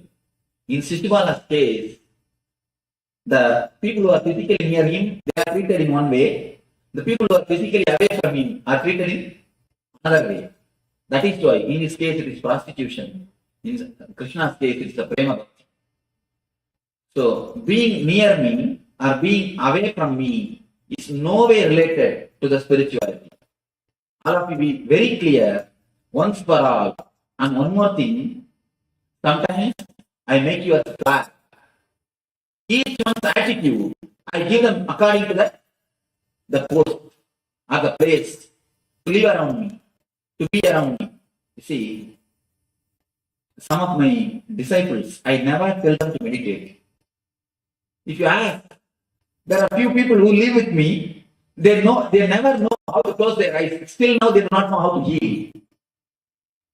People who are very close to me, but I always tell them, no, meditation is not for you. Keep quiet. Do my work, that is enough. But for somebody, I always tell them, meditate, meditate, meditate. So Master gives for each one their place, their technique, their method to grow. Whenever somebody comes near me, I always tell them, to be around me, you need to understand one thing. For everybody, I give a different attitude, different way of approach. There is a beautiful word called bhavana. For everyone, I have a special bhavana. With everyone, I relate with a special bhavana. The bhavana does not mean I love somebody more, I love somebody less. Being physically near me does not mean I love somebody more or I love somebody less. It is just the spiritual closeness. That is only count. Nothing else. Understand, just because the sandals could not enter the room of the Vishnu, it is not that it is some way less. Just because the conch and the disc is entering into the master's room, it is not that some way they are high. If you understand this one story, that's enough. The conch and disc are just told by Vishnu, go and take Bharata and Chaturna, worship the feet, worship the Padri for 40 years. Okay. How long can take? I think it's 9 o'clock. I'll answer one of the questions. Other questions tomorrow. When criticism or negativity is given to you and you react in your mind, what thought process should happen in order to get to a point in your mind where you do not react at all?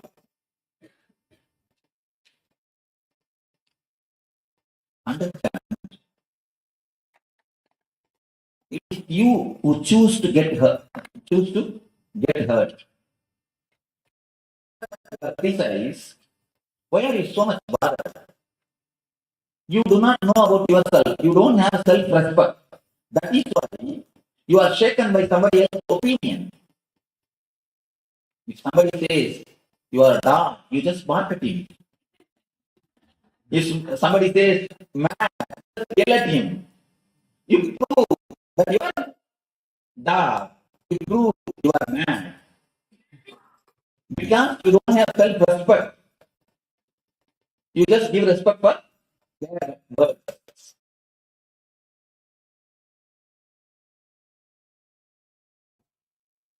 Zen Buddhism, there is a beautiful story. Zen masters are the real master surgeons. And they are really wild people. To give enlightenment, they will go to any extreme. Let me narrate few Zen stories. How they forced the meat into the mouth of a cup. How they forced the first experience into the disciples. It's a strange, but very nice to hear those stories. One disciple, young guy, who grew up with the master from the young age, he used to imitate the master continuously.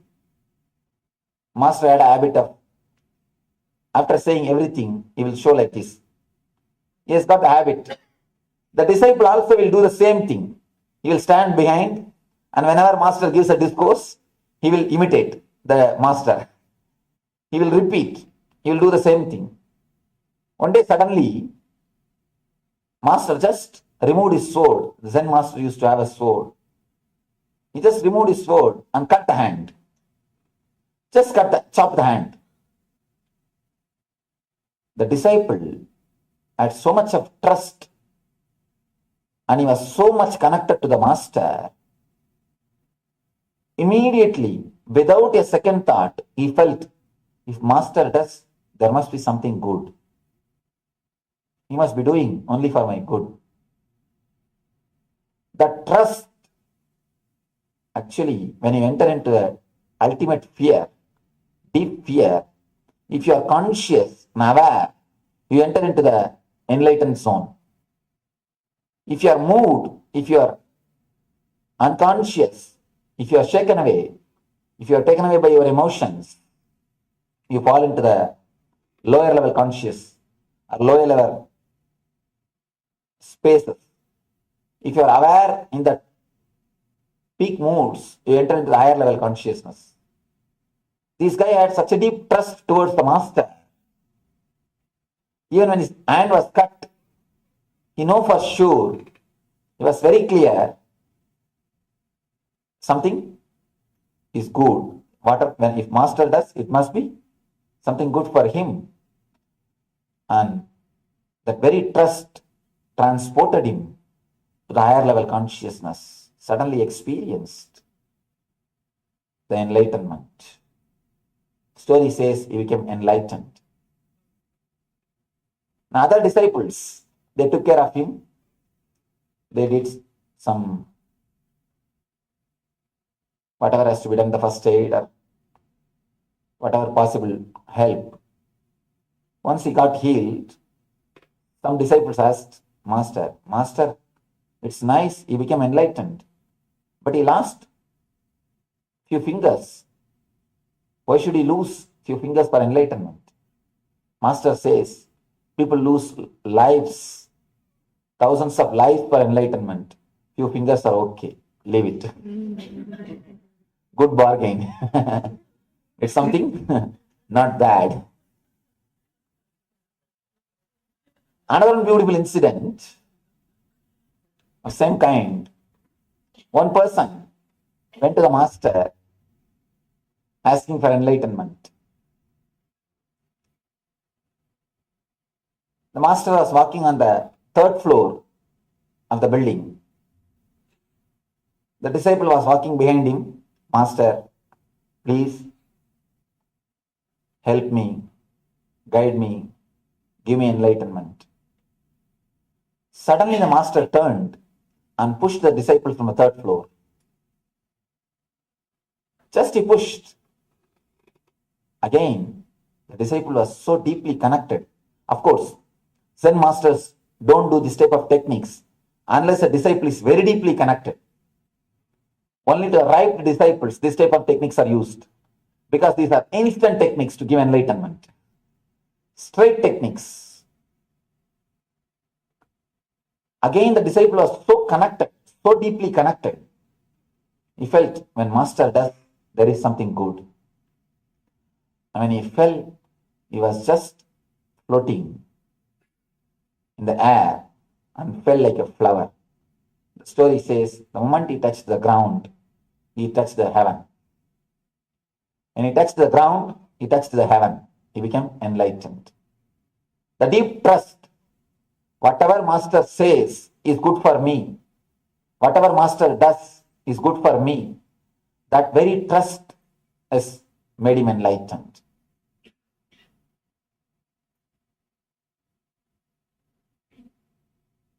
Master never allows anybody to get stuck with the ordinary experiences, even though you call them as spiritual experiences. No experience is spiritual unless you stop experiencing things. Stopping experiencing anything, only when you stop experiencing anything, you enter into the spiritual experience. Spiritual experience is something in that the experiencer experienced and the experience, all the three disappears. All the three just disappears. In that only you remain. Even the word you can't be used when only you are there. If there are two persons, then you and I can be used.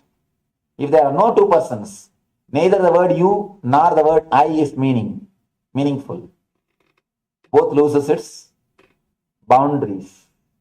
When the boundaries are lost, the word you or the word I cannot be used. Unless that experience of Tattvamasi, that art thou happens, Master never rests. Master is the ultimate master surgeon to remove the ego in all the level of ordinary world or in the level of spiritual. People get even the spiritual ego.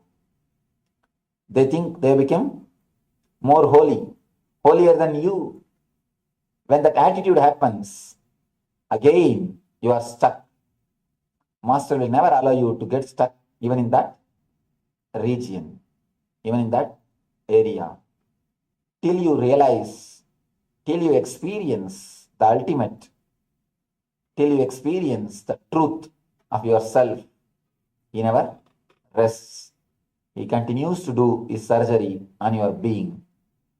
The more you allow his surgery, the more you realize the truth. There are few people who try to run away from the operation table between the surgery. That is very dangerous.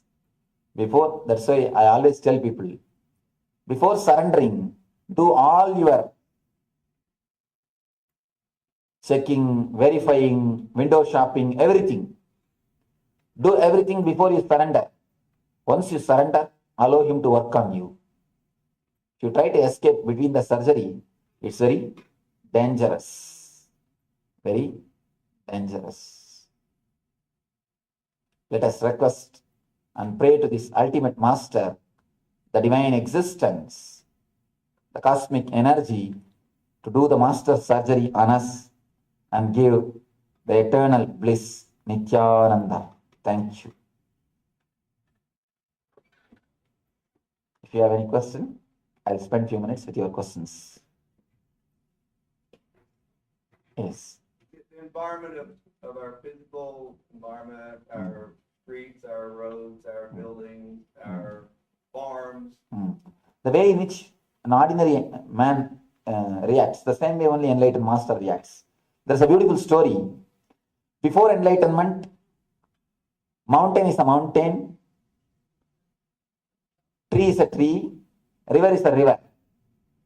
At the time of seeking, mountain is not a mountain, river is not a river, tree is not a tree. Everything is confused. After enlightenment, again, mountain is a mountain, tree is a tree, river is a river. And surely he reacts the same normal way, but he never sees in a normal way. Reacting is in a very normal way, but he never sees in a normal way. He sees from a totally different plane. He experiences from totally different plane. Surely he sees in a much more deeper way. Actually, a normal person or an unenlightened person can never see things normally. He can see only in a distorted way, as he wants. Let me tell a small story. One villager went to a nearby village for some job. He was coming back to his native village. From long distance, he saw his house is on the fire. Fell on the ground and started rolling and weeping. Oh, my house is on the fire. Save me, save me. Who will help me? I don't know.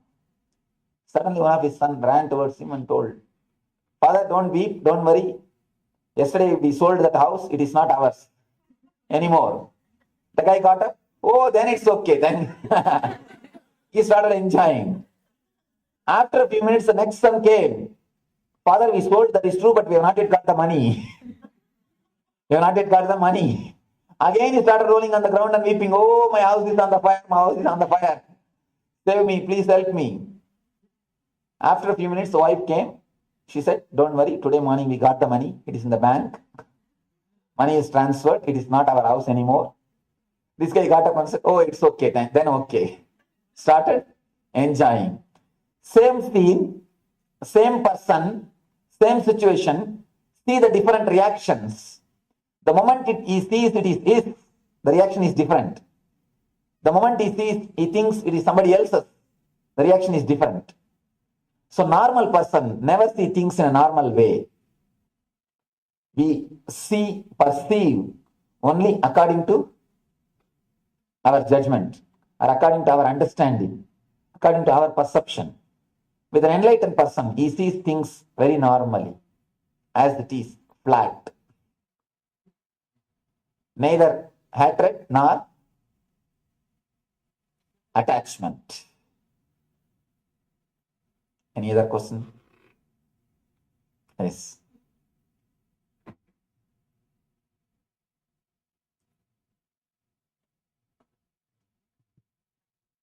This on. What is the distinction between dropping, letting life flow, and laziness? In laziness, you will always be tired. You see, understand important thing, tired of taking rest. The more you rest, more you will be tired. Be very clear. You see your own life.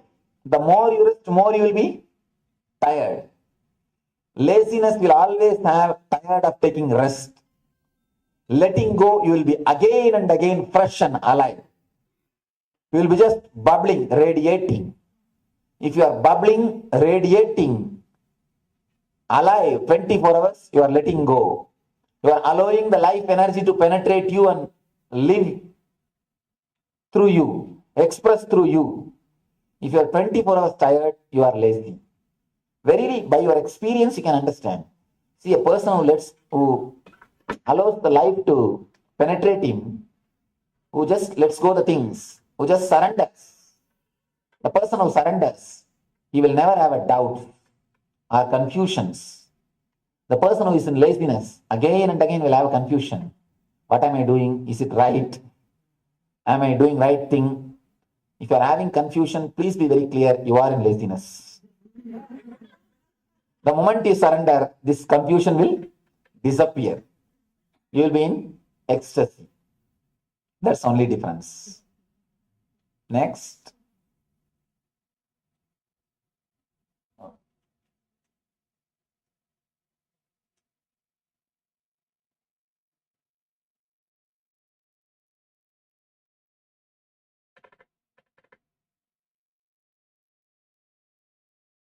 Here the question says, we the untouchables ever find enlightenment?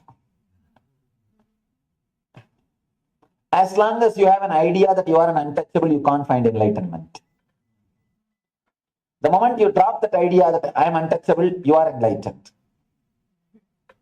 There is nobody who is untouchable.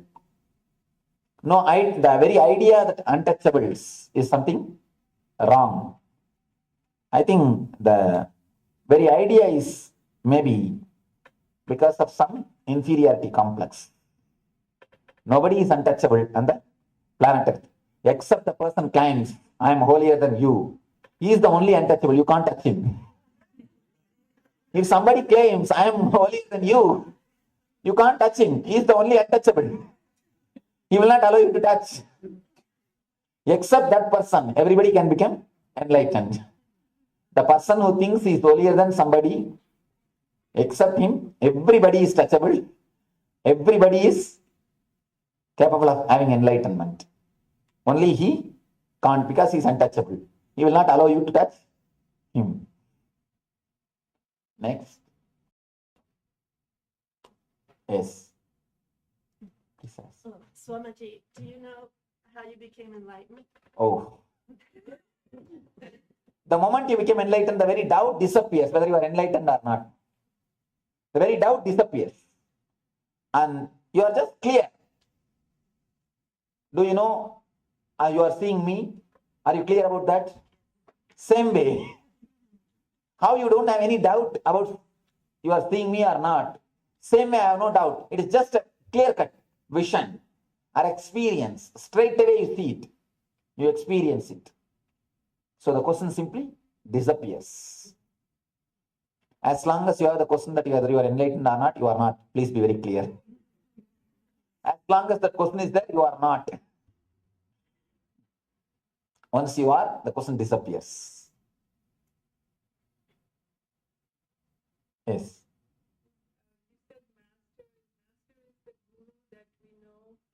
Or is the self of ourselves and self-consciousness is also a guru, our own guru? Consciousness is guru. Conscience is not. We always mistake conscience as a consciousness. Conscience means it will tell you, do this, don't do this. Do this, don't do this. These do's and don'ts will be given to you by conscience. You will always be fighting with conscience. The more the conscience you have, more your life will be dead. More you will be schizophrenia. More you will be a split personality. With consciousness, you will never have a doubt, should I do this, should I do that? You will just be very clear. You will just do what has to be done. So with conscience, you will have a continuous fight. Please be very clear. If you are having conscience, don't think it is your guru. No. If you are having consciousness, then it is your guru. Yes. How we can enlighten us and what can help us to enlighten? It is as simple as 1, 2, 3. 1, start meditating. 2, continue meditating. 3, continue meditating. Meditation is the only key to experience that you are enlightened. Just enter into the meditation, of course, which is your natural state. Start with some meditation technique. Enter. Surely you will see that you will experience that ultimate truth, which is your being.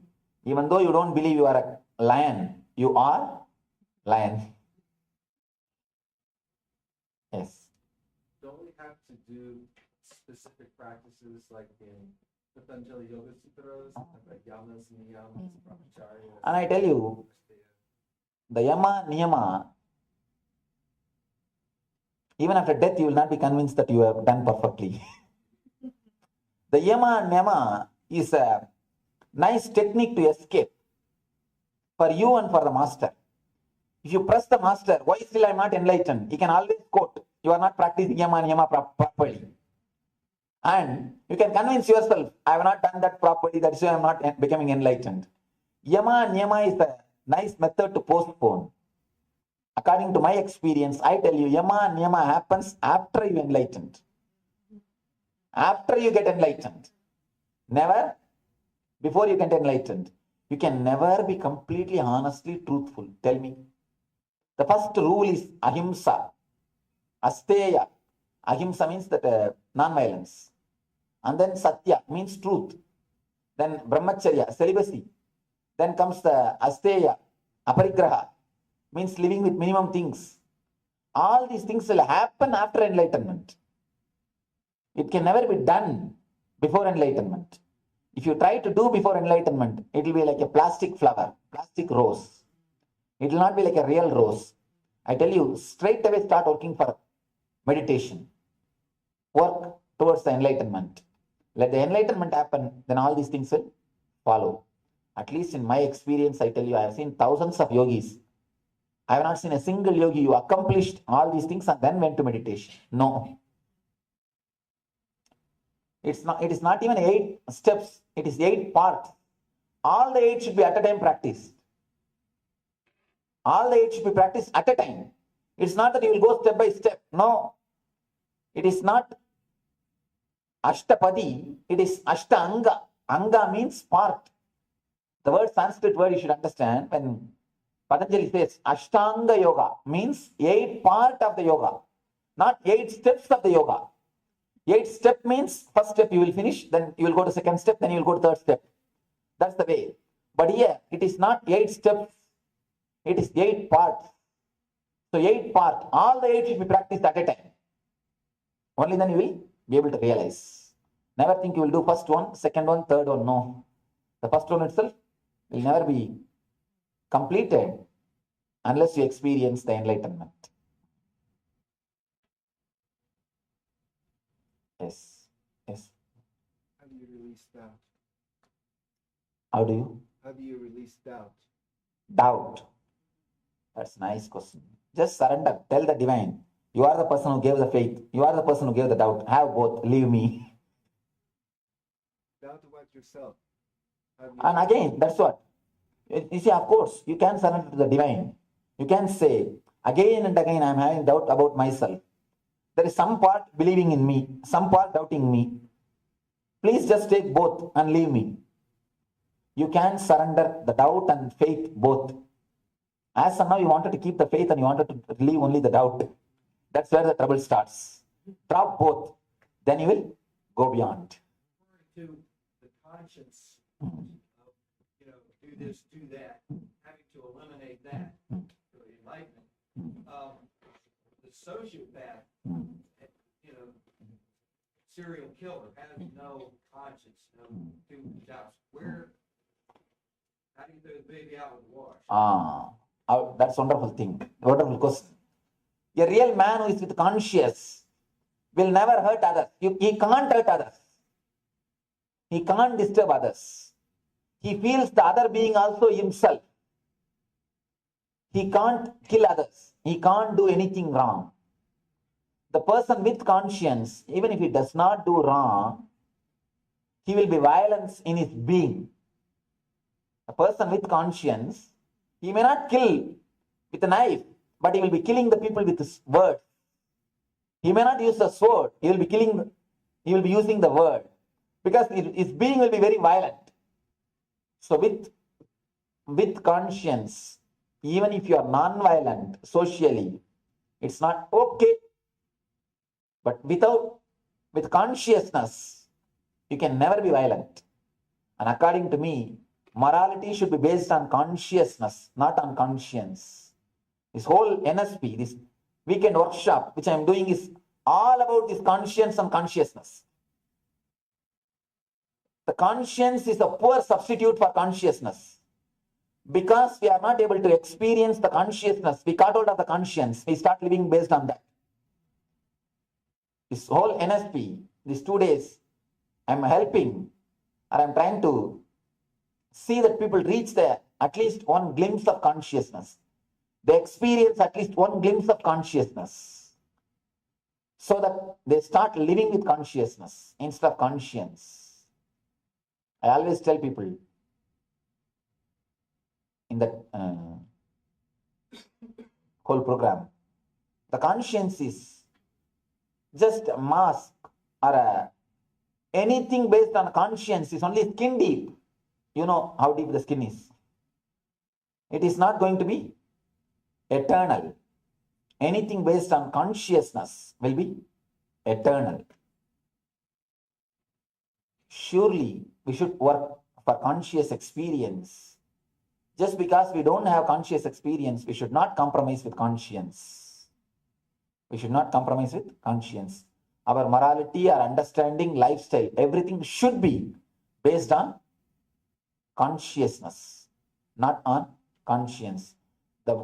See one thing, when it is based on conscience, it is naturally based on fear and greed. See, when the idea that you should not speed up, if it is based on the fear, Naturally, when you don't see the cop's car, you'll raise the speed. Automatically, you'll raise the speed. And it's little tasty also. To break some law, you feel it becomes very tasty. And you feel very good about it. Or you feel that you have become very courageous. Or you think you have become a very big person. Anything based on conscience or fear and greed will only misguide you, or you'll be just waiting for the chance to break that rule, to go beyond it. That is why you can see the kids. Whatever you say, simply they will say no. Saying no to the father, mother, it gives them a sort of a courage. And they feel only when they say no, they become adult. So they just wanted to prove themselves. Same way, any discipline based on, any morality based on conscience, you just try to violate it, violate that rule, violate that law to prove that you are somebody great. I tell you, directly or indirectly, you will be continuously doing something wrong if your morality is based on conscience. So it is better to go for a conscious experience than living based on conscience. Pray to the ultimate energy to give us all the ultimate conscious experience, the eternal bliss. Nithyananda. Thank you. Thank you, Swamiji. And I request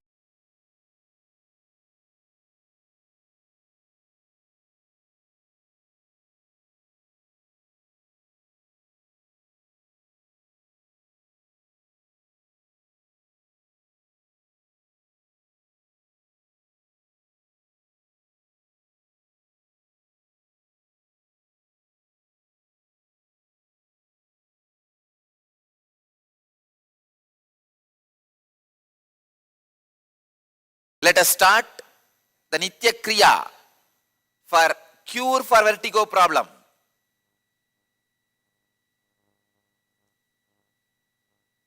First, Koraka Jali Asanam. Koraka Jali Asanam. Please understand. The father of Hatha Yoga, Goraknatha, in his name this asana is said. Yes. Usually he always sits only in this posture. Actually, I am making a murti of Goraknatha, Dattatreya, Vaschendranatha, all of them, to be placed in our ashram all over the campus.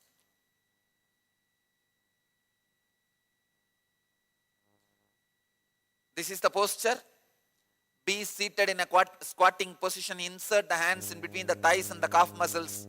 Interlock the fingers. Rest the palm on the navel. Fix the gaze at the tip of the nose for 30 seconds.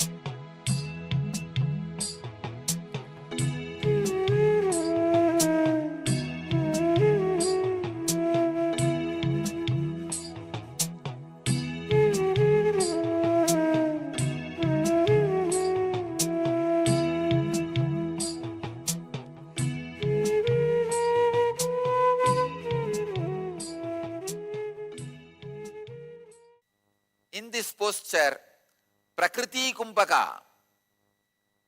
Let me give the instruction for Prakriti Kumbhaka.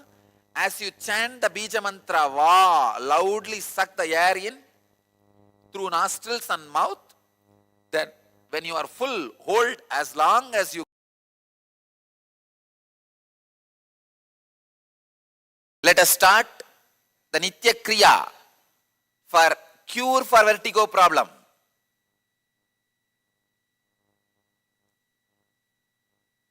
First, Koraka Jali Asanam. Koraka Jali Asanam. Please understand.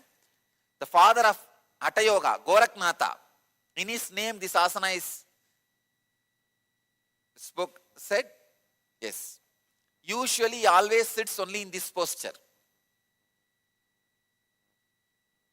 Actually I am making a murti of Goraknatha, Dattatreya, Vaschendranatha, all of them to be placed in our ashram all over the campus.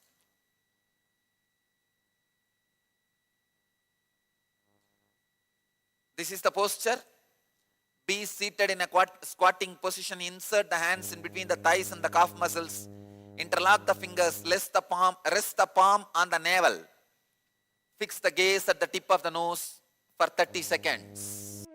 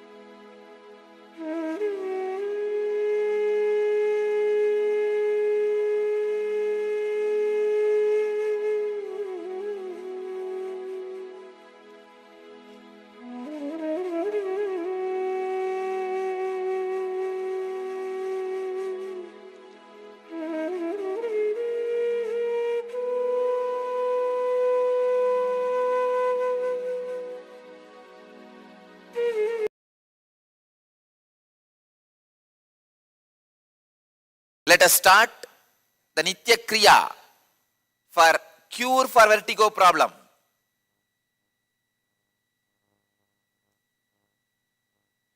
First, Koraka Jali Asanam. Koraka Jali Asanam. Please understand.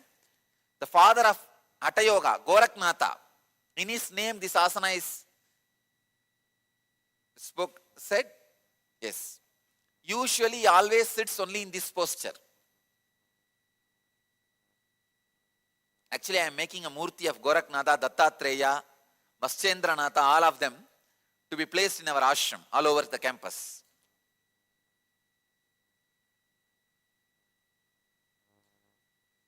This is the posture. Be seated in a squatting position. Insert the hands in between the thighs and the calf muscles.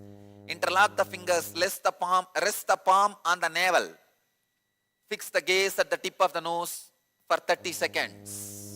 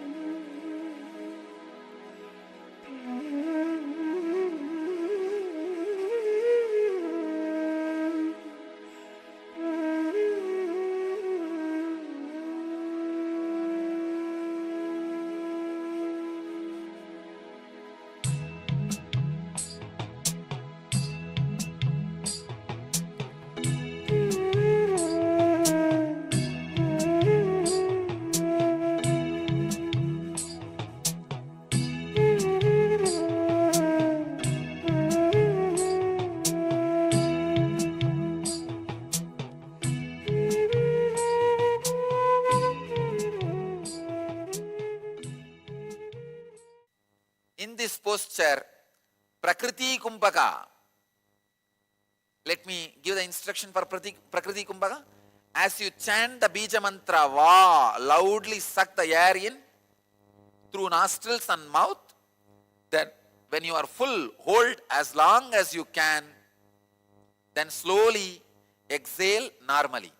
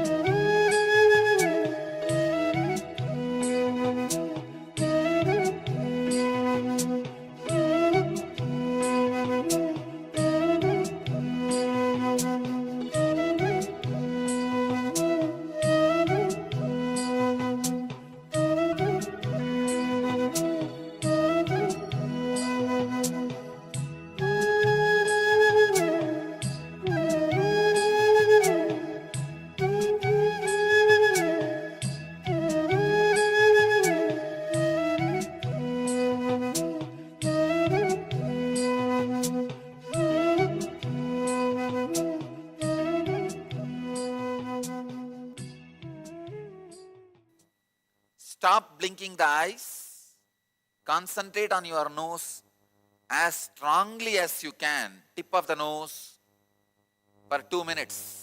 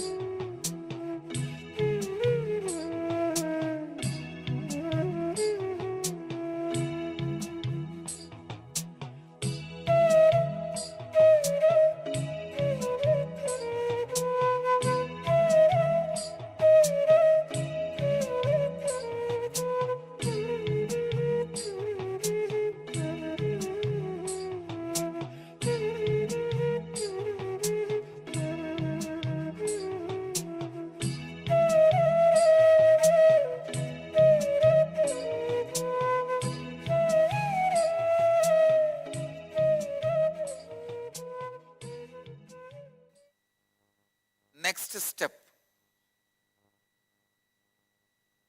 change the asana. Kanipava asana. Rest the hands on the ground with comfortable distance between them. Bend the elbows. Raise the legs off the ground. Let the knees touch the respective elbows. Balance the whole body. 30 seconds.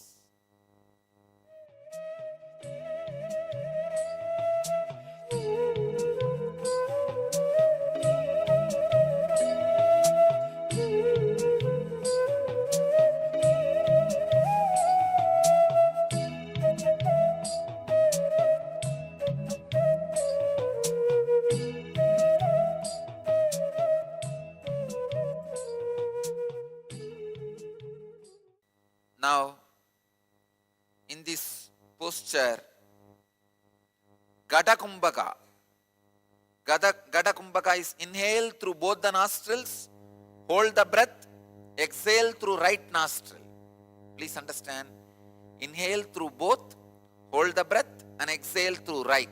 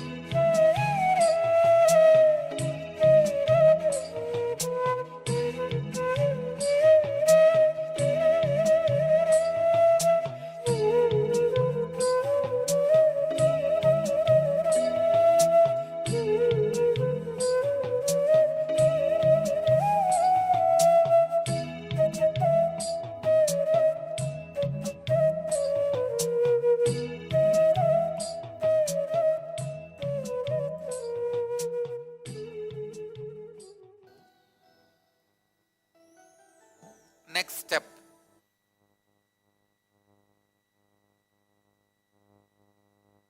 is Vamavarta Chakrakumbhaka. Let me give you the instruction, please understand. Inhale through left, hold as long as you can judiciously, exhale through right, again inhale through left and stop and relax. The whole pranayama gets completed with the 4 action. Inhaling left, holding, exhaling through right, and again inhaling through left. Then you can relax. Do this 21 times with this 4 action.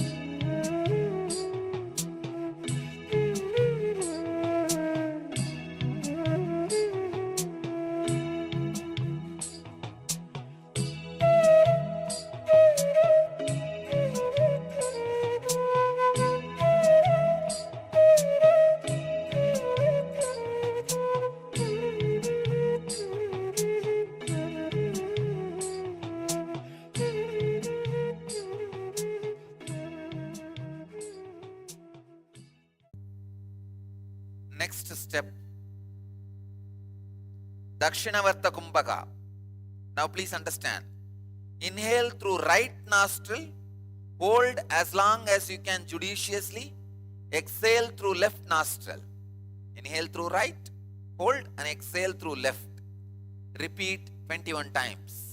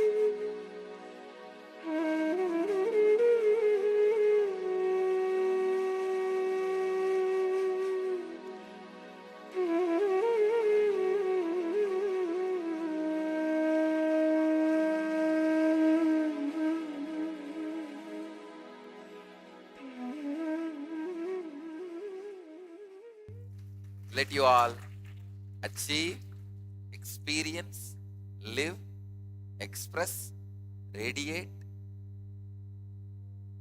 and share the eternal bliss. Nithyananda. Thank you.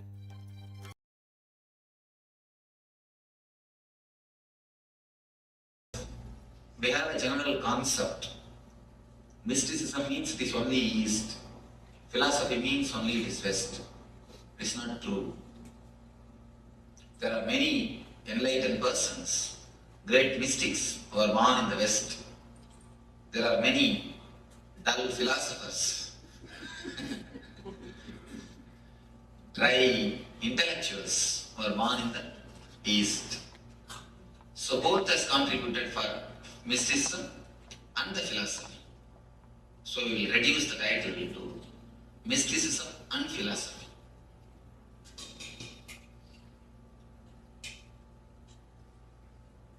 What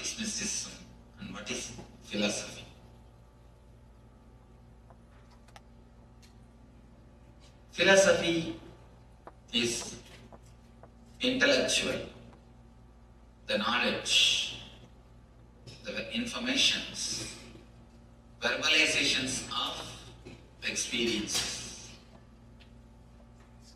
memories of the past, assumptions about the future. These are all philosophy. It is more based on logic, collecting the information, analyzing them, coming to conclusion.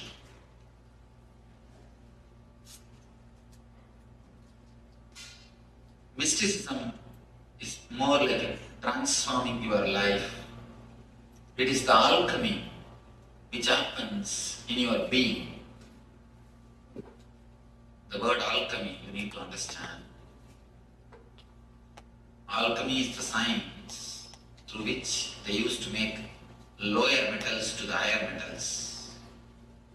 Copper can be transformed as a gold. Mercury can be solidified. The lower level metals will be raised to the higher level metals.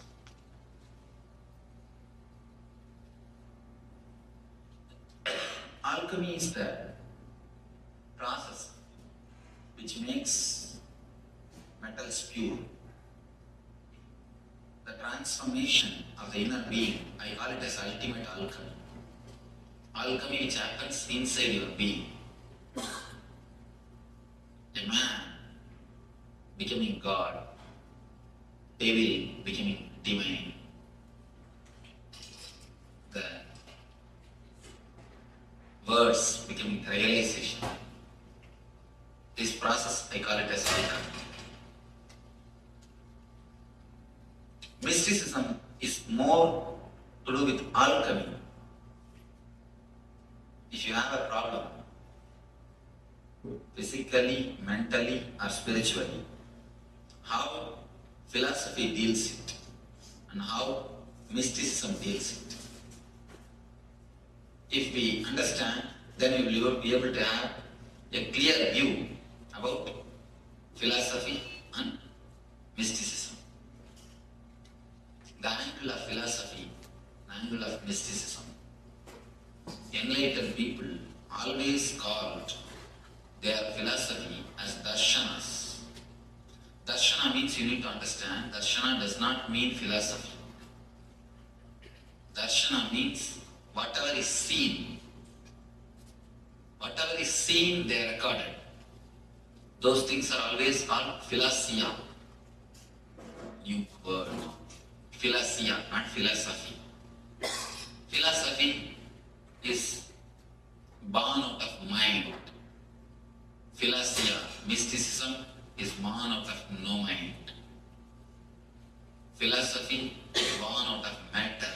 Mind is nothing but a matter. Mind is nothing but a biocomputer. Philosophy is born out of biocomputer. Mysticism is born out of bioenergy. Mysticism is outcome of enlightenment.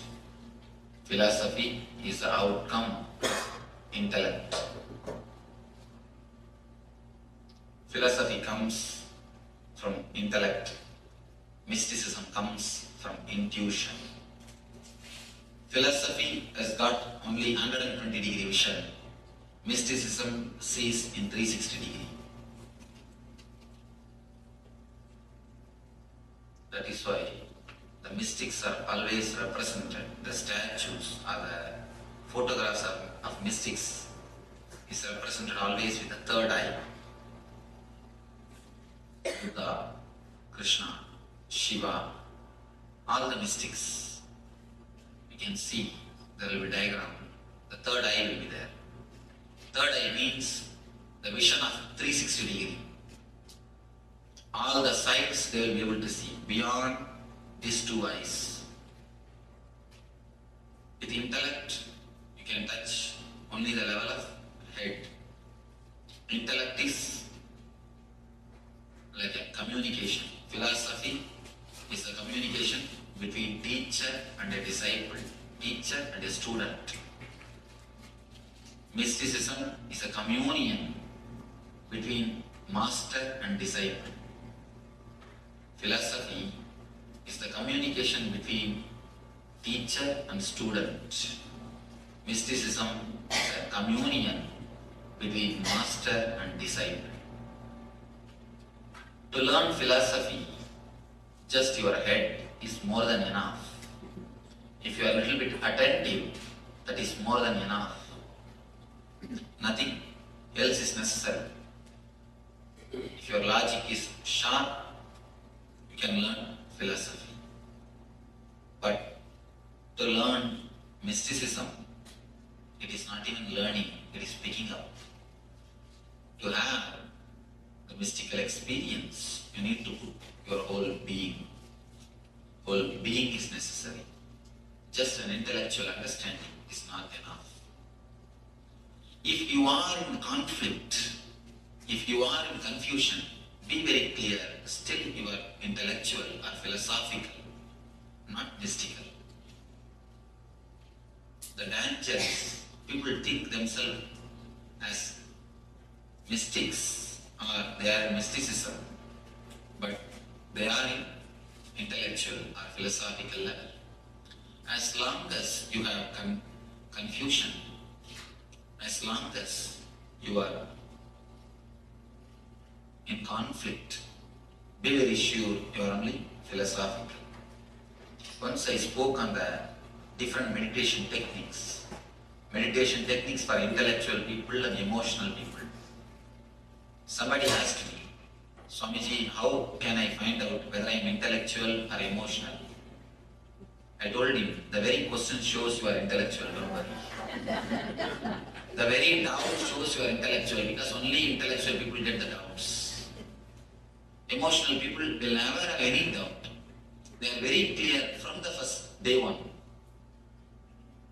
So you can be sure, if you have the doubt whether I am mystical or intellectual, be sure you are intellectual. Any conflict, because philosophy is the outcome of conflict. Mysticism is outcome of love. Philosophy cuts and analyzes. Mysticism unites and heals. That is why mysticism is always represented by the word yoga. Yoga means union. Yoga means union. Again and again unites and heals. Of course, philosophy has got its own use, utility. That is why we let the philosophy be alive. In the outer world, philosophy is the language. Doubt is the language. Logic is the language which can win, which can bring you bread and butter. But unfortunately, man cannot live only with bread and butter. If man can live only with bread and butter, we don't need mysticism. Philosophy is more than enough. Unfortunately, man cannot live only with bread and butter. We need something more than philosophy. If philosophy can satisfy, libraries are more than enough. There is no need for anything more. No need for churches, temples, mosques, or the monasteries. If philosophy is sufficient, libraries are more than enough. But philosophy doesn't satisfy. The language of outer world is philosophy. In the outer world, if you want success, you should know the philosophy, logic, how to doubt, how to question, how to analyze, how to cut. In the inner world, the very language is different. For the inner world, you need only mysticism or the help of a mystic. If you try to test a rose flower with that stone, what will happen? There was a man who was a goldsmith, went to his friend's house. The friend showed, see such beautiful roses, how nice they are all. This man asked, I wanted to test whether they are original roses or plastic roses. This man said, go and touch and feel. You can understand whether it's original or rose or plastic. Goldsmith said, no.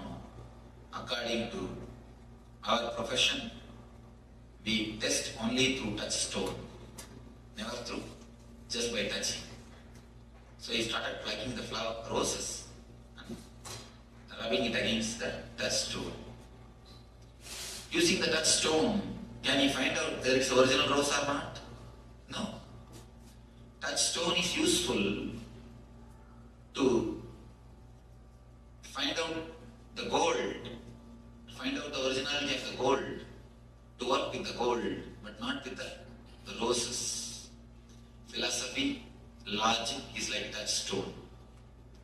It is useful in the outer world with gold, but never with the inner world, the inner lotus. With the inner lotus, the touchstone cannot do. The language is totally different.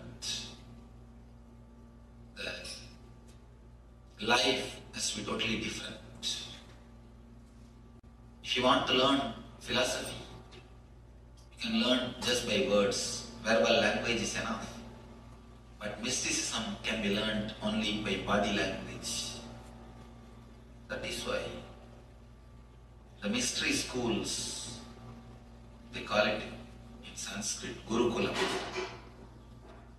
In mystery schools, always it is recommended the disciple should stay with the master. Disciple should stay with the master throughout the day. From morning till evening, disciples are requested to stay with the master. If you want to learn something verbally, you don't need to stay. The concept of school and concept of Gurukulam is totally different. In school, you learn philosophy, you learn words from teacher. Whatever may be the teacher's character, you don't need to bother about it. Whatever way teacher may live, you don't have to worry about it. If teacher can repeat what is in the books, that is more than enough. You don't need to bother anything else about the teacher or the teacher's life.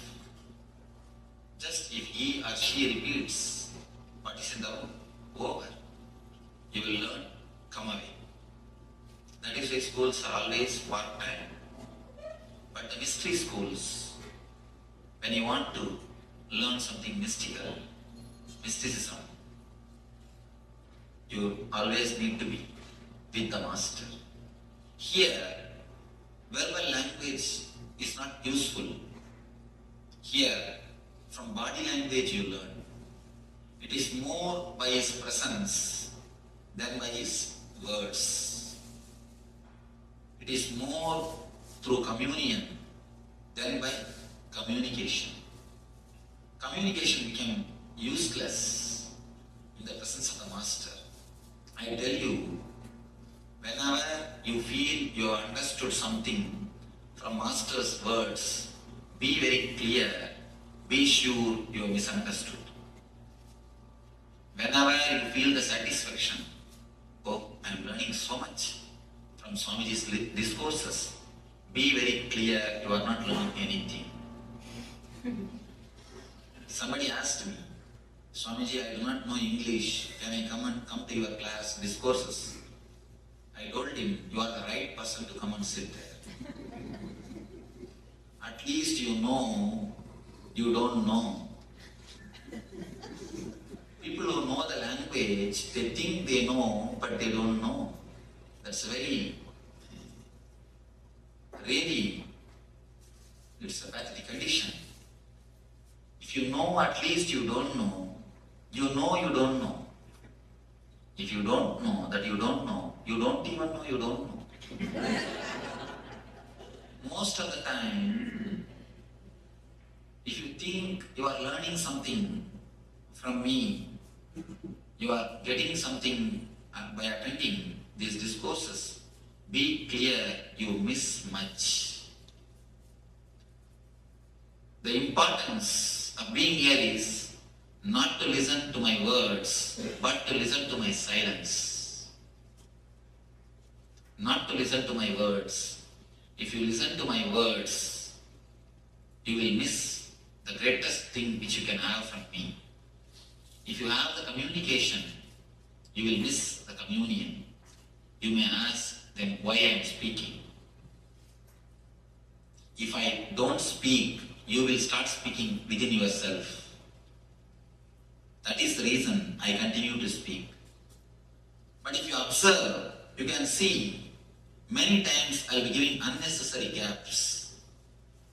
For no reason, there will be gap. Those gaps are just to create vacuum inside your mind. Your mind will be just waiting. What is the next word? What is the next word? I give just unnecessary gap. If you listen my tapes, you can understand. There will be many places unnecessarily vacuum, empty. People may think Swami is searching for words. A real orator will not give gap. According to the rules of orator, a good orator will never give you gap. But I am not here to orate something or teach you something. I am here to give you something. Teaching is different. Giving is something. Giving is different. If you know how to be aware of the gaps, silence, you will have my presence. I am here, or you are here, only to have the presence, not to have communication. If I don't speak, your mind will start speaking to yourself. That is the only reason I speak. So that if I speak, at least your mind will relax. You will stop speaking. If you really stop speaking and start listening, you will start, not only you will start listening, you will see something more will be happening in you. It is the presence of the Master that is important. If you think you are learning, you are missing. If you understand, there is nothing to be learned, there is nothing to be known. If you attend 2-3 satsangs, then you will understand. I am speaking the same thing. I am telling the same thing in different words. Just I am changing the words. Just I am changing the cloth, overcoat, not even cloth, overcoat. Today one color coat, tomorrow different color coat, day after tomorrow different color coat. But the main message is the same. Of course, main message can never change. The same thing I am speaking. Why I am speaking every day? So that I can make you silent. My speaking is more or less like a technique. It is not philosophy. It is not talking. It is not teaching. Actually, I don't want to teach you anything. If we can do something to forget whatever you have learned, that is the best thing. Because in the process of learning, we have lost much.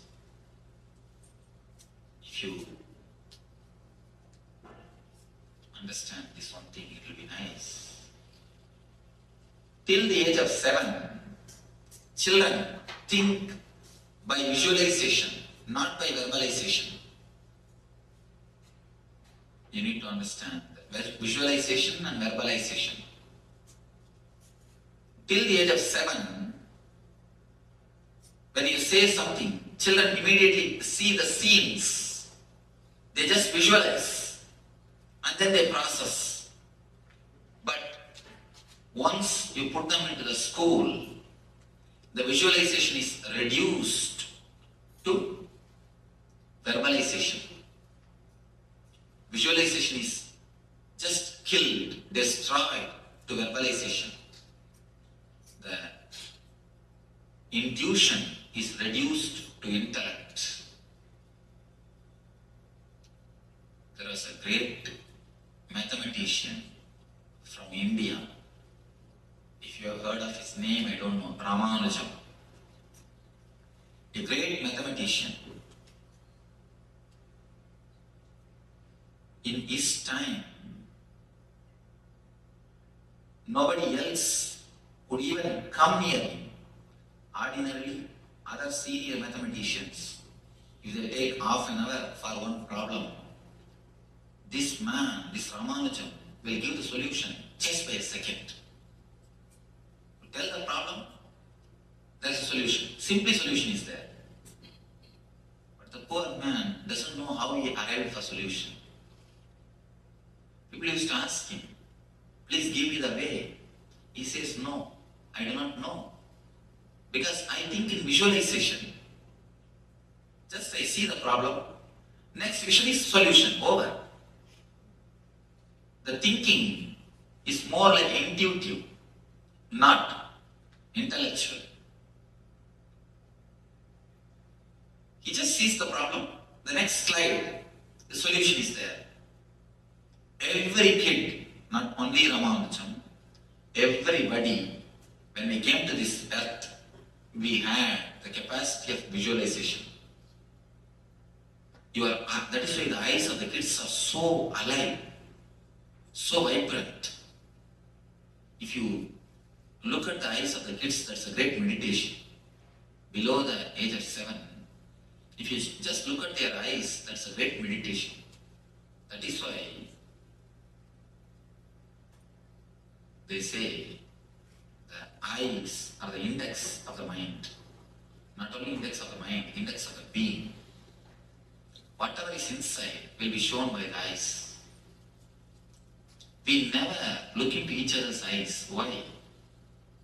Even if somebody looks into your eyes, after a few seconds you just turn away.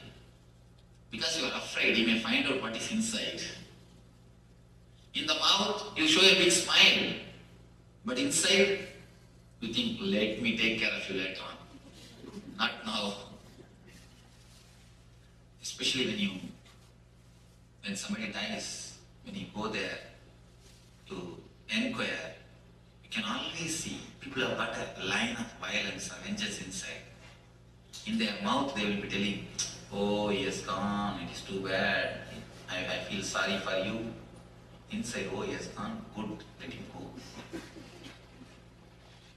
I was thinking how much he was troubling us. It is good that he has gone. You think one thing, you can speak one thing. In words, you can cheat. In words, we can play. We can think one thing, we can say another thing. But in eyes, you cannot play. In visualization, you cannot play. You cannot play in visualization. Your eyes will show who you are. Your eyes will clearly express what you think. That is why we never let anybody to see our eyes. If somebody looks into your eye deeply, you just turn your eyes. You can find out whether that guy speaks truth or not by looking at his eyes. If he is courageous, then he will again look at he will just gaze your eyes. If he doesn't have enough of courage, you can always see, he will turn his eyes. With kids, they just visualize, they don't verbalize. But when you put them in the school, then whole visualization capacity becomes verbalization.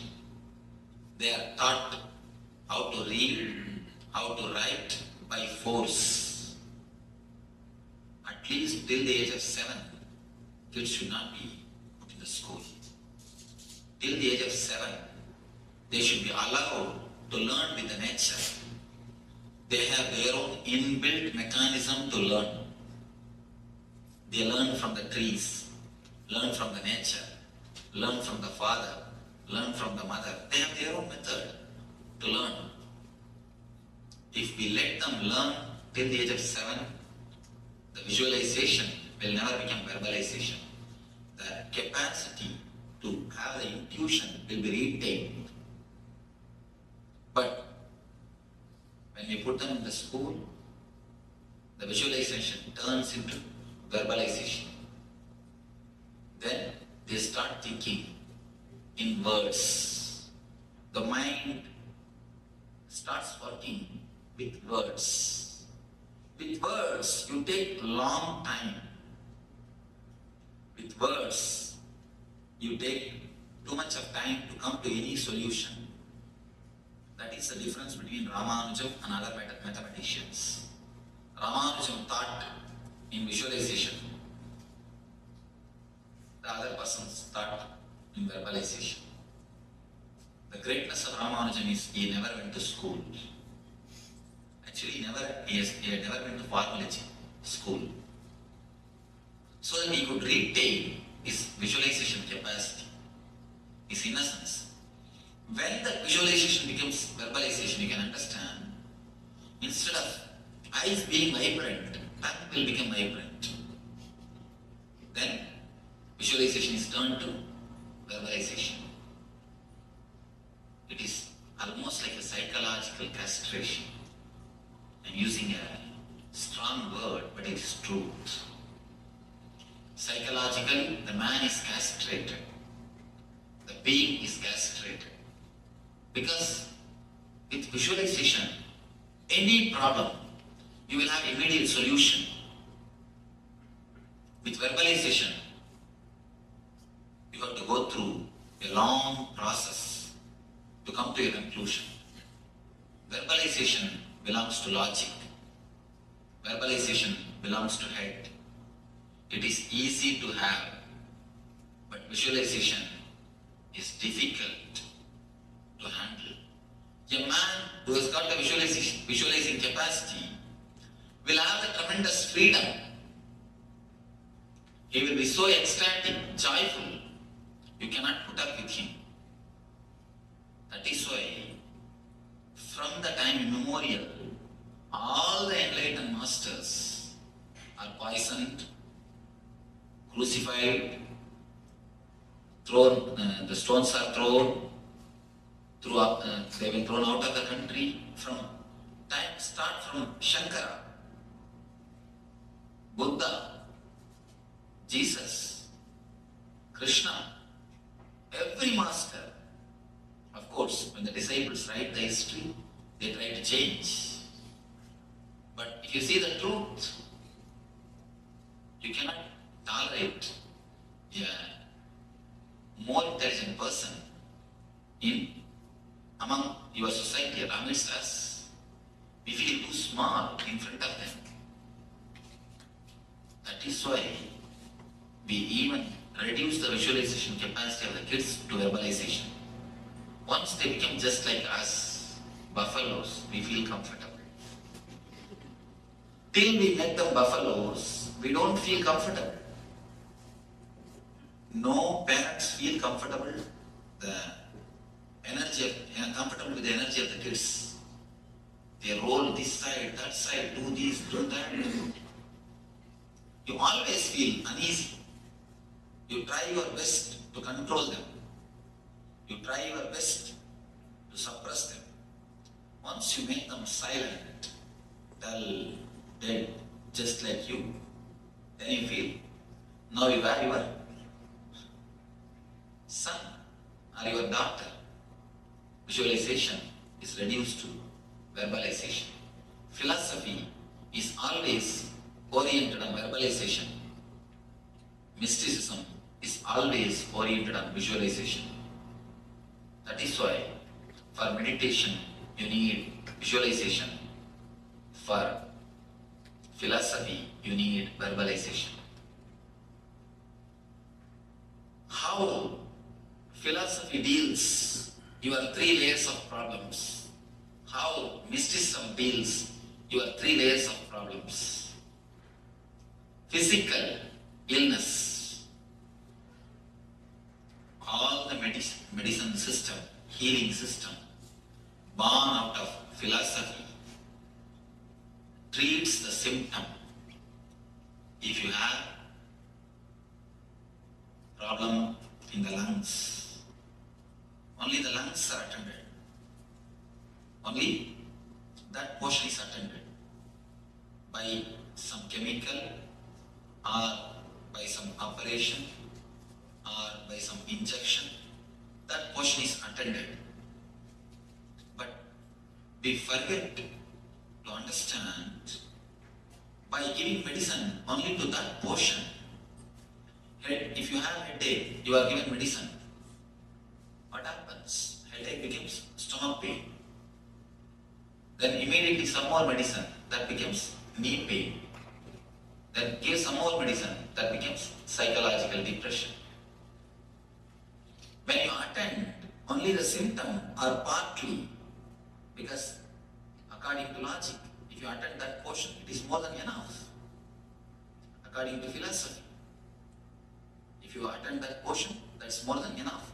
Because philosophy continuously cuts into pieces and analyzes. So all the system born out of intellect and philosophy touches only the symptom or that portion. We forget body and mind is one system. The healing system, which are given birth by philosophy, by intellect, says body is a biomechanism. But the healing systems, which are given birth by the mystics, always say body is the covering or the sheath of the soul or energy. These two concepts need to be understood. When you say body is a biomechanism, you can handle the body just like a machine. If one part of the machine is disturbed, you remove that portion, replace it with the same part. That's enough. In a machine, in a lathe machine, if one screw is gone, you just replace that screw. That's enough. With machine, it is perfectly alright. When you say body is a biomechanism, biomachine, you use the same attitude. You handle the body also with the same mind, with the same way. But unfortunately, body is not a biomechanism. Body is something more. And according to the philosophical healing systems, logical healing systems, body is separate, mind is separate. Unfortunately, again, that is wrong. That is why, whenever you treat the symptom or only that portion, disease is only transferred or postponed, never cured.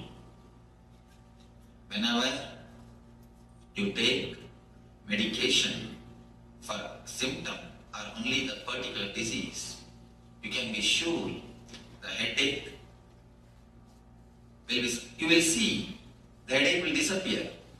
But either today or tomorrow it is going to come as a stomach pain. The time which is taken for the headache to become stomach pain, that period only you call it as a period of health. That's all.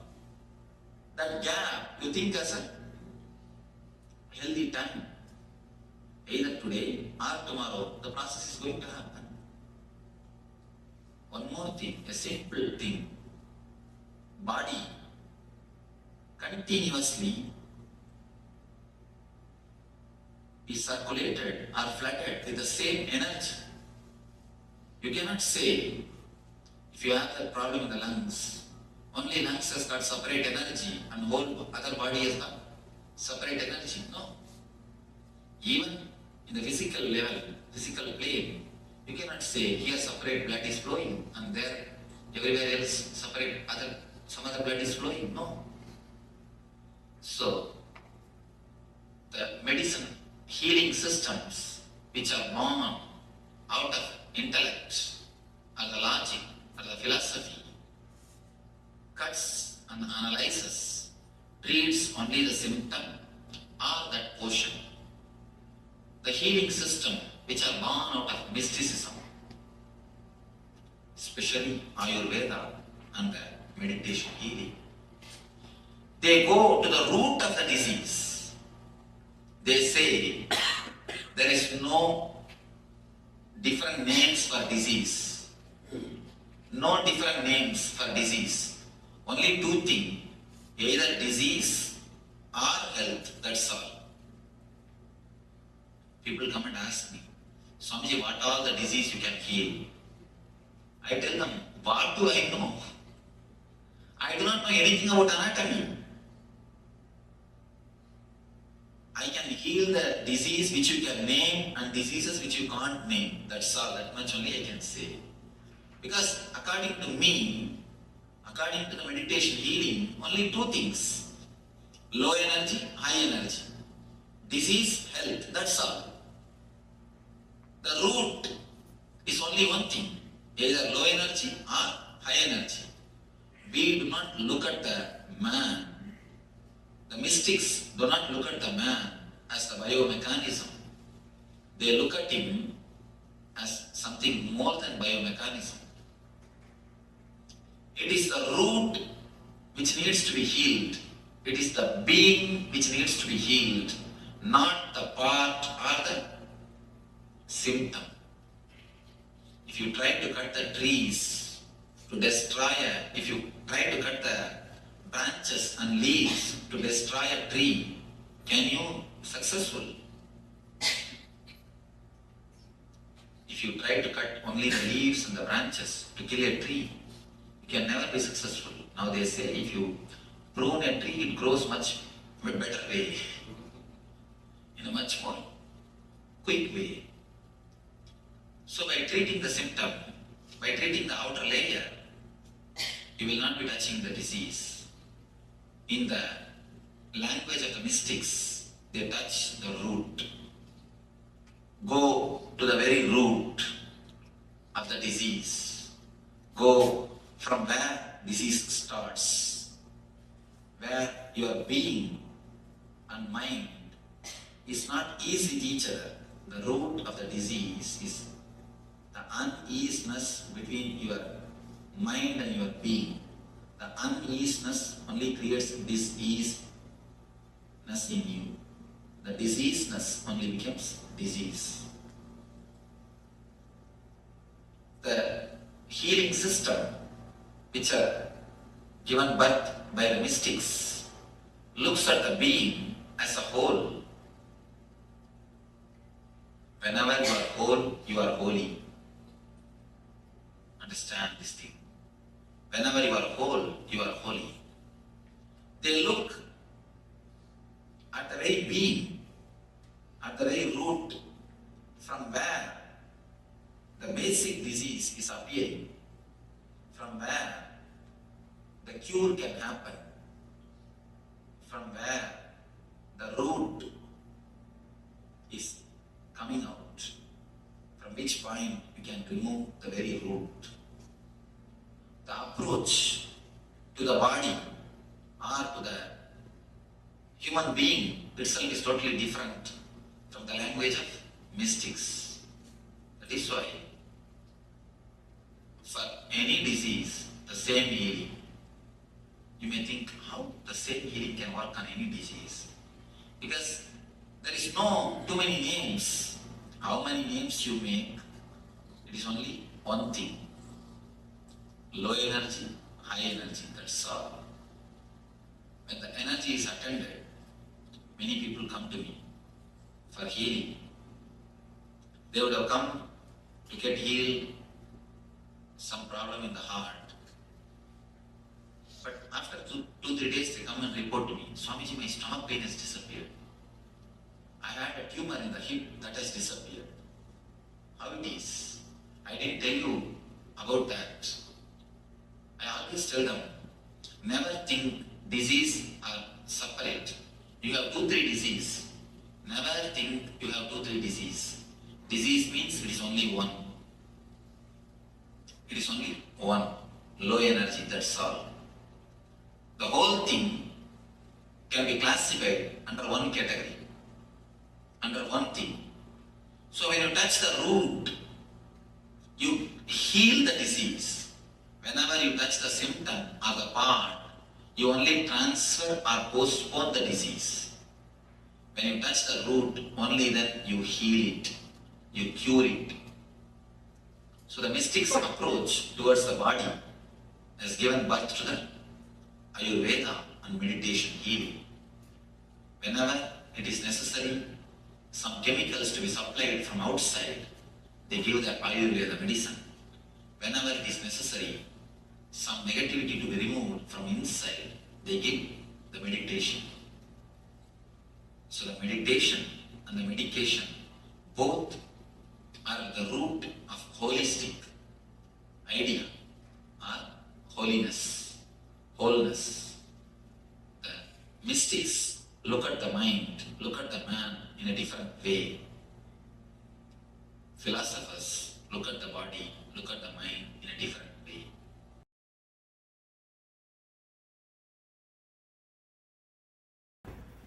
Anybody, not only spiritual masters, anybody who happened on this planet Earth, any intelligent man, any person with wisdom happened on this planet Earth, if you see his teachings, if you read his words, either directly or indirectly, he will be saying the same thing.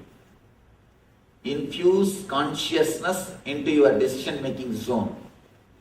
Infusing awareness into the TQ zone is the ultimate teaching. Nothing more can be said. Nothing can be removed from this one teaching. All meditation, all spirituality, all techniques, everything is nothing but this one line. Infusing awareness into your TQ zone. Over. There is a mysterious zone in which your decisions are made. If you can infuse a little bit of awareness, that's enough. You are already spiritual. You are becoming Buddha. Now, what is the way? We all know infusing awareness into your TQ zone is necessary. How to do it? How to do? A simple thing. Understand these 3 things. Whatever way your body moves, try to be inside your boundary. Try to be inside your boundary. Wherever you are sitting, just be inside your boundary. If you see your life, if you are in the house early morning, you are bothering about your office. If you are sitting in the office, you are bothering about the evening beach. If you are sitting in the beach, again you are thinking, when will I go back to house? One thing is sure, if you are here, you are not here. If you are here, you are not here. That has become a mental setup. So understand this first key. Just be where you are. Just be where you are. If you are here, please be here. That's the first key. Next thing, infuse awareness into your inhaling and exhaling as much as possible. Whenever you are sitting, relaxing, watching TV or driving, whatever you are doing, one thing is sure, you are breathing. Whatever you are doing, we are sure you are breathing. Why don't you infuse a little bit of awareness into your breathing? Why can't you infuse a little bit of awareness into your breathing? Whenever you remember, try to infuse awareness into your inhaling and exhaling. Third thing, bring awareness into the words which you are using with yourself.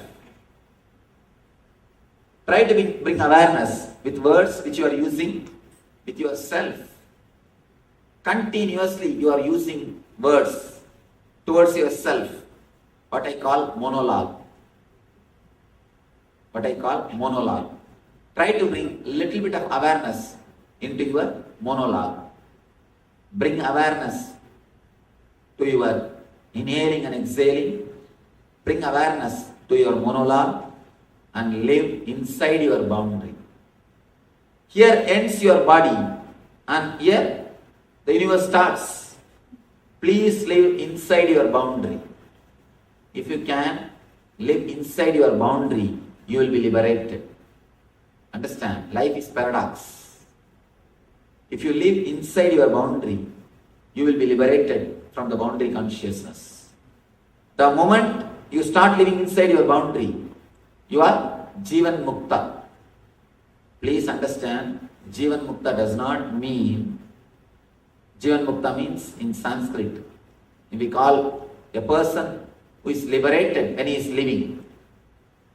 A person who achieved the spiritual freedom when he is living in the body is called Jivan Mukta in Sanskrit. Liberated means don't think you will have some special powers. Of course, special powers come when you are liberated, that is different. But liberated means the person who is living inside his boundary. If you start living inside your boundary and infuse a little bit of awareness to your inhaling and exhaling, whenever you remember, bring awareness to your monologue, inner chattering. Don't create guilt. If you forget for a few moments, don't bother. If you create guilt, again you will be creating conflict between buddhi and ego. No. Don't create conflict between TP and TQ. Don't create guilt. Whenever you remember, just infuse awareness to your inner chattering, to your inhaling and exhaling, and to your body language. Just be aware, be conscious of your body language, how you are holding yourself, how your body is moving, how you are living inside your being, and just be inside your boundary. So these three simple keys can completely liberate you from subconsciousness. It can transform your subconsciousness to superconsciousness. Now I will spend some time with your questions. Any question or discussion are welcome. Any comment. If you are not able to accept any of these words, you are welcome to open. Because whatever I said will be only in the head level. Only when you analyze with question answer and doubts, it can become, you can internalize it. It can become your treasure. Yes, please welcome.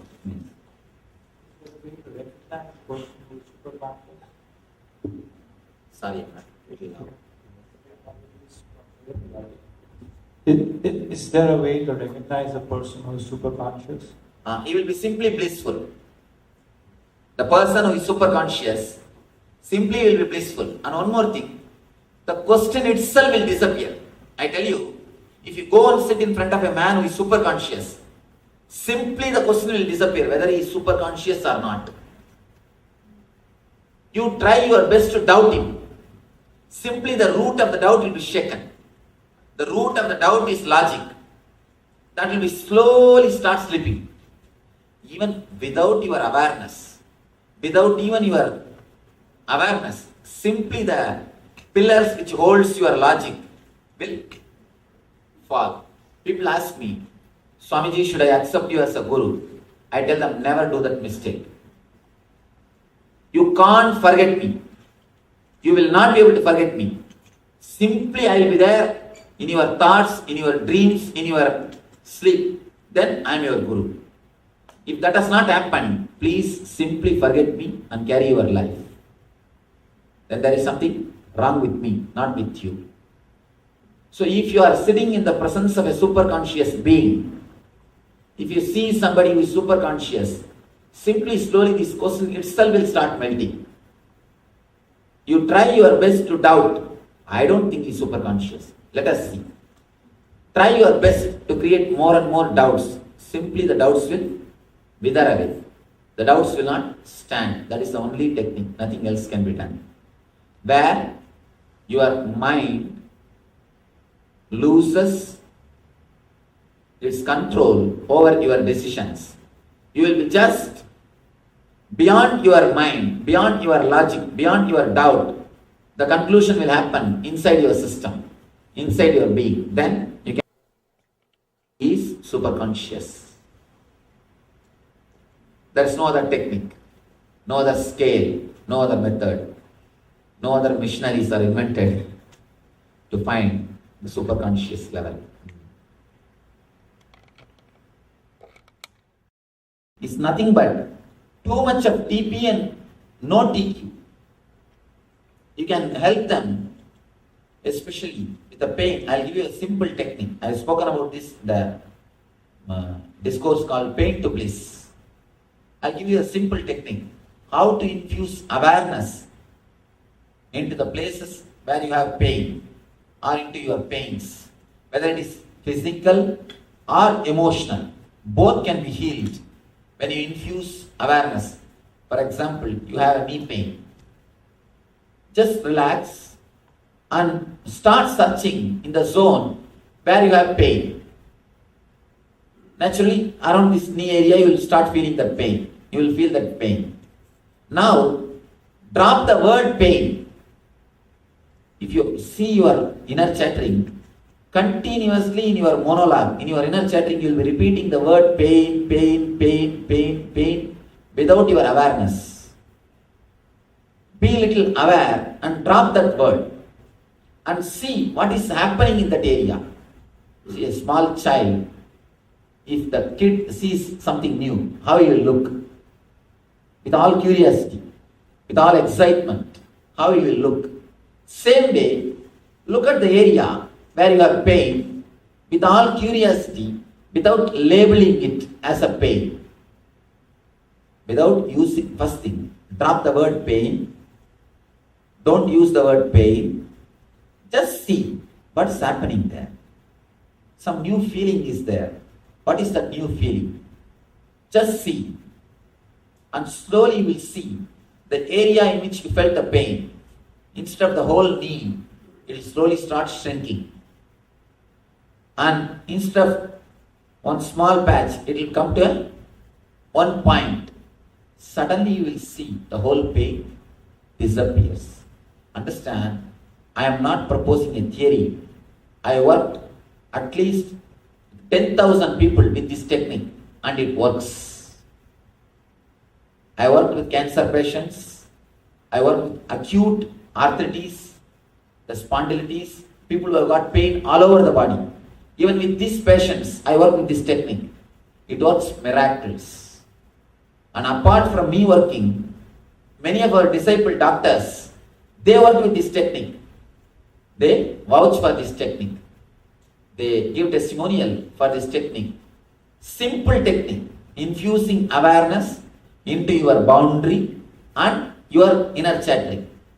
When you infuse awareness to your inner chattering, the word pain, just remove that word. It can be dropped.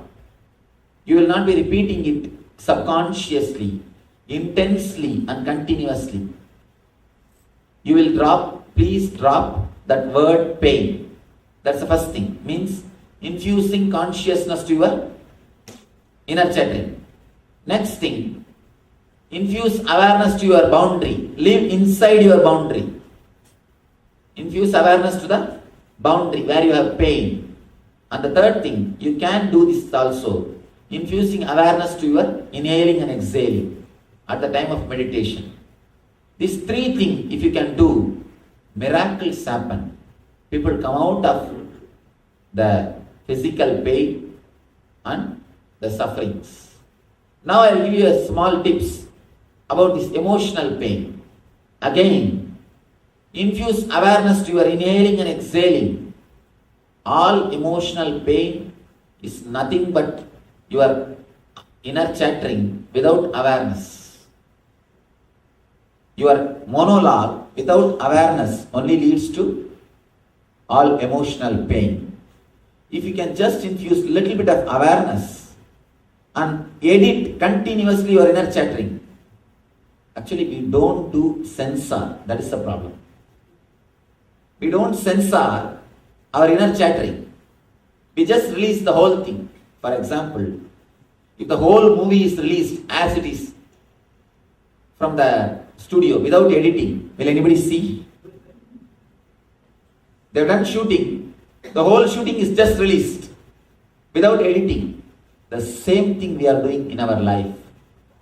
Whatever happens, we don't put enough awareness, time, consciousness, energy to do the editing process.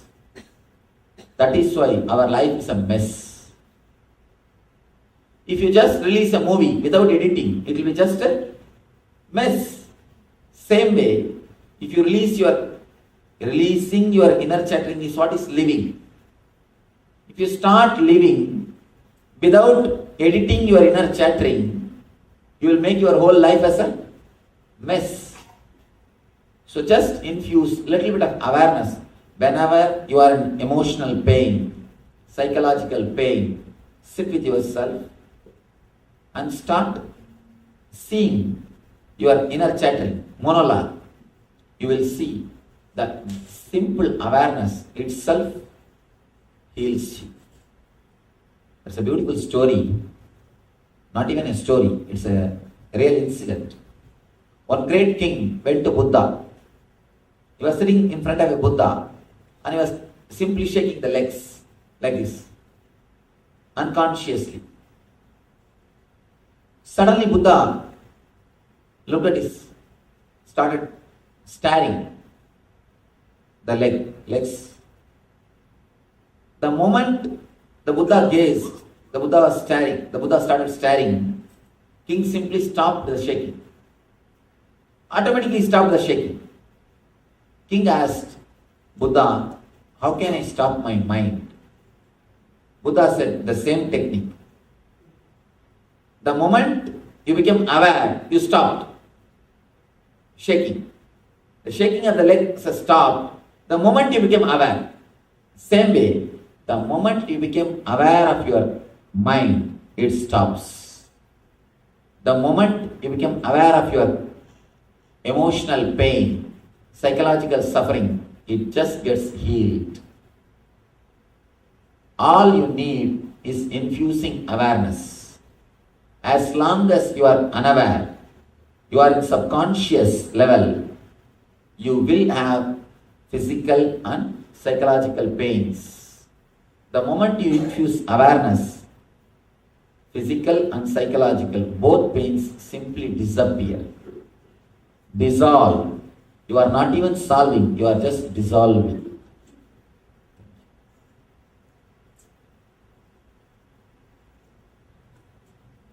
One request, before trying these techniques, please don't decide it will not work.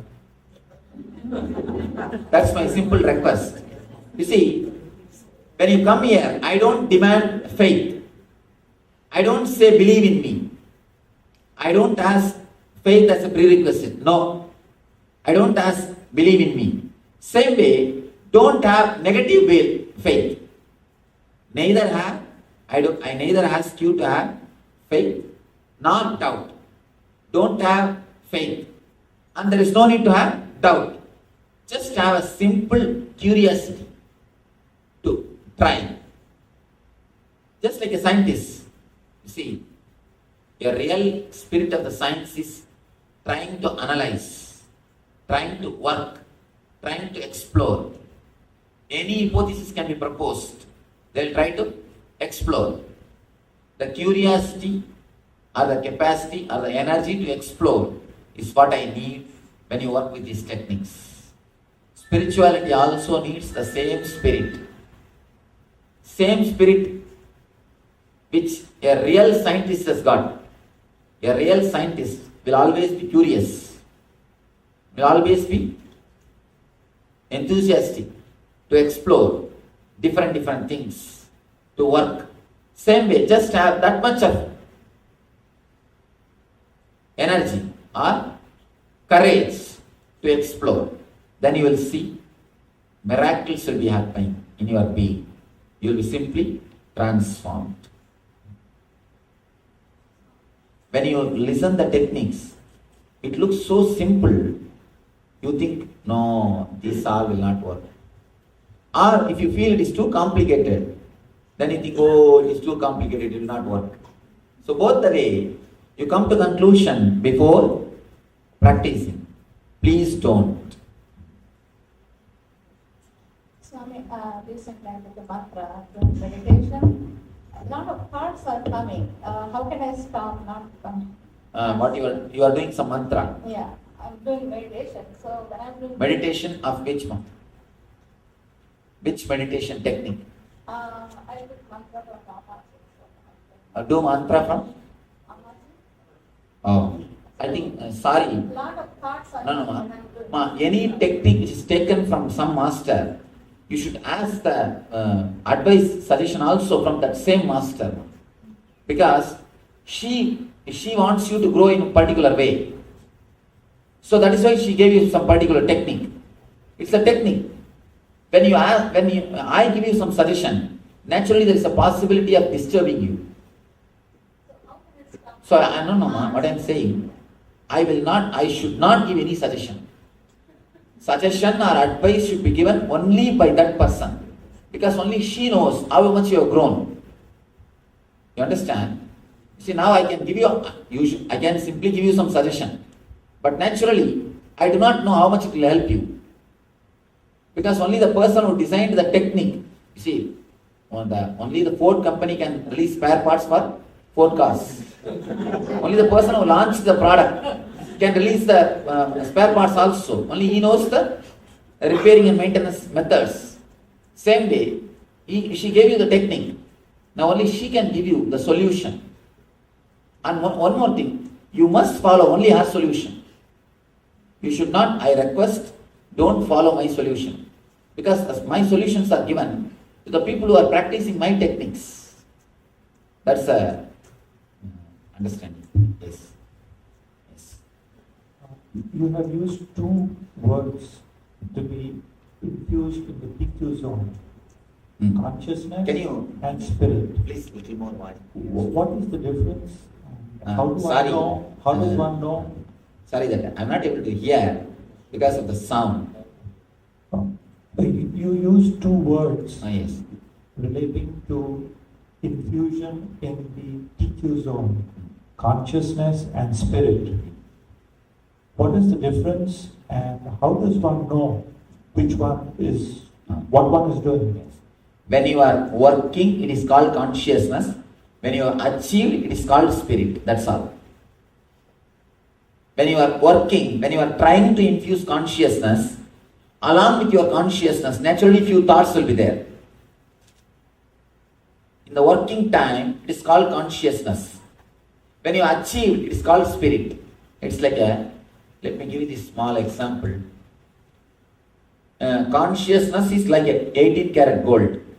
Spirit is like a 24 karat gold. That's all.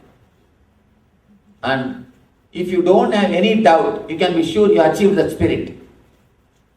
The work is over. If you are having doubts, but still you are working, then it is consciousness. That's all. Consciousness is the path. Spirit is the realization. We can say the superconscious can be called as a spirit. Consciousness is like you are working. You are trying to move on the path. That's all. Yes. Give the mic. I used to practice Vipassana meditation for a long time, and then you become very calm and blissful. And then I stopped, unfortunately, for some time. And then when I started again now, there's so many dark and sort of very depressed feel for some time. And I'm not able to get over that hump. That's a nice question. Actually, if you have suppressed a lot of emotions and do Vipassana, you will have this feeling. Whatever you are suppressed, your suppression, depression, everything will come up. The best way, before doing this technique, start doing some catharsis. Either do some loud, the Glaslolia, which we call Manipuraga meditation. Glaslolia means just shouting in the language which you don't know for 5 minutes. Just start screaming. You may feel funny, but when you do it, you will understand all your suppressed emotions will be simply cleansed. I always make people to do this technique in my meditation camp.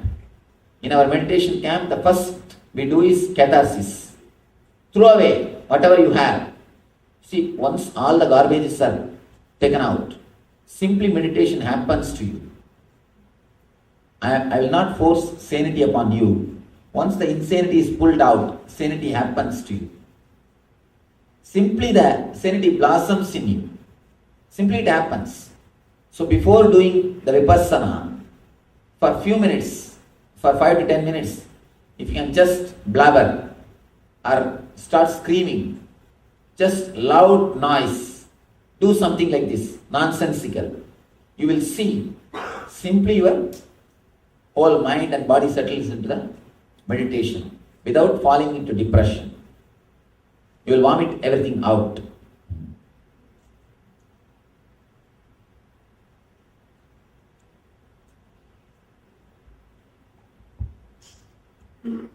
Namaskaram, Swamiji. First, I would like to talk in my language so I can express my emotions. ரொம்ப சந்தோஷம் நீங்கள் திருப்பி வந்ததுக்கு.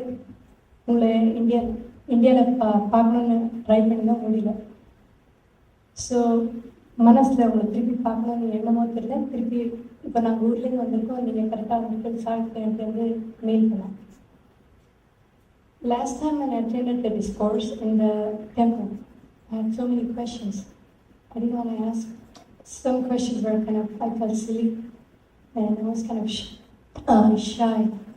But this time when I attended the discourse, you're actually, I always tell people who feel shy to ask questions. You see, why do you feel shy? If you ask, you think you will look like a fool. Everyone will be looking at you. You will look like a fool. If you ask, you will look like a fool. You may look like a fool. If you don't, you will be a fool. Whether to look like a fool or be a fool is our decision. So it's always better to spell out. If we don't ask, we will be a fool. If we ask, at least we will only look like a fool. We will not be a fool. We will have the answer. Okay.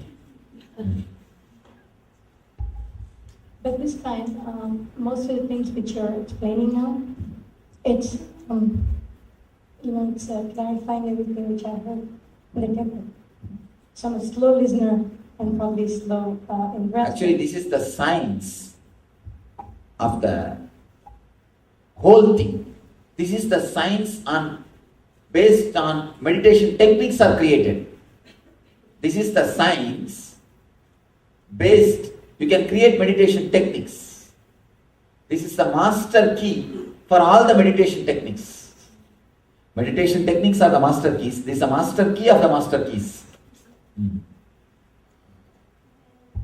I did notice a difference in me after I met you last time. My actions changed. Probably more awareness came. I'm a lot more or less, before I was very hyper. I think I'm in the medium scale. Maybe I have to bring down myself. Probably by the time I meet you next time, I'm going to be a different human being.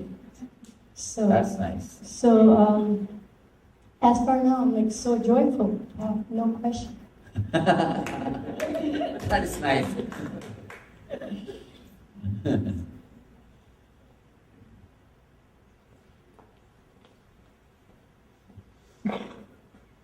The very conscious decision, by that time I'll meet you next time, I'll be a different person, is more than enough to have that shift or the transformation.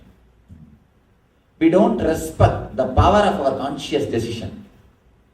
Actually, first of all, we don't respect ourselves. Where is the question of conscious decision? We don't think ourselves as an entity. That is why nobody else also thinks ourselves as an entity. Because we don't think ourselves as an entity, others also don't think ourselves as a solid entity. That's a basic trouble. If you think your conscious decision is powerful, simply people will obey. People come and ask me, Swamiji, how to impress others, how to influence people. I tell them, first influence yourself. Integrate yourself. Believe that you can influence yourself and others. The moment you influence yourself, you integrate yourself, you will become such a power, such an energy. Simply people can't resist, they will follow you. Anybody whose consciousness has become a leader will simply start leading. Will simply start leading. Whatever profession you are, wherever you are, whether you are in business or a job or a doctor or a lawyer or anything, if your consciousness is a leader, you will simply lead. If your consciousness is a follower, even if you are in the CEO chair, you will be following somebody, imitating somebody. You will be imitating somebody. You will not be leader. Leader or the follower is based on consciousness. It is based on the state of your mind, not the status of your chair. Leader is a state, not status. Please be very clear. People who achieve the status without achieving the state never stayed in that status. Even if you are in the status, without the state, you will not be enjoying it. If you are in that state, the status will simply follow you. Even if you don't have the status, you will be enjoying your life. So it is necessary to achieve the state, then status. Status will simply follow you if you achieve the state. Yes. Pranam Guruji. You mentioned about Patanjali. According to Patanjali, there are 8 sutras. One among them is meditation. It starts with yama, niyama, etc. Before attaining samadhi, you get at meditation, if I am not wrong. Yes, so right. Can we directly enter into this zone, that is dhyana, without following yama, niyama, etc.? That's a wonderful question. You see, even to practice yama, niyama, you need certain integrity and energy, certain TQ, which is not there in the modern men today. The modern men, even that much of TQ is not there. Even to follow what your buddhi says, you need a TQ. See, modern men in this modern day society, man has become simply a schizophrenia. There is nobody who can be called as normal man. The normal level itself has become abnormal. Or the abnormal level has become normal. The abnormal level has become normal. That is why they say that in the medical terms, the border level. That border level. What do you call the medical way? Borderline. I heard one of our Dr. Devotee was telling me, Swami, that borderline sanity they call. People will look almost normal. They will walk and talk, do things almost normal. But once you go near, you are gone. So that's why they say before getting married, better to live with that person at least 6 months. You will come to know whether he is in the borderline or he is okay. So the borderline problem. The abnormal level has become normal level. So all we need to do is immediately we need to do some meditation, infusing awareness, so that you can become man. Then you can go for practicing the yama, niyama, asana, pranayama, pratyahara, dharana, dhyana, samadhi. The 7 steps or the 8 steps. The 8th is the samadhi. It's not a step, it is achievement. 7 is the step. You can go for all these steps. But first we have to become man. For that itself you need to increase your TQ. Thank you. With your presence, I feel that I've become graduated from the under KG level to the high school, and I want to be a college graduate with your techniques, and I'm so happy to see you again. Again, the only one technique, increase the TQ. Increase the TQ, that's all.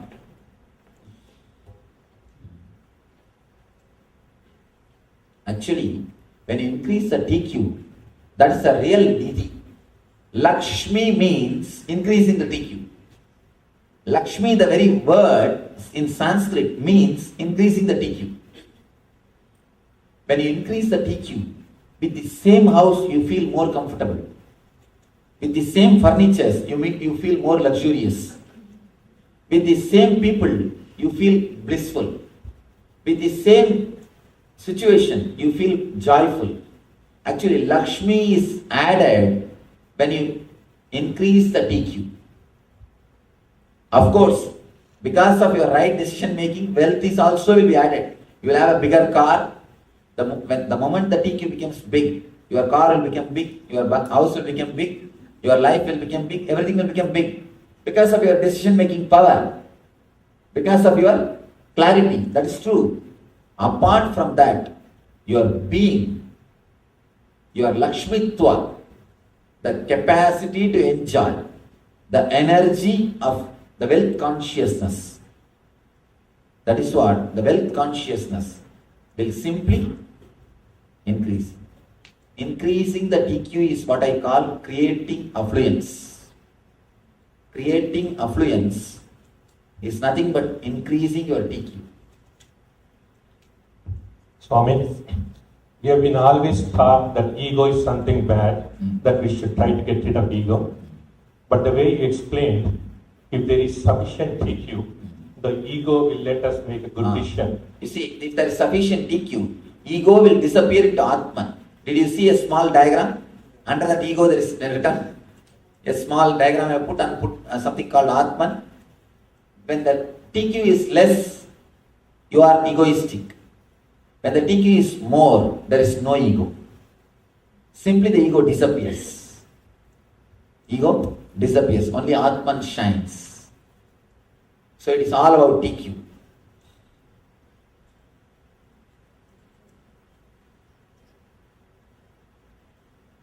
I think it is time. We'll end the session.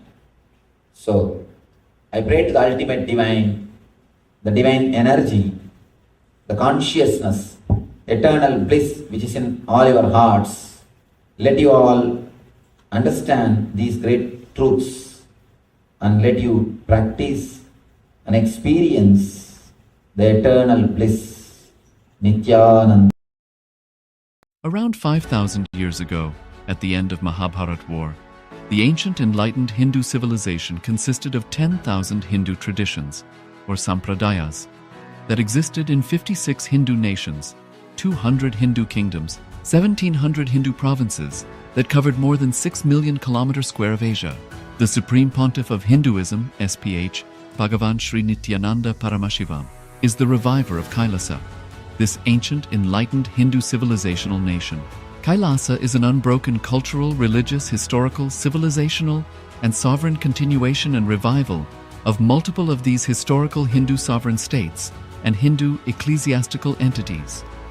The unbroken continuity of these ancient Hindu nations through KAILASA results in the legal recognition of KAILASA as per the international customary law, particularly the doctrine of continuity.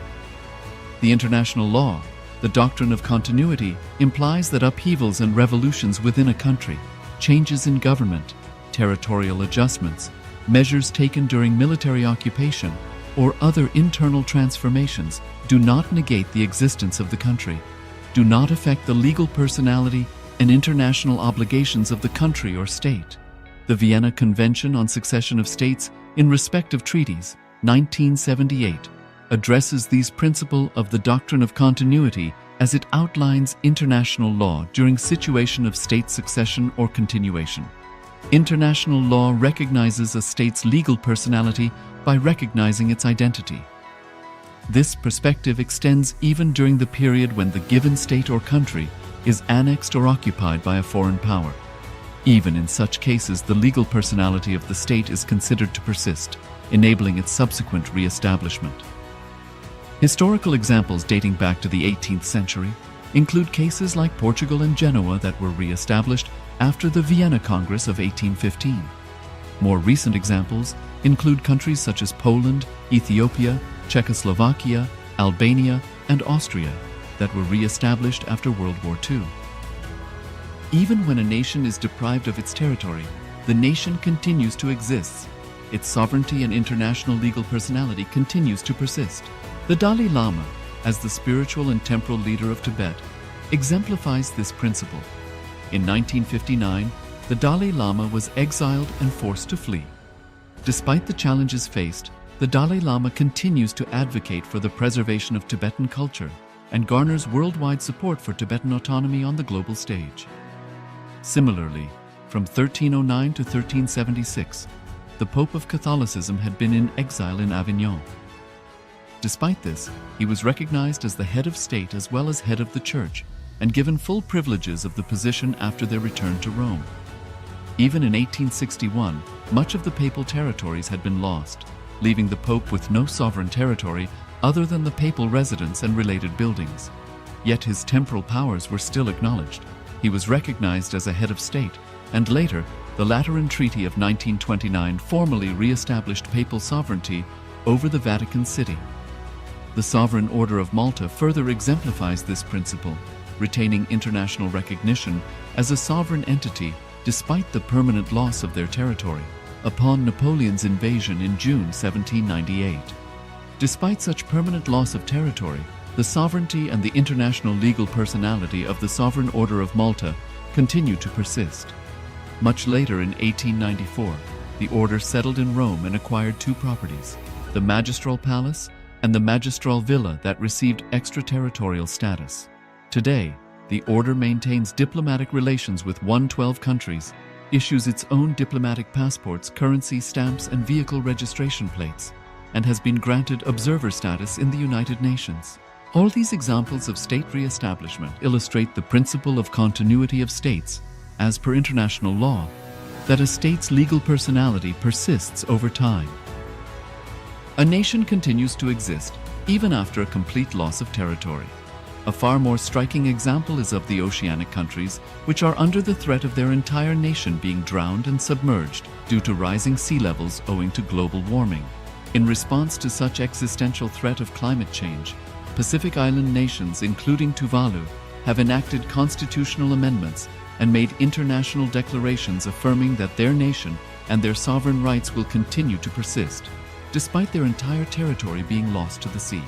This proactive stance is highlighted in the Constitution of Tuvalu Act 2023 and the Pacific Islands Forum Declaration of 2021. The Supreme Pontiff of Hinduism, Bhagavan Sri Nithyananda Paramashivoham, through the line of succession is the present 203rd Emperor of the Hindu Sovereign Kingdom of Surangi Samrajya.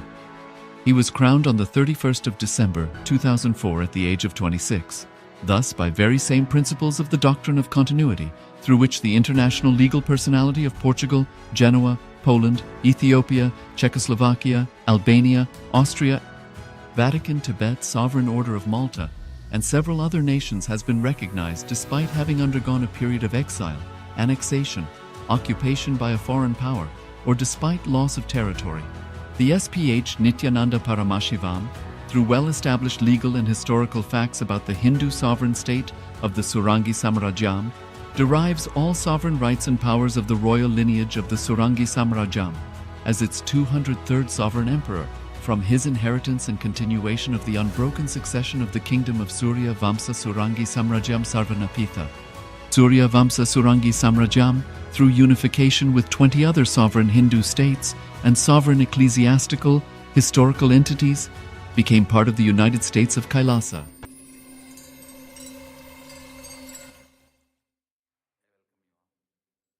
Yes, welcome back. We have just gone through a wonderful set of revelations by the Supreme Pontiff of Hinduism. We had looked through the Guru Risat, this this type of relationship, Q&A, we had mysticism and philosophy, questions and answers on SuperConsciousness, so many beautiful revelations by the Spirit of Hinduism. Now, let us get into the power manifestation segment. So requesting everyone, let us get ready. In today's power manifestation, we have the quantum memory, so power of quantum memory. Recording vast amounts of information from the cosmos, directly from the cosmos, from cosmic archives. So let us get ready. For this, you won't need any, you won't need an iBand or anything. We are going to display the pages of a book. In front of you, it is the book called Bliss is the Path and the Goal. So from this book, we'll display a couple of pages.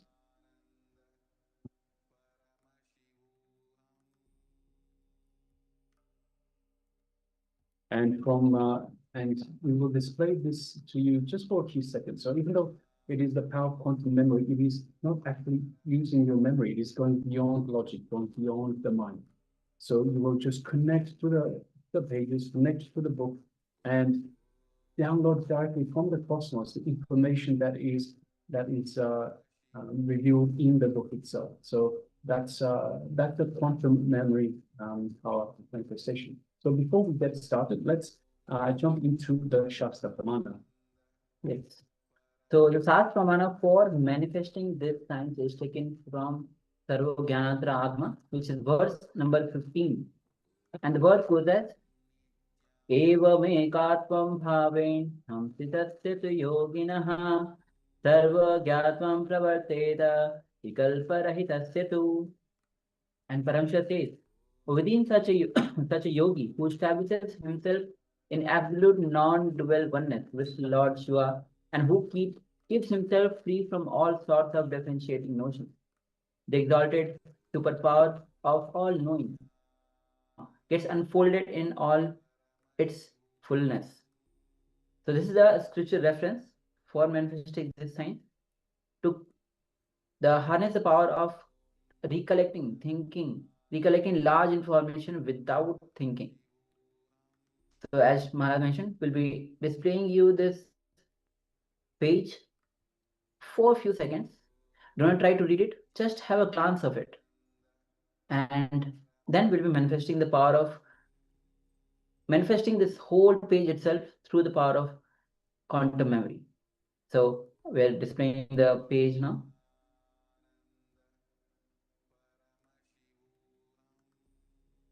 Yes, that's all.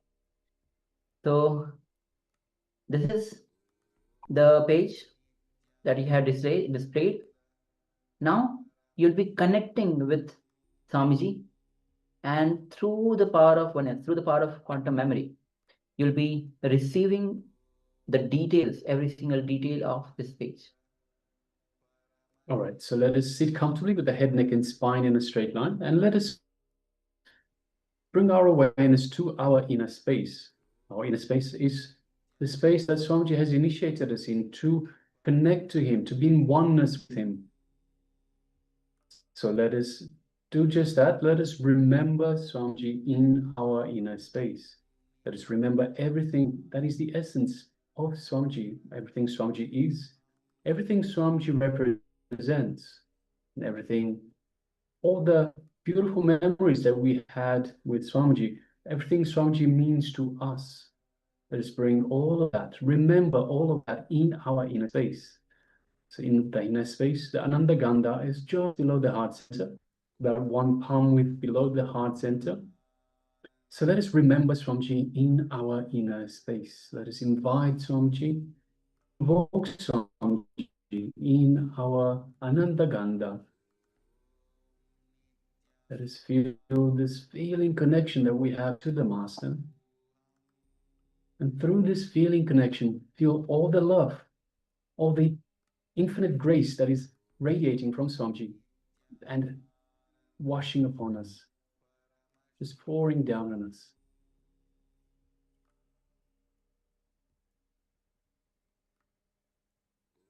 Let's bring our awareness to our space of oneness with Swamiji in our inner space.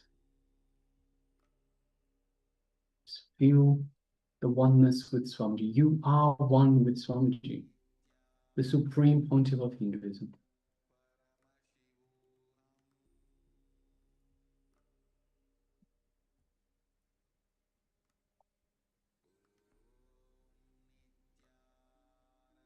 Now let us move our awareness to the third eye, just between the eyebrows. And let us gaze through our third eye. Let us visualize Swamiji in our third eye and gaze into Swamiji's third eye.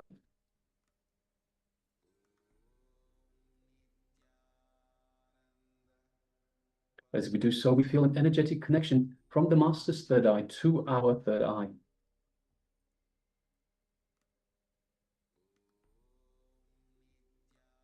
We feel a light build-up of energy in our third eye as Swamiji is awakening and energizing our third eye for this power manifestation, the power of quantum memory.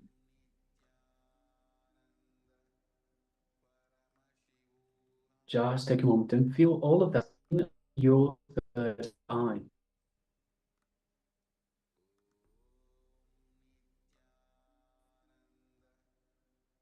Feel that connection from the Master's eye to your eye.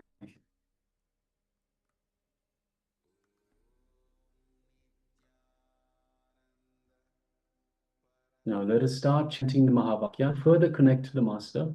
Om Nithyananda Paramashivoham. Om in eternal bliss, I am Paramashiva.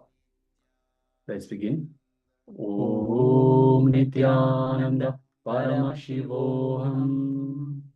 Om Nithyananda Paramashivoham.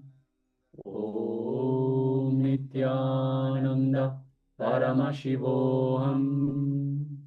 Let's continue chanting this Mahavakya.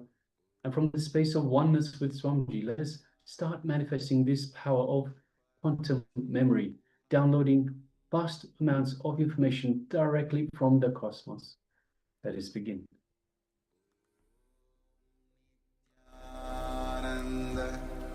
Paramashivoham.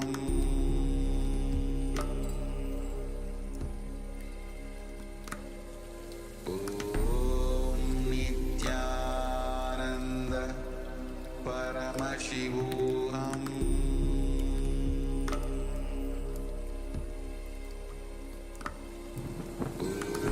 Om Nithyananda Paramashivoham. Om Nithyananda Paramashivoham.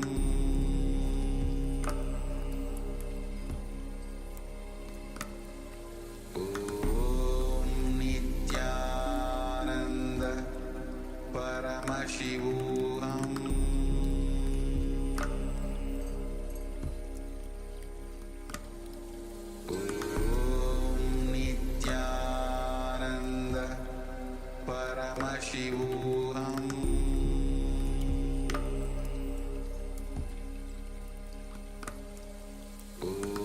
Om Nithyananda Paramashivoham.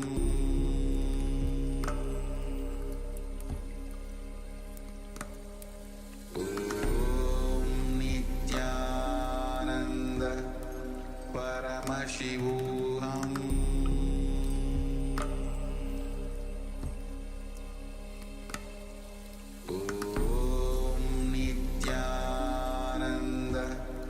Paramashivoham.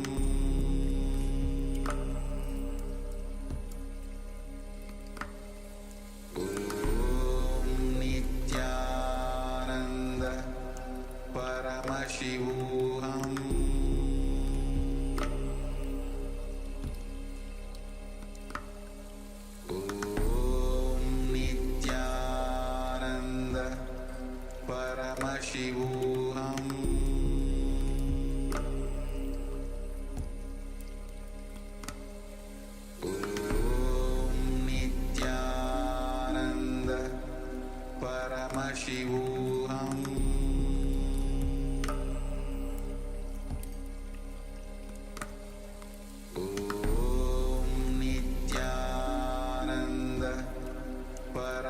Paramashivoham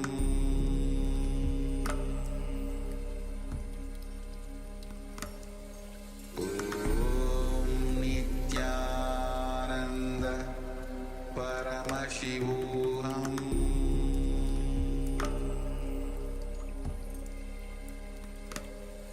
Om Nithyananda Paramashivoham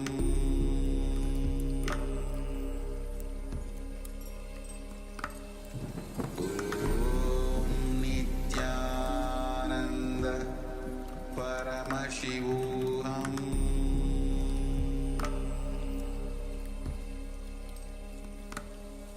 Om Nithyananda Paramashivoham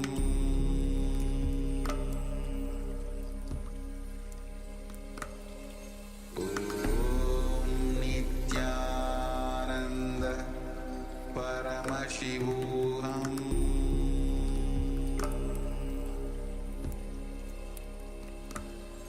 Om Nithyananda Paramashivoham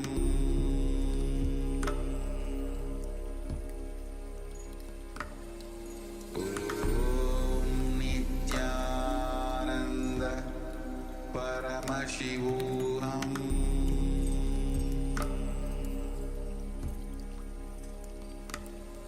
Om Nithyananda Paramashivoham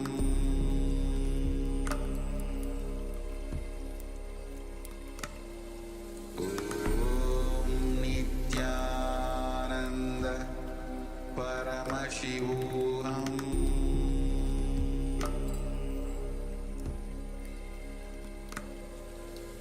Om Nithyananda Paramashivoham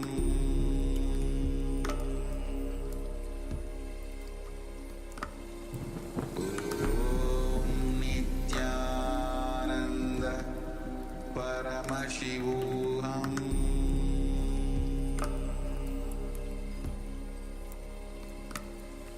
Om Nithyananda Paramashivoham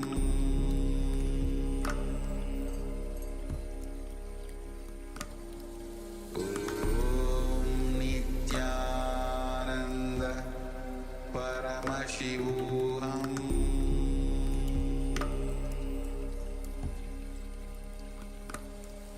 Om Nithyananda Paramashivoham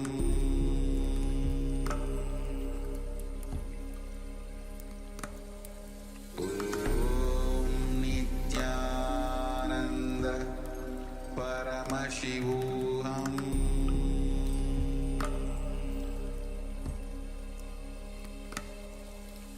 Om Nithyananda Paramashivoham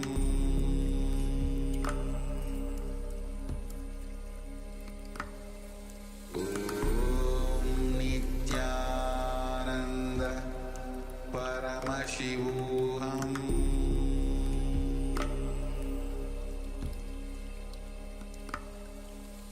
Om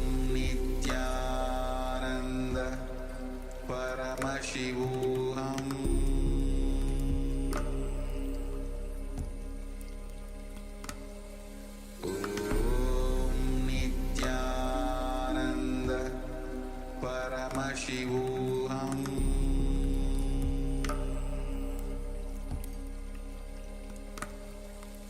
Om Nithyananda Paramashivoham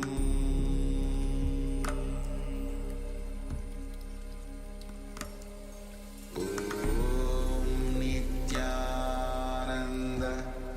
Paramashivoham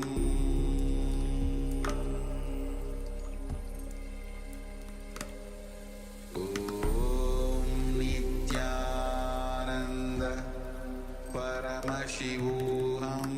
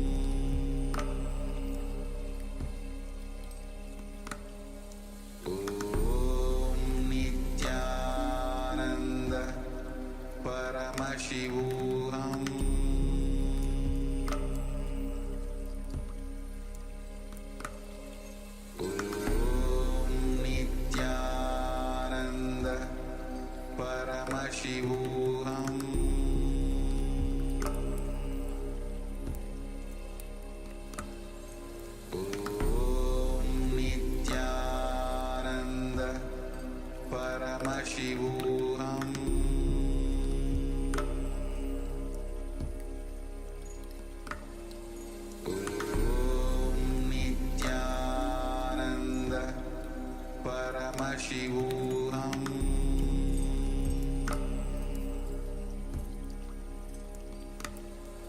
Om Nithyananda Paramashivoham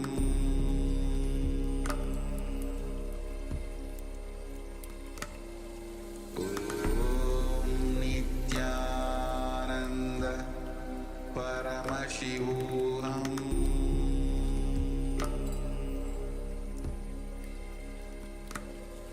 Om Nithyananda Paramashivoham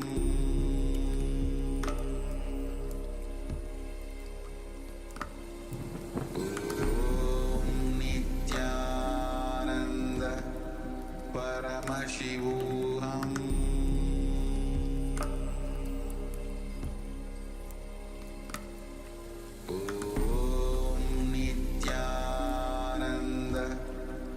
Paramashivoham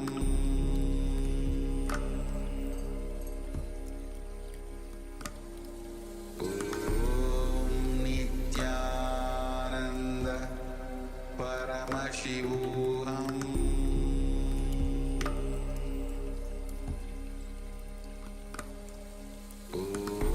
Om Nithyananda Paramashivoham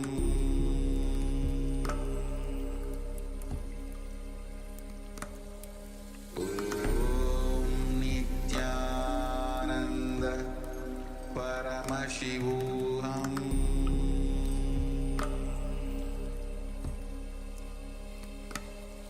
Om Nithyananda Paramashivoham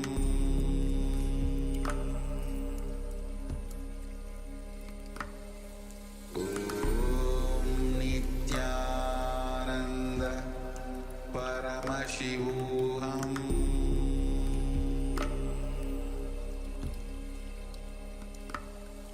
Om Nithyananda Paramashivoham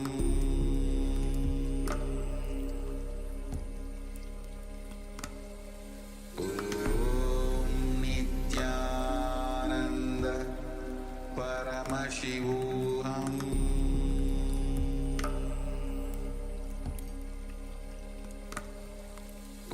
Om Nithyananda Paramashivoham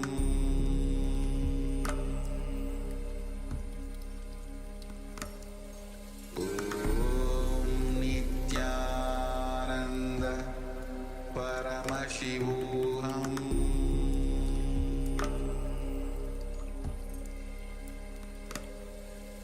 Om Nithyananda Paramashivoham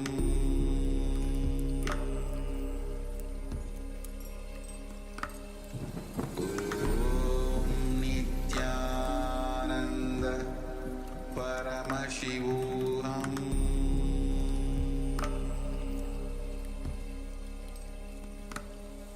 Om Nithyananda Paramashivoham. Yes, now slowly you can relax and just take a moment and share what was revealed to you. Understand anything, even a word, even a sentence, or the whole page itself, or even some object was revealed to you. It can be related to the content in the page. So please go ahead and start sharing. Yes, and we welcome everyone. We have Ma Stephanie Daitas with us, Nithyananda. Nithyananda Ma. We have Ma Mahabhairava, Nithyananda Ma. Nithyananda. We have Ma Trinithikananda, welcome. We have Suvidaya, Nithyananda Maya. We have Ma Bridge, Ma Anandeshwari, and also Weng Chi Tsin Aya. Yes, Welcome, Nithyananda. welcome to everyone. Good to have you with us. All right, so once again, let us know what was revealed to you in your third eye. So this is the power of quantum memory, downloading vast amounts of information directly from the cosmic archives. So if you've taken part in this power manifestation, please do share with us in the chat box what was revealed to you in your third eye. So we displayed, for those of you that just recently joined us, we displayed a page from a book. The book is Bliss is the Path and the Goal. So we just displayed a couple of pages from the book for a few seconds, 2-3 seconds, and we request everyone not to try to read. So it's not a memory exercise as such. So even though it's called quantum memory, it's actually going beyond the logic, beyond the mind, directly connecting to the divine to download from the cosmic archives. So now requesting everyone, once again, please take a moment and share with us what was revealed to you in your third eye.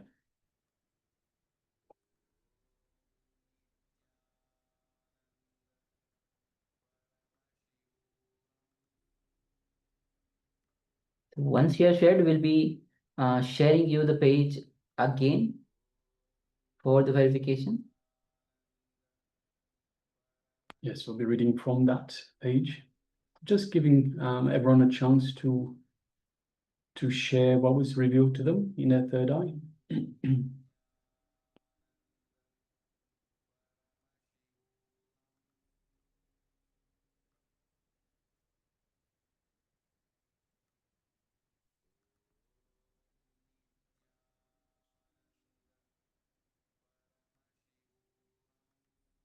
Also requesting everyone with the camera switched off, please switch on your cameras and be available in the camera frame itself.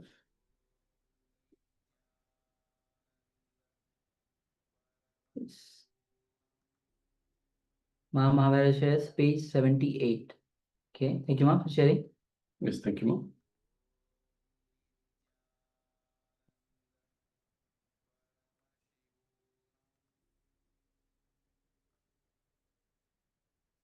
Some old things which happened. Okay, thank you. Thank you for sharing. Yes, thank you, Ma.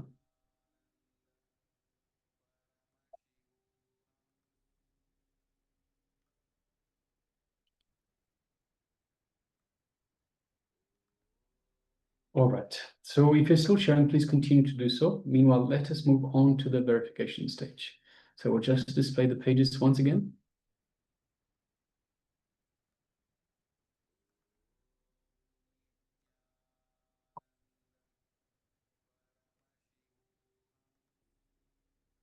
All right.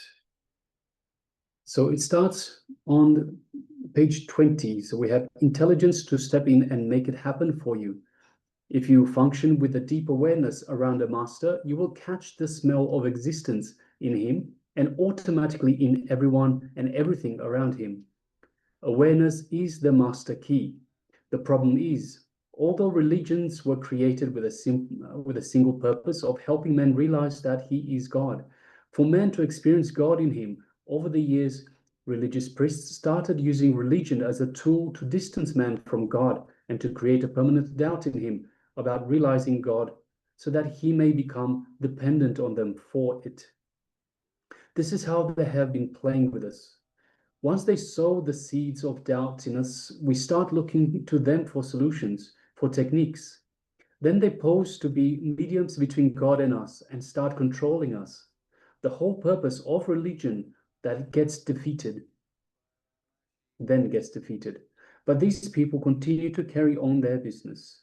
I tell you, just ask these people what qualifications they possess to control you in this fashion. As long as they are offering you some clarity on the fact that you are part of existence, it is all right. The moment they start telling you that you should do what you should do and should not do to please God, be very clear, they are not qualified in any way to guide you. When we go on yearly pilgrimage to the Himalayas, I see people breaking away from our group and going behind the pandas, the priests there to give offering to the Lord. It really amuses me. They leave a live master and place their faith on a panda to reach God. They pay them huge amounts of money and sit with the panda who gives a small offering on their behalf to the Lord. The only intent of the panda will be to grab the maximum money from them. These people, unconcerned about that, will be sitting in all earnestness, trying to feel the non-existent spiritual fervor in the panda's chants. I try telling people not to go behind these pandas, at least when they come with me. But even after my telling them, If they want to do these things, then I leave it to them. And sometimes, in the name of religion, people bring in rules and condemn others from doing certain things. They bring in divisions of some sort and make you feel spiritually inferior.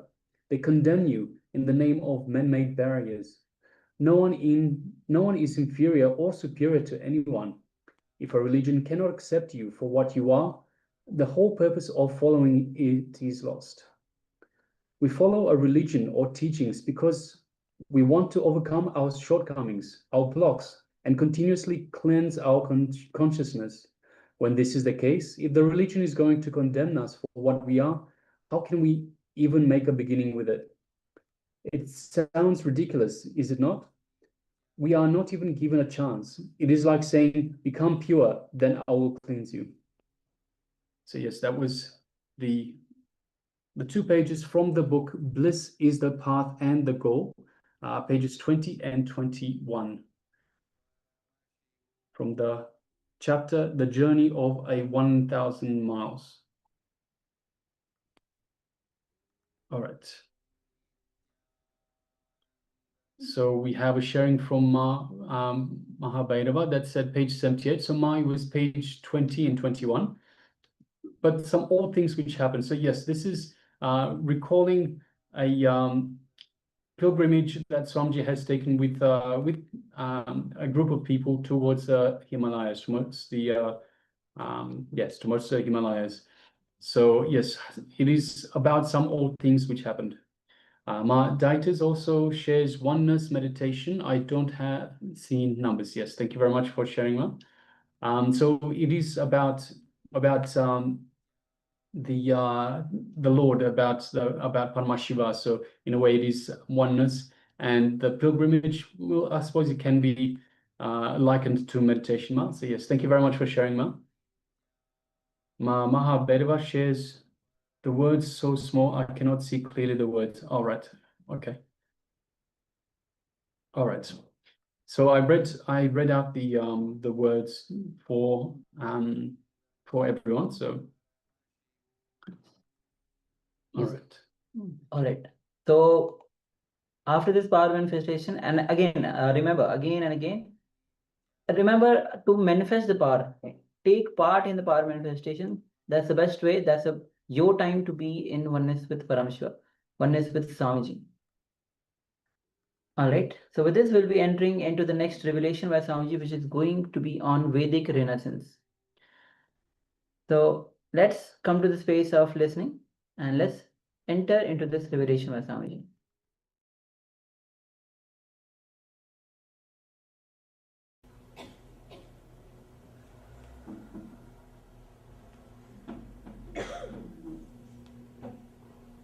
I welcome you all with my love and respect. I'm the representative from city.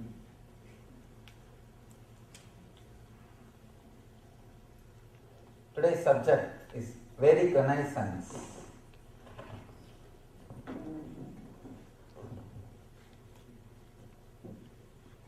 Vedic Renaissance.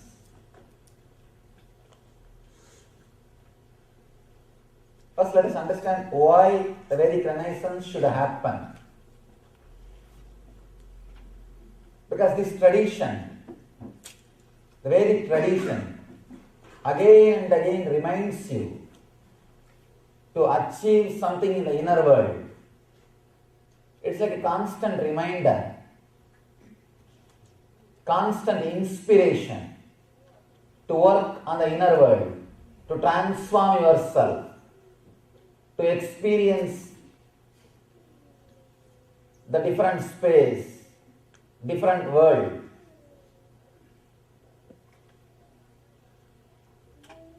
First time in the history of humanity,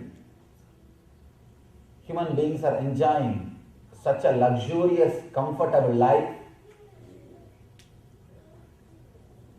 The outer world luxury and outer world comfort, we have reached peak.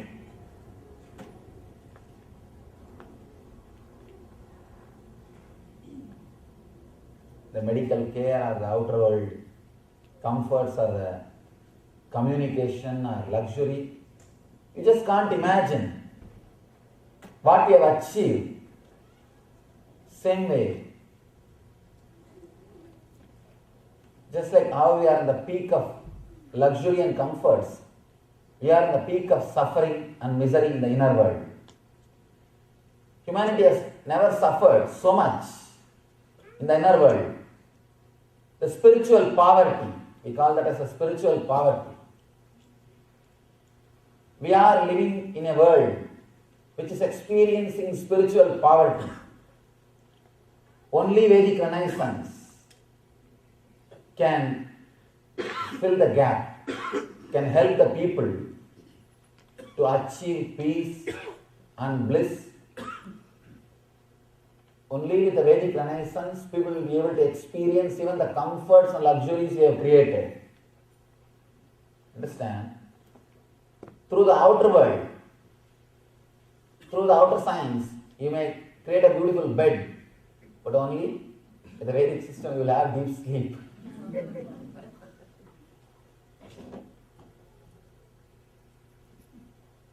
You may create all possible luxurious things. You may create all comforts. To experience peace, to experience life, you need Vedic Renaissance. Somebody need to remind you. Somebody need to give you the experience that you are beyond this body, beyond this mind. You are beyond all the sufferings of the outer world. Your inner space is untouched by anything belongs to outer world. Only Vedic Renaissance can do that. Experiencing the spiritual truth, experiencing the inner world, experiencing your own consciousness can happen when the Vedic Renaissance happens inside you. Understand? When I say Vedic Renaissance, I am not telling you to go and change the whole world. No. Let the Vedic Renaissance happen in you first. First, we need to understand. First, we need to internalize. First, we need to transform our life. In Vedic tradition, we don't believe in conversion. We don't believe in going around and preaching. We believe more in practicing. We believe more in creating an intense vibration or the spiritual space, spiritual intensity. Vivekananda beautifully says, the ordinary teacher who is going around and meeting thousands of people will not be able to create such an intense energy like a person who is sitting in a cave and just radiating his enlightenment. Understand? Vedic Dharma is so courageous. It discourages even preaching. It says, let you achieve, let you radiate. Simply everything else will happen. For the renaissance of the Dharma, the renaissance of the Vedic tradition, first you need to do, let you become a seeker. Let you understand what for you are living. See, when I use the word seeker, let me define the word properly. I mean, person who understands the outer world is not everything. Whoever has got the clarity, the outer world is not everything. Life is something more than the outer world. Whoever has got that clarity, whoever feels that life is something more than the outer world, life is something more than what you experience through your eyes and ears. life is little more than what you experience through senses. Whoever understands life is more than what you experience through your senses, you become seeker. You start seeking, which is beyond these five senses. You start seeking the truth. You start seeking something which is beyond your senses. In Sanskrit we call that mumukshutva, means start seeking something which is beyond your senses. Shankara, the great master, says, Manushyatva, Mumukshutva, Mahapurusha Sangama. Manushyatva, having human body. Mumukshutva, seeking towards the higher self. Mahapurusha Sangama, the experience with the enlightened being. Having the darshan or a touch of an enlightened being. All these three are very rare to achieve. After achieving all these three, if somebody is not enlightened, he is called fool. No other word. Because you have everything and you did not use it. There is no other word. Shankara says, all these three things are greatest things which can happen to any human being. Seeking. First thing, you need to start seeking. Once in a while, when you really feel the life is not under your control, understand? In a civilized society, especially living in a city, you are given a wrong impression by your mind, your life is under your control. I always tell people, go and live in Himalayas for some time. If you live in the Himalayas for some time, you will realize life is beyond your control. You will understand your life can't be controlled just by your logic. It is beyond your control. You will be reminded your logic is not the master. Your logic is not the master. But in these kind of societies, the cities, almost you are very clear about your routine. From morning till night, you know how you will walk, in which car you will use, where you will reach, what you will do, or what you will not do, and how you will come back, and what is your next routine. Even if there is a small accident, you know there is life insurance. There is insurance. Practically, your ego gives an idea, your logic teaches you, your logic gives you the sort of a feeling, your life is under your logic. Unconsciously you start believing your life is under your logic. That is why whenever some incident happens which is beyond your logic, which is not under your control, you are totally shaken. You are completely shaken. You are not able to handle. You don't know what to do. Either you fall in depression or you just suffer. You always expect, you always believe unconsciously that life is going to be only filled with the incidents which will be under your control, where your logic is going to play everything, where your logic is going to be a leader. Suddenly, when the truth is told to you, of course, life again and again reminds you the truth. Your life is beyond your logic, especially when somebody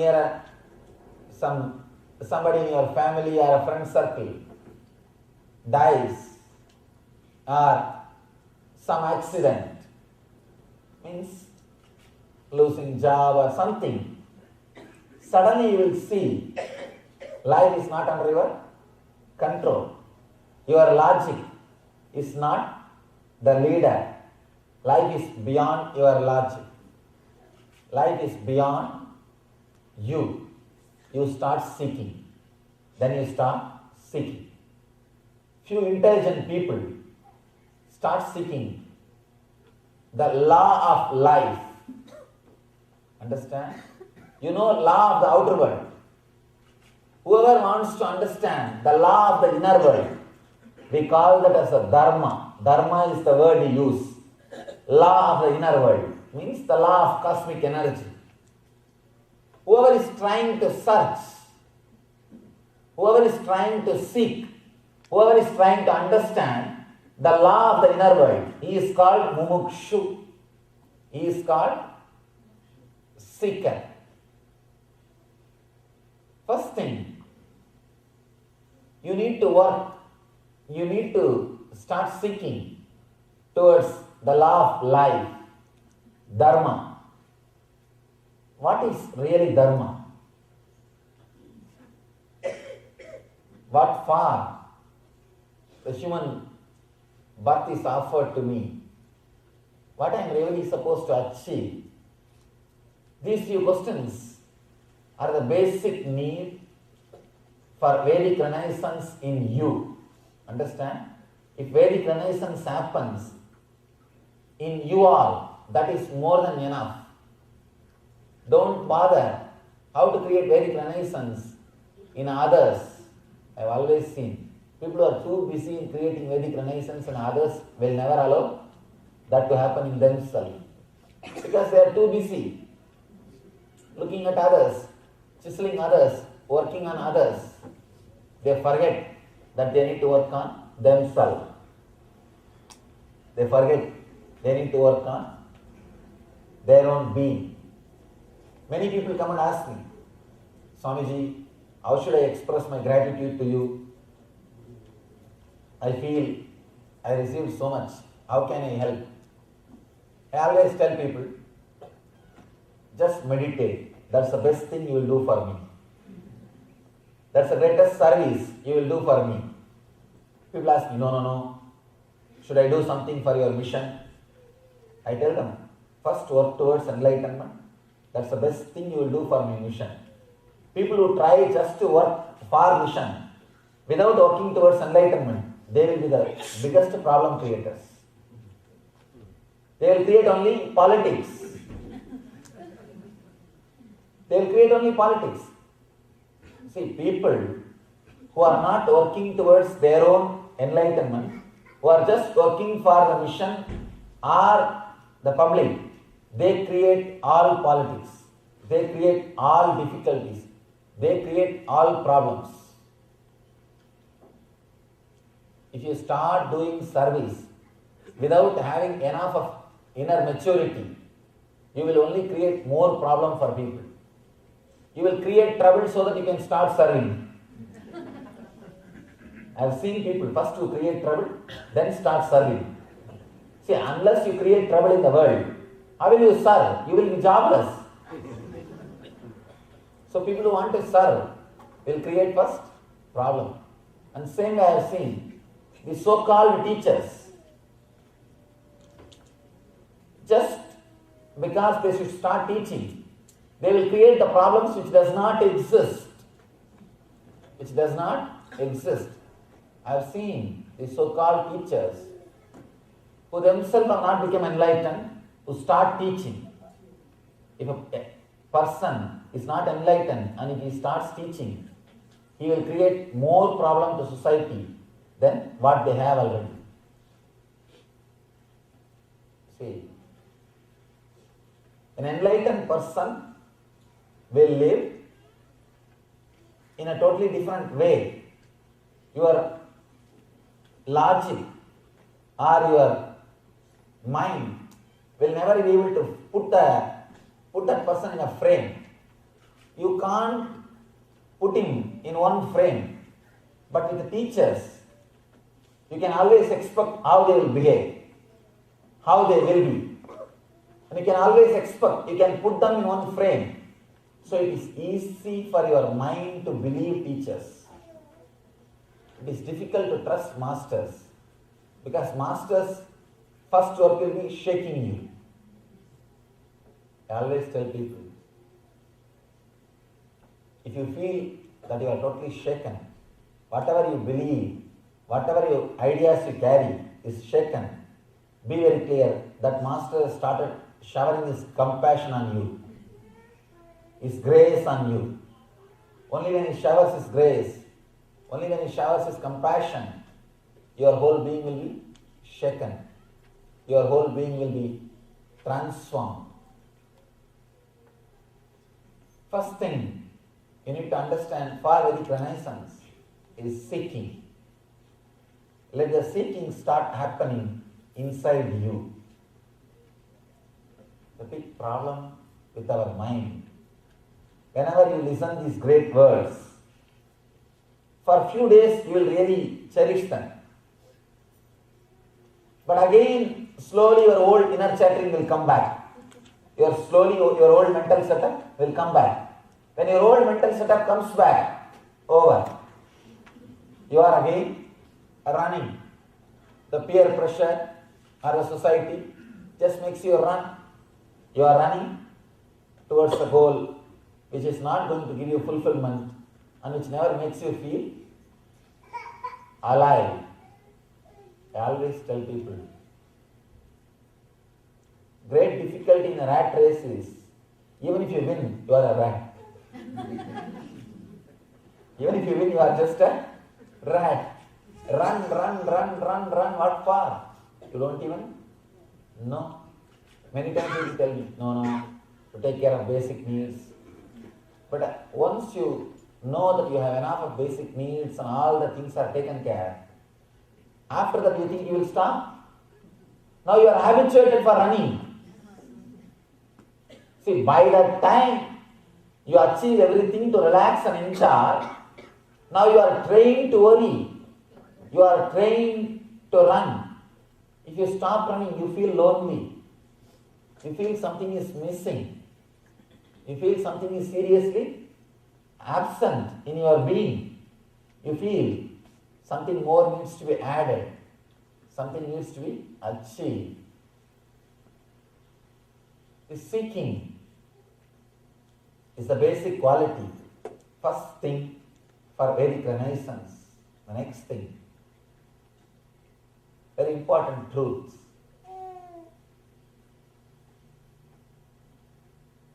Seeking which starts in you should not be just an emotion, should not be just a thought. It should be a deep understanding. Seeking plus understanding leads to transformation. Just seeking.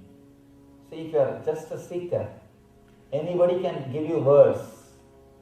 Anybody can sell words to you. And you can be used for anything. You can be used. When the understanding is added to the seeking, you will see you are more balanced. When I say understanding, please understand this word understanding very clearly. Because this word is a very important thing. Use only one scale to measure what you are taught is right or wrong. Whatever ideas you are taught by masters or books, does it add more and more honesty in you? Means truthfulness in you.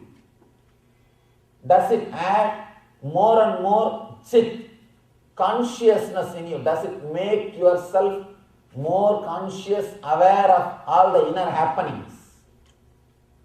Does it add more joy and bliss, ananda to you? Just use this one scale, Sat, Chit, Ananda. Are you becoming more and more honest, Sat, truthful? Are you becoming more and more Chit, aware, conscious? Are you becoming more and more Ananda, blissful? By these teachings are the masters. This is what I call understanding. Please understand, flood all the truth or message which you are receiving with this one idea? Are you becoming more and more intelligent, truthful? Only an intelligent person will be truthful in his life. Are you becoming more and more aware, Chit, of what is happening inside you? Are you becoming more and more blissful, Ananda? Understand? These three will always be together because the same energy, different names. Your being, the life which is inside your body, if it expresses through your head, intellect, it is called intelligence, Sat. If it expresses through your heart, it's called consciousness, awareness, Chit, compassion. If it just stays inside your being, it is called Ananda, bliss. Same energy, three different names. Just see, whatever you are learning, is it making all these three in your life? Then you are traveling in the right path. First seeking, then understanding. When the seeking and understanding is added, naturally you will start experiencing enlightenment. Do not think enlightenment is something which will happen in one moment. It will happen in one moment in the end, in a different way. But as on now, if you understand enlightenment as a gradual process, it will really help you. Enlightenment experience or the truth will be a sudden explosion, sudden experience. But as on now, if you understand that as a gradual process, you will be encouraged to move towards it, to work towards it. If you think of only the sudden enlightenment, that one flash, every chance you will fall in depression. People ask me, Swamiji, I did 2-day meditation, I did not become enlightened. God, I think he is waiting when you will close your eyes so that he can appear in front of you. I think he has got much better jobs. With the sudden enlightenment idea, we always have a problem of you getting depressed. But with the gradual progress, you will not feel depressed. You will be inspired to work more and more. Add this understanding. Are you becoming more and more intelligent, more and more aware, more and more blissful? These three will not be separate. It will be always together. If these two things happens in you, the Vedic Renaissance is happening on the planet Earth. Understand, when you change, whole world will change. When your attitude towards yourself changes, you will attract different kind of people around you. Always our people come and tell me, Swamiji, all my friends left me after I started meditating. No, it's a big problem. Please understand, it's not that they left you, you left them. You don't have anything common. You don't have anything else to talk. I am successful in creating so many communities around the world. More than 1,000 people are living inside our communities. People ask me, Swamiji, how so many communities are getting created? I tell them, all we need to do is just create a real sincere seeking.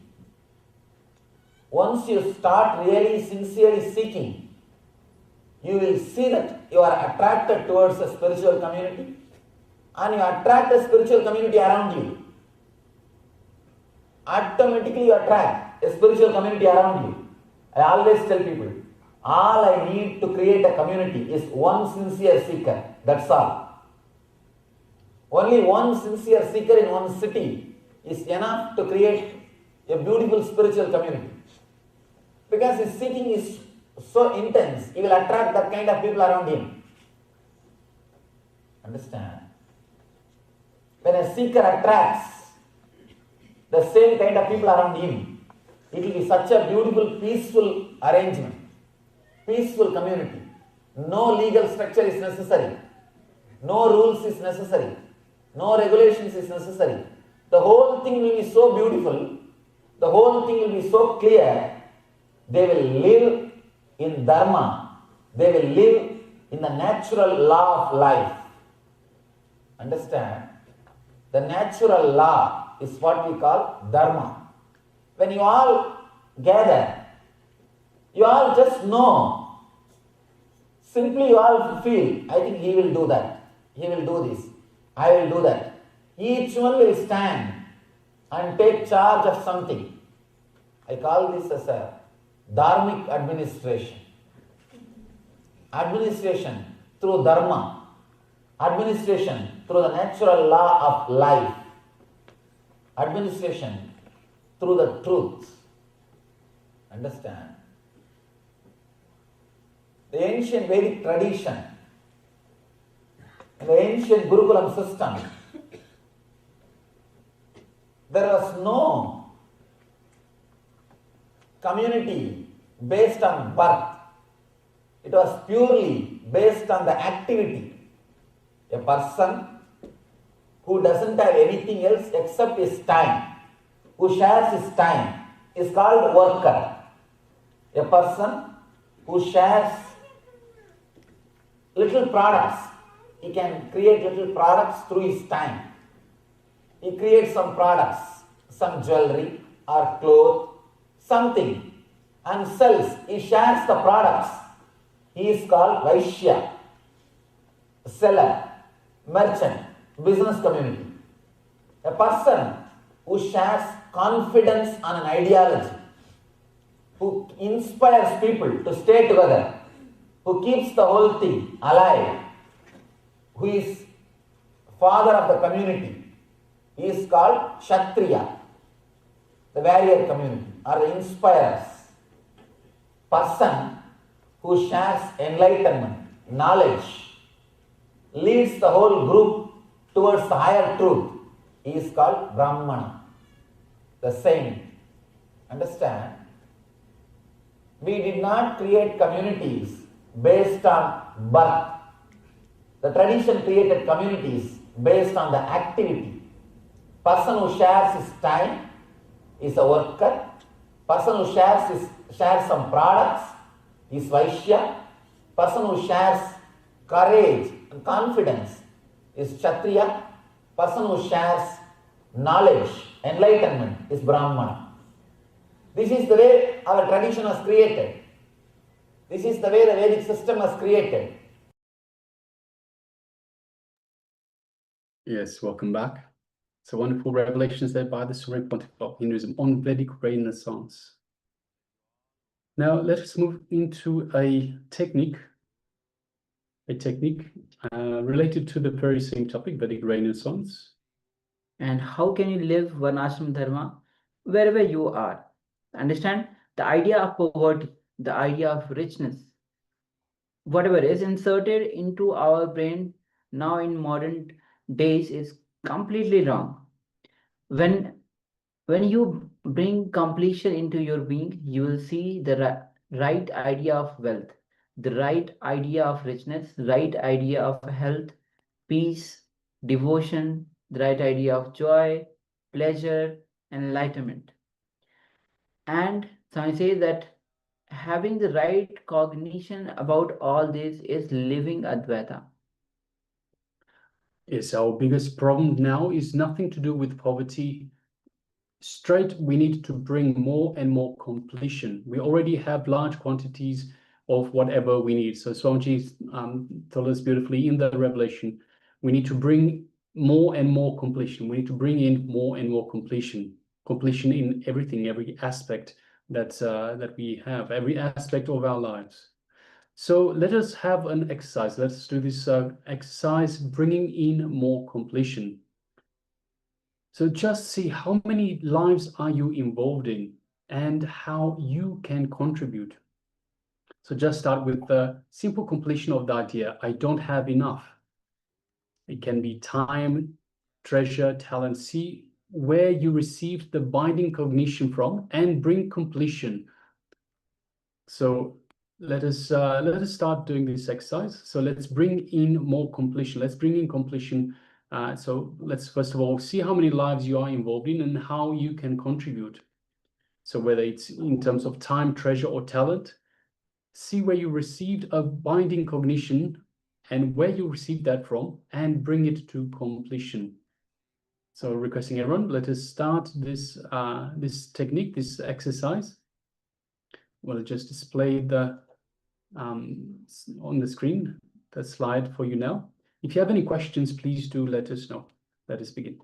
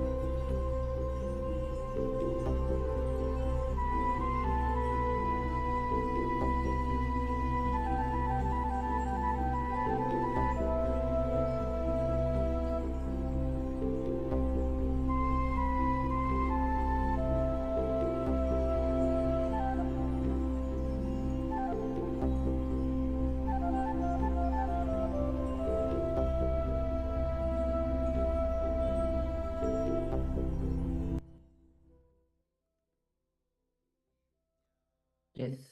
Slowly. You can relax.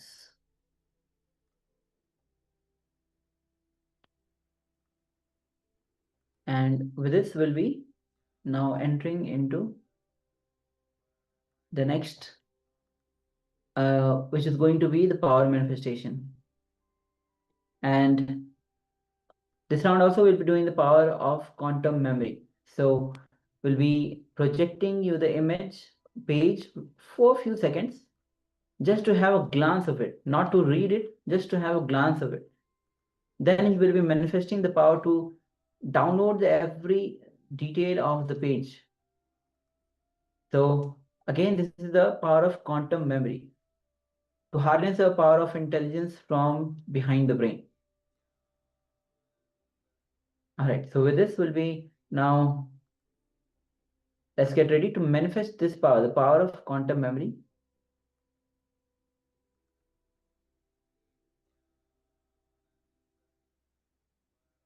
So just do not try to read it, do not try to, just have a glance of it.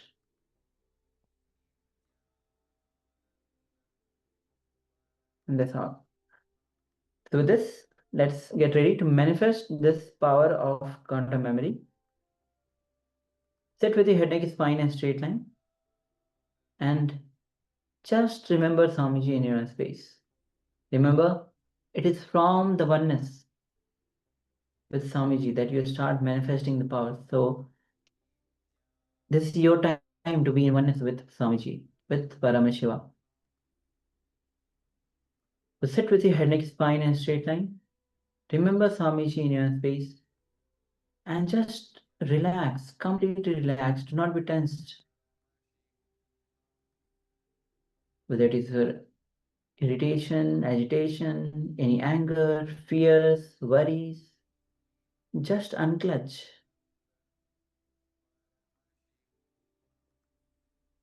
Unclutch from every single thought.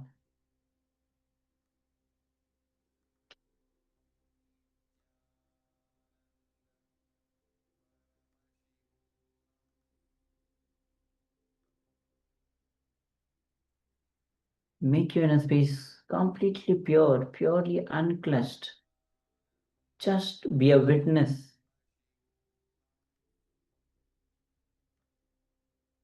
to the thoughts. Do not engage with the thoughts. Do not get carried away by the thoughts. Just be a witness.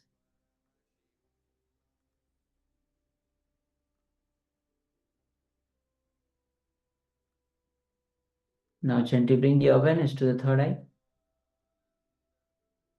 And through your third eye, gaze at Swamiji's third eye.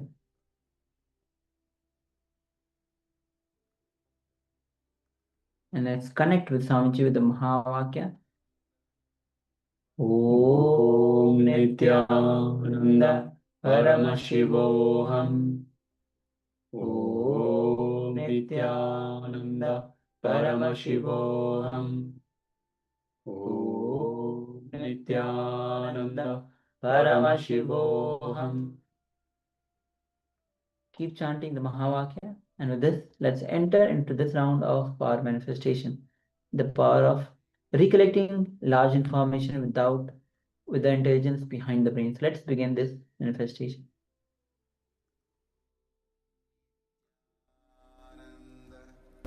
Paramashivoham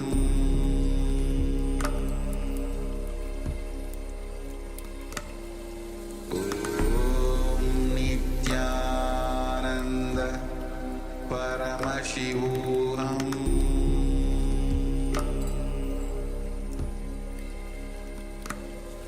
Om Nithyananda Paramashivoham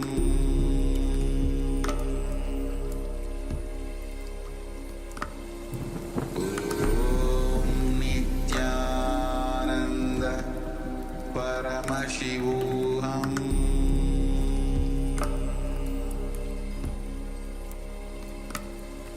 Om Nithyananda Paramashivoham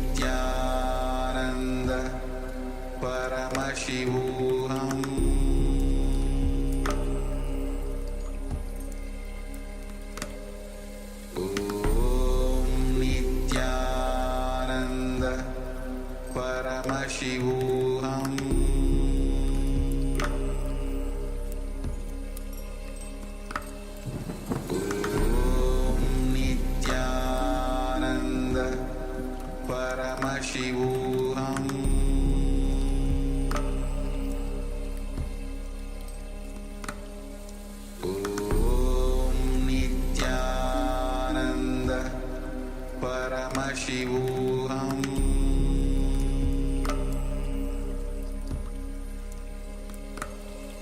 Om Nithyananda Paramashivoham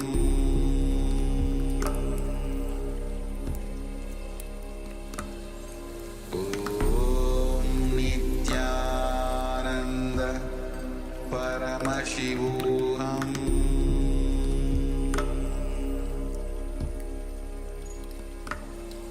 Om Nithyananda Paramashivoham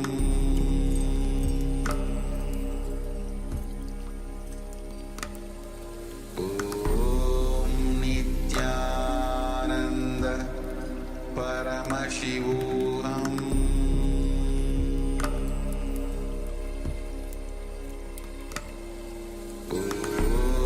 Nithyananda Paramashivoham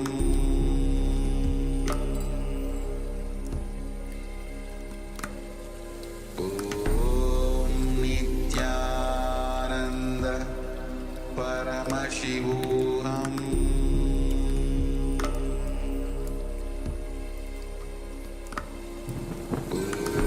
Om Nithyananda Paramashivoham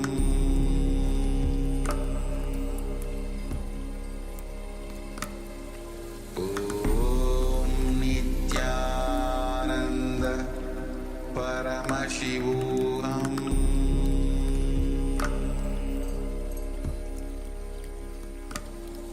Om Nithyananda Paramashivoham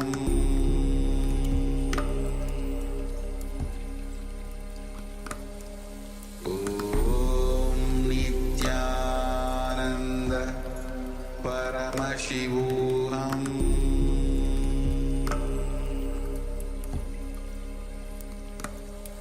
Om Nithyananda Paramashivoham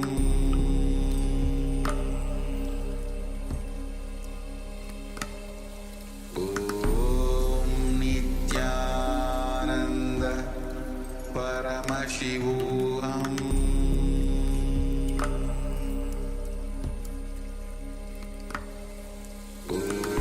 Om Nithyananda Paramashivoham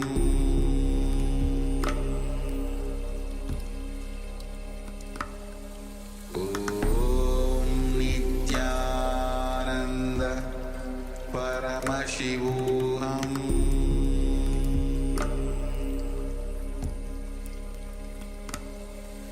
Om Nithyananda Paramashivoham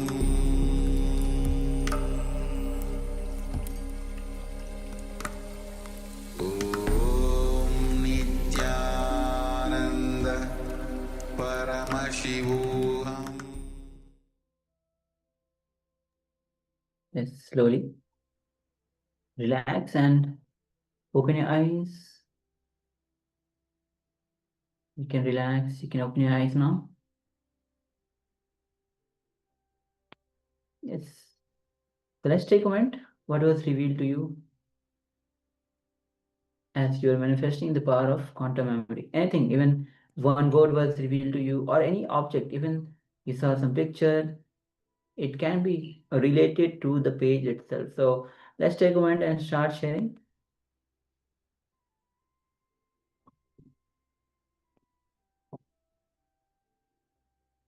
Isma Marwa says Nithyananda. Yes, Nithyananda, welcome.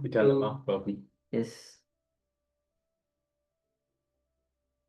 So we are into the power manifestation, the power of quantum memory. We are almost 40 minutes from the darshan, receiving Swamiji.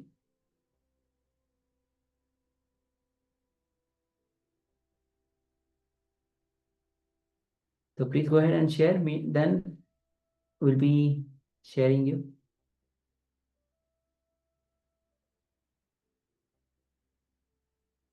Water. All right. Yes, Jean Lavita, Nithyananda, yes, shares water. Thank you very much, Ma. All right. So with this, let's see with the page, the content of the page which we had displayed. Yes, so as you can see, it's the Science of Living Enlightenment, page number 30. And it starts with enrich people, enrich people, and enrich people. If you give up on people, you will give up on yourself. You will lose your confidence. You will give up on yourself. Don't give up on people. Don't give up on others. Not giving up on people is life. That is the mathematics of your life. The number of people you have given up on is your loss, and the number of people you have not given up on is your gain. This is the profit and loss account statement of life. Find out which list you yourself are in. Find out whether you yourself are in the list of people who have given up on, or you still have not given up on you. Find out that. That is very important thing. Many things you have given up on you. When you stop trying to wake up for yoga, you are giving up on you. When you stop practicing integrity and authenticity without compromise, you will give up on you. When you start giving up on people, you give up on you. Find out whether you have given up or not. Don't give up on you. This is the first step you need to do today. Don't give up on you. Decide with integrity and authenticity. I decide that I will not give up on me. I will not give up on me. Based on my past track record, my past records, I will work on the positivity.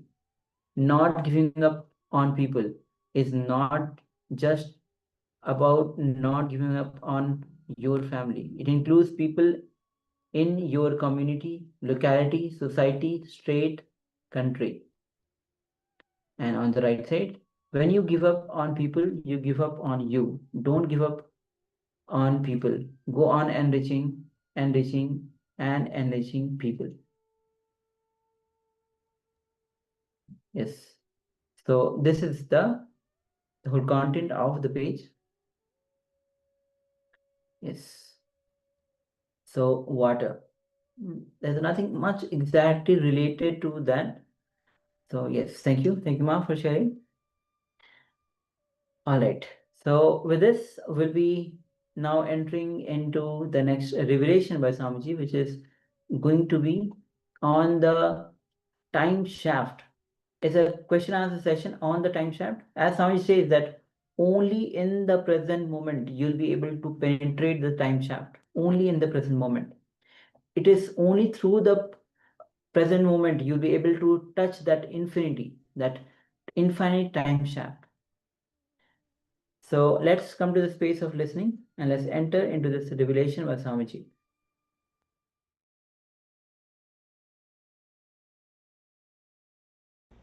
Your future is available to you. As long as you live based on the past, naturally you will see the past will automatically penetrate the future. Instead of you living the future, past will be living the future. Past will be living the future. A small thing you understand, a very simple thing. It is from this moment, next moment takes birth. If you believe in this moment that you can't drop some habit because it is past, naturally you can't drop it in the future. So, coming out of the past, coming to the present moment, you will start having a new understanding about the future. You will start having a new realization about the future. One more thing, when you sincerely penetrate the present moment, the eternity, the present moment, the time shaft stops moving. time shaft stops moving. Somebody asks Buddha, what's your age? He just remains silent. They ask him again, Buddha, tell me what's your age? He says, what can I say? Eternity is the only word I can say. In the 9th chapter of the Bhagavad Gita, Krishna declares, the Rajaviti Rajaviti Yoga, Krishna says, O Arjuna, the same science is delivered by me to Sun God, to Ishwagu, and now to you. Arjuna gets shocked. Arjuna says, what are you talking? You are just 40 years old. But Sun God and Ishwagu are all 5,000 years old. How can you say, you Krishna, you gave this knowledge to Sun God? Krishna says, Arjuna, you don't understand what I say. Time shaft never moves when you penetrate the present moment. When Krishna says, I gave the same science to Sun God, he is not telling the lie. Please be very clear. He is telling the truth. When you actually enter into present moment, you just become past, present and future. You experience a different space. The problem is we have experienced only the horizontal line of the time shaft. Past, present and future. We know only the horizontal line of the time shaft. But if you come to the present, if you just stay in the present moment, you will experience a different dimension, what we call vertical dimension. The vertical dimension, in vertical dimension, there is no time, there is no past, there is no future, it is eternity. That is what we call enlightenment. That is what we call enlightenment. The man who has experienced the past, present and future, the horizontal shaft and the vertical shaft, is the person who is enlightened. When you die in this horizontal shaft, horizontal space of past, present and future, when you die in this horizontal line, you will experience a vertical line, which is different space, timeless, spaceless zone, what we call as Chidakasha. What we call as Chidakasha in Sanskrit. That is why again and again our masters declare, it is eternity, it is eternity, it is eternity. All our idea of time and the past and the future is just an idea. It is not reality. When you get even the very small glimpse of present moment, you will understand the future and the past. If you can experience the present moment, the experiencing the present moment is what I call meditation.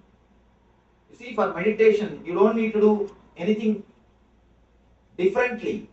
People come and ask me, Swamiji, is meditation extraordinary thing? I tell them, according to me, meditation is the most ordinary thing. Nothing else is necessary. If you are aware how you are sitting, how your body is, what you are doing, what you are listening, just the present moment, the awareness of the present moment can lead you to the meditation, can put you into the present moment, can give you the glimpse of vertical space of the time shaft. One glimpse can change your whole life. Just one glimpse. But the difficulty is, because it is so simple, we miss it again and again.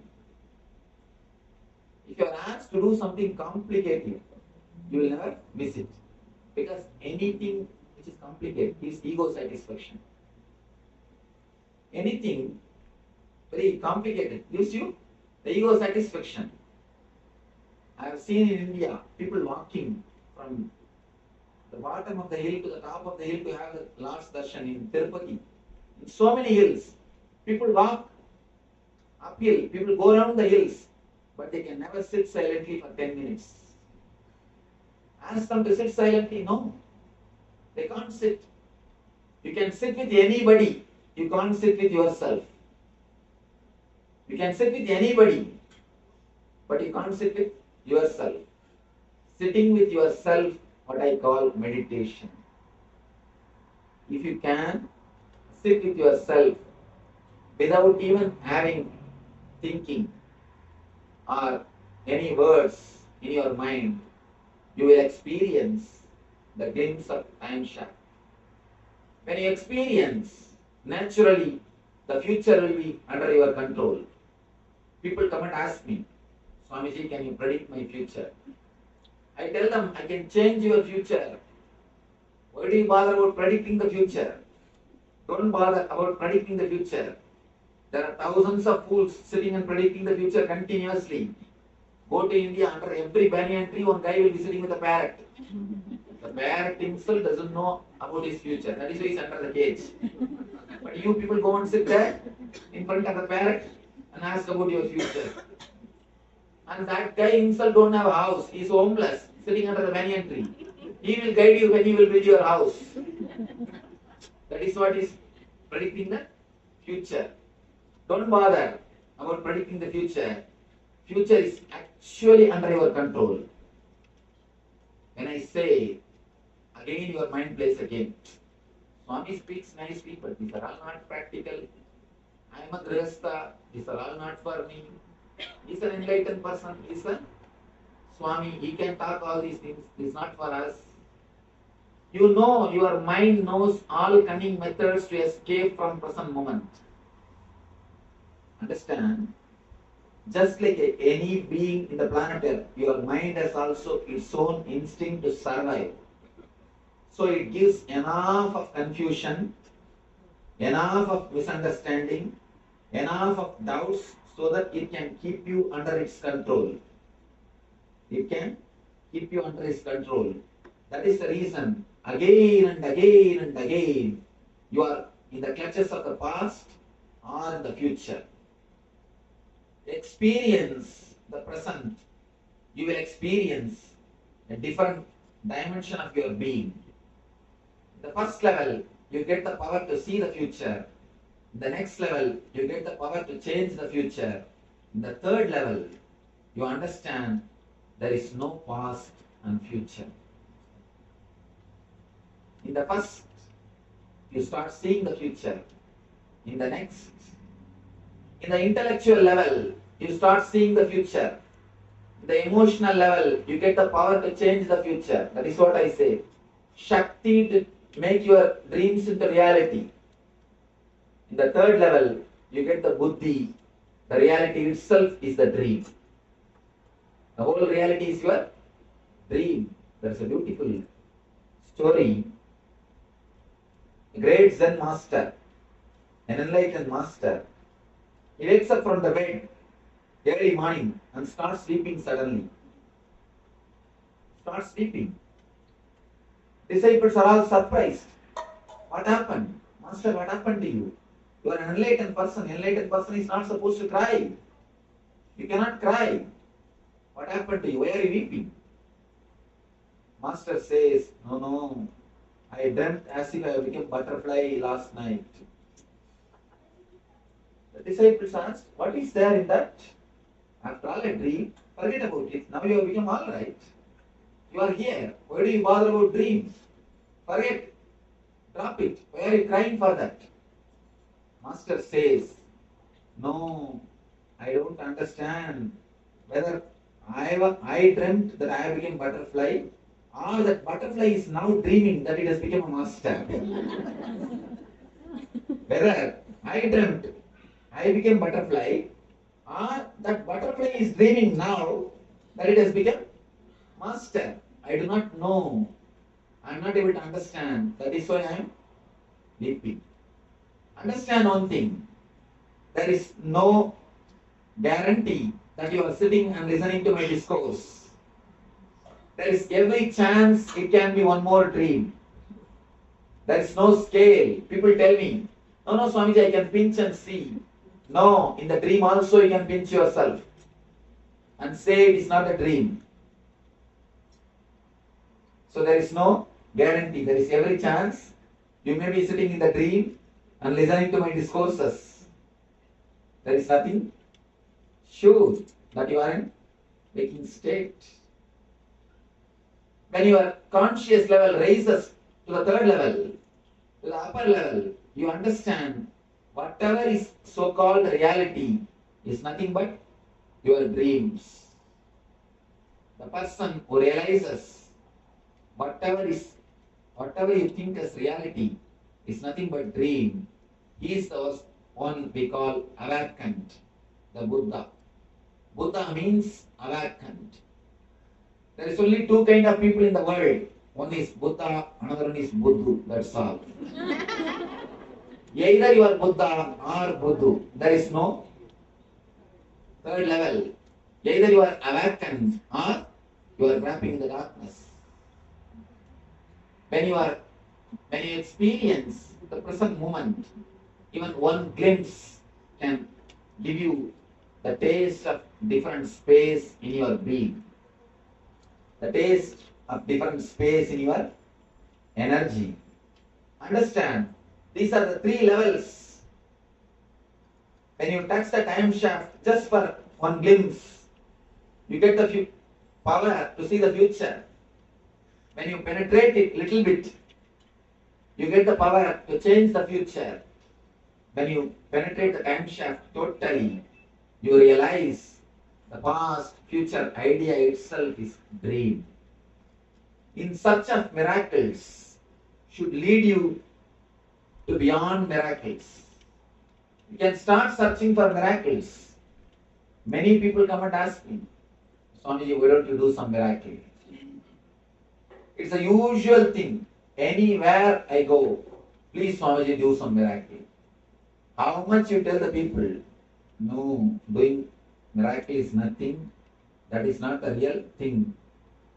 Just materializing something or teleporting something is not a real miracle. Transforming the human lives is the greatest miracle. How much you tell, but people again want to watch something. People again want to have something. When you have the craving, when you start mongering for mysteries, you will miss the mystery of mystery, which is God. Please be very clear. When you start searching only for miracles, you miss the greatest miracle, the whole existence. The greatest miracle is existence. If you start searching something, only some small things are miracle, if you start thinking only few things are miracle, you will miss the greatest miracle, which is universe, which is the great existence. Understand, don't miss the great miracle, which is existence, which is universe, the divine. So, in search of miracles is good path to start, good place to start, but bad place to end. Right place to start, wrong place to end. So let your search for miracles lead you to the energy which is miraculous itself. Let it lead you to the space where we experience the greatest miracle, the whole existence, the prapancha, the universe. Raman Maharshi says beautifully, the blood becoming blood in your body is the greatest miracle. But we take all these great miracles for granted and search for something else. Search for some other miracles. Understand and look a little deeply. Come to the present moment. You will understand the whole universe is nothing but a miracle. The whole universe is the greatest miracle. You will experience the greatest miracle, which we call universe. So, let you experience the glimpse of the present moment. Let you experience the glimpse of the present moment in your being, in your space, and let you experience the bliss, eternal bliss, the Nithyananda. Thank you. And a little bit more how to stay in the present and how to penetrate the present moment. Can you explain it? Wonderful question. I'll repeat the question. She asks, can you elaborate more? Can you explain a little bit more how to live in the present moment?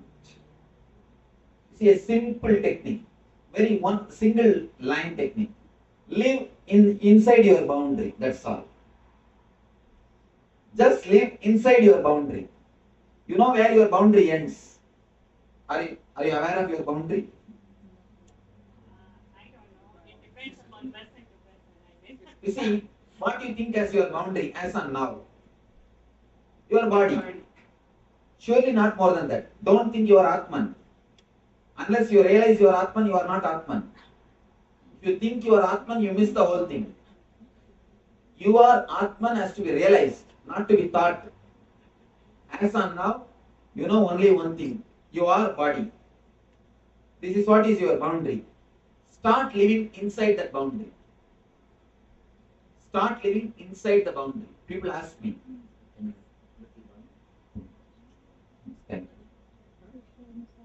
People ask me, Swamiji, should we renounce to become enlightened?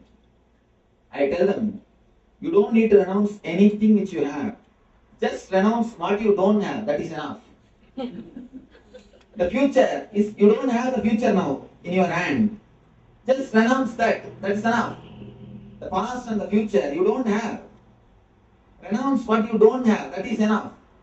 Live what you have. The present moment, you see, the body is what you have now. This is your boundary. Start living inside your boundary. Just a minute, I will finish this answer, then you can question. We always create a next doubt. Swamiji, if I start living inside my body, stop thinking about the future, how will I chronologically plan my day-to-day activity? I tell you one important thing. To plan your day-to-day activity, your chronological planning never takes your energy, never sucks your energy. 99% of your energy is sucked by psychological worry, not by chronological planning. If you just do the chronological planning, you will never feel drained. You will never feel stressed out. But 99% of your energy is sucked, wasted, just by psychological worry. Start living in the present moment. Whenever you remember, when you are driving the car, if you remember, suddenly do only one thing. How your hands are holding the steering. How comfortably you are sitting. Just feel how your legs are placed. How your body is. Just witness what is happening inside your body. What is happening inside your mind. Just be in the present moment. Whenever you remember. Again and again and again.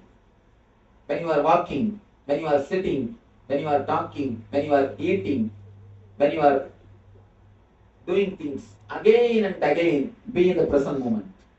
You will see, you will have a glimpse of time shaft. Yes, please. Your question. You answered it. Thank you. Yes. How do you drop guilt from the past? Understand one thing. Sorry. He asks how to drop the guilt from the past. One simple story you need to understand. There was a great rishi doing tapasya in the forest. He is doing tapasya. He has not become enlightened. One night, midnight, one thief came to his house, his ashram, and asked for a place to stay for that night. The rishi doesn't know he's a thief. He said, please come and stay. He gave the place, he gave the food, everything. Next day morning, the thief is leaving the ashram. He said, oh Swamiji, I am very grateful for you. You helped me in the midnight. I am grateful. Please bless me. I am now leaving. Then the rishi asked, who are you? What you are doing?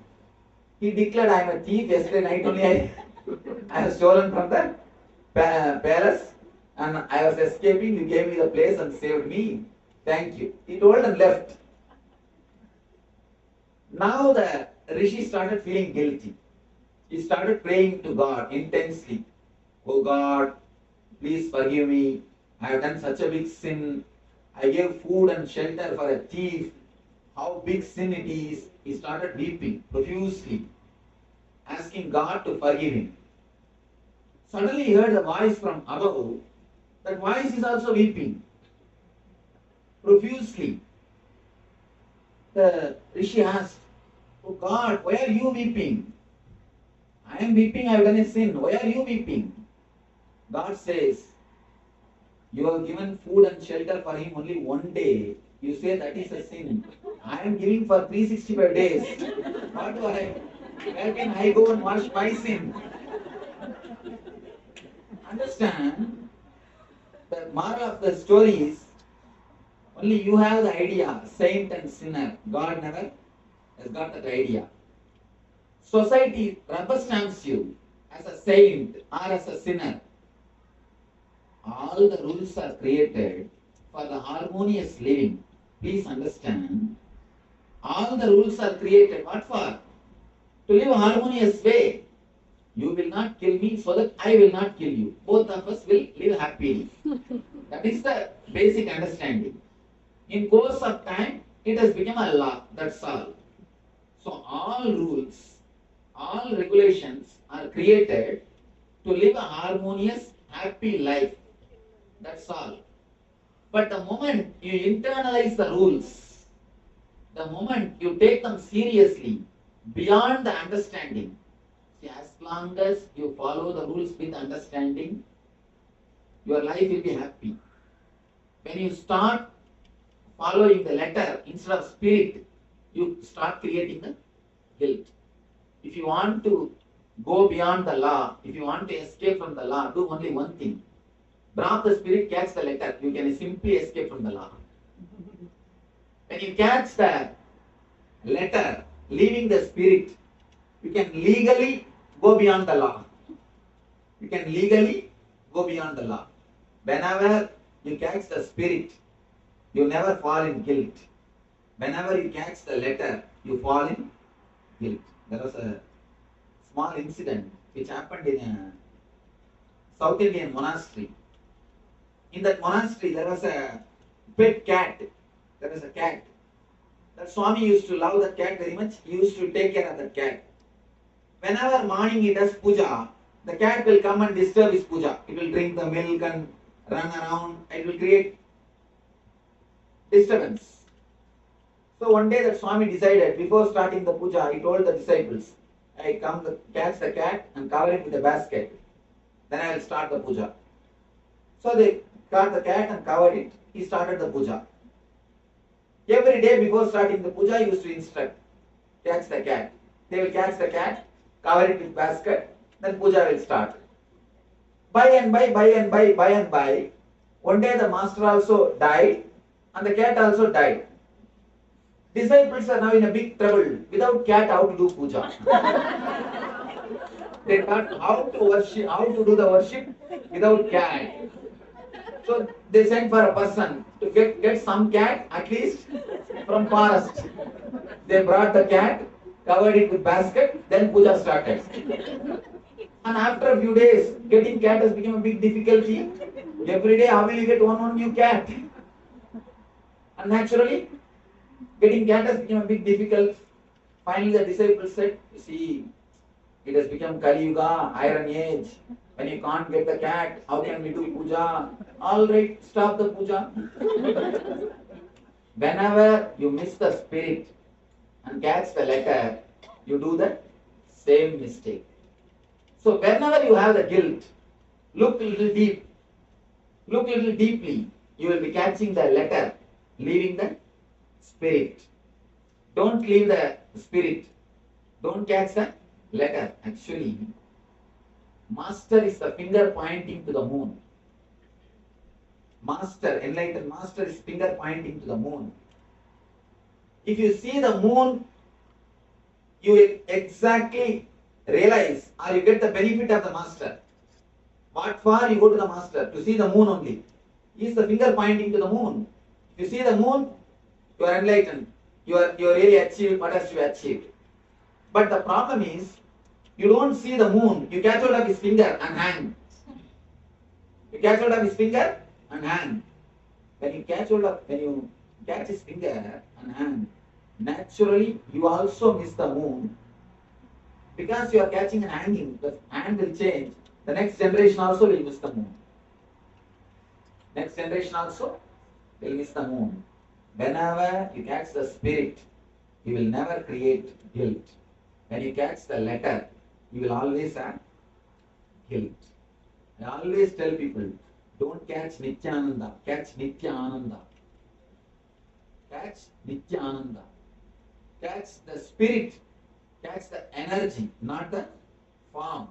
I always tell people, when you imbibe the eternal bliss, Nithyananda, you will see Nithyananda will be there. When you stop imbibing the energy, you will naturally, even if the form is there, you will miss it. You will not have it. In your life, in the Vedanta, see, the rishis are such a courageous people. Rishis are the only people on the planet Earth who declared their literatures can be updated. All messiahs, all masters have not accepted that their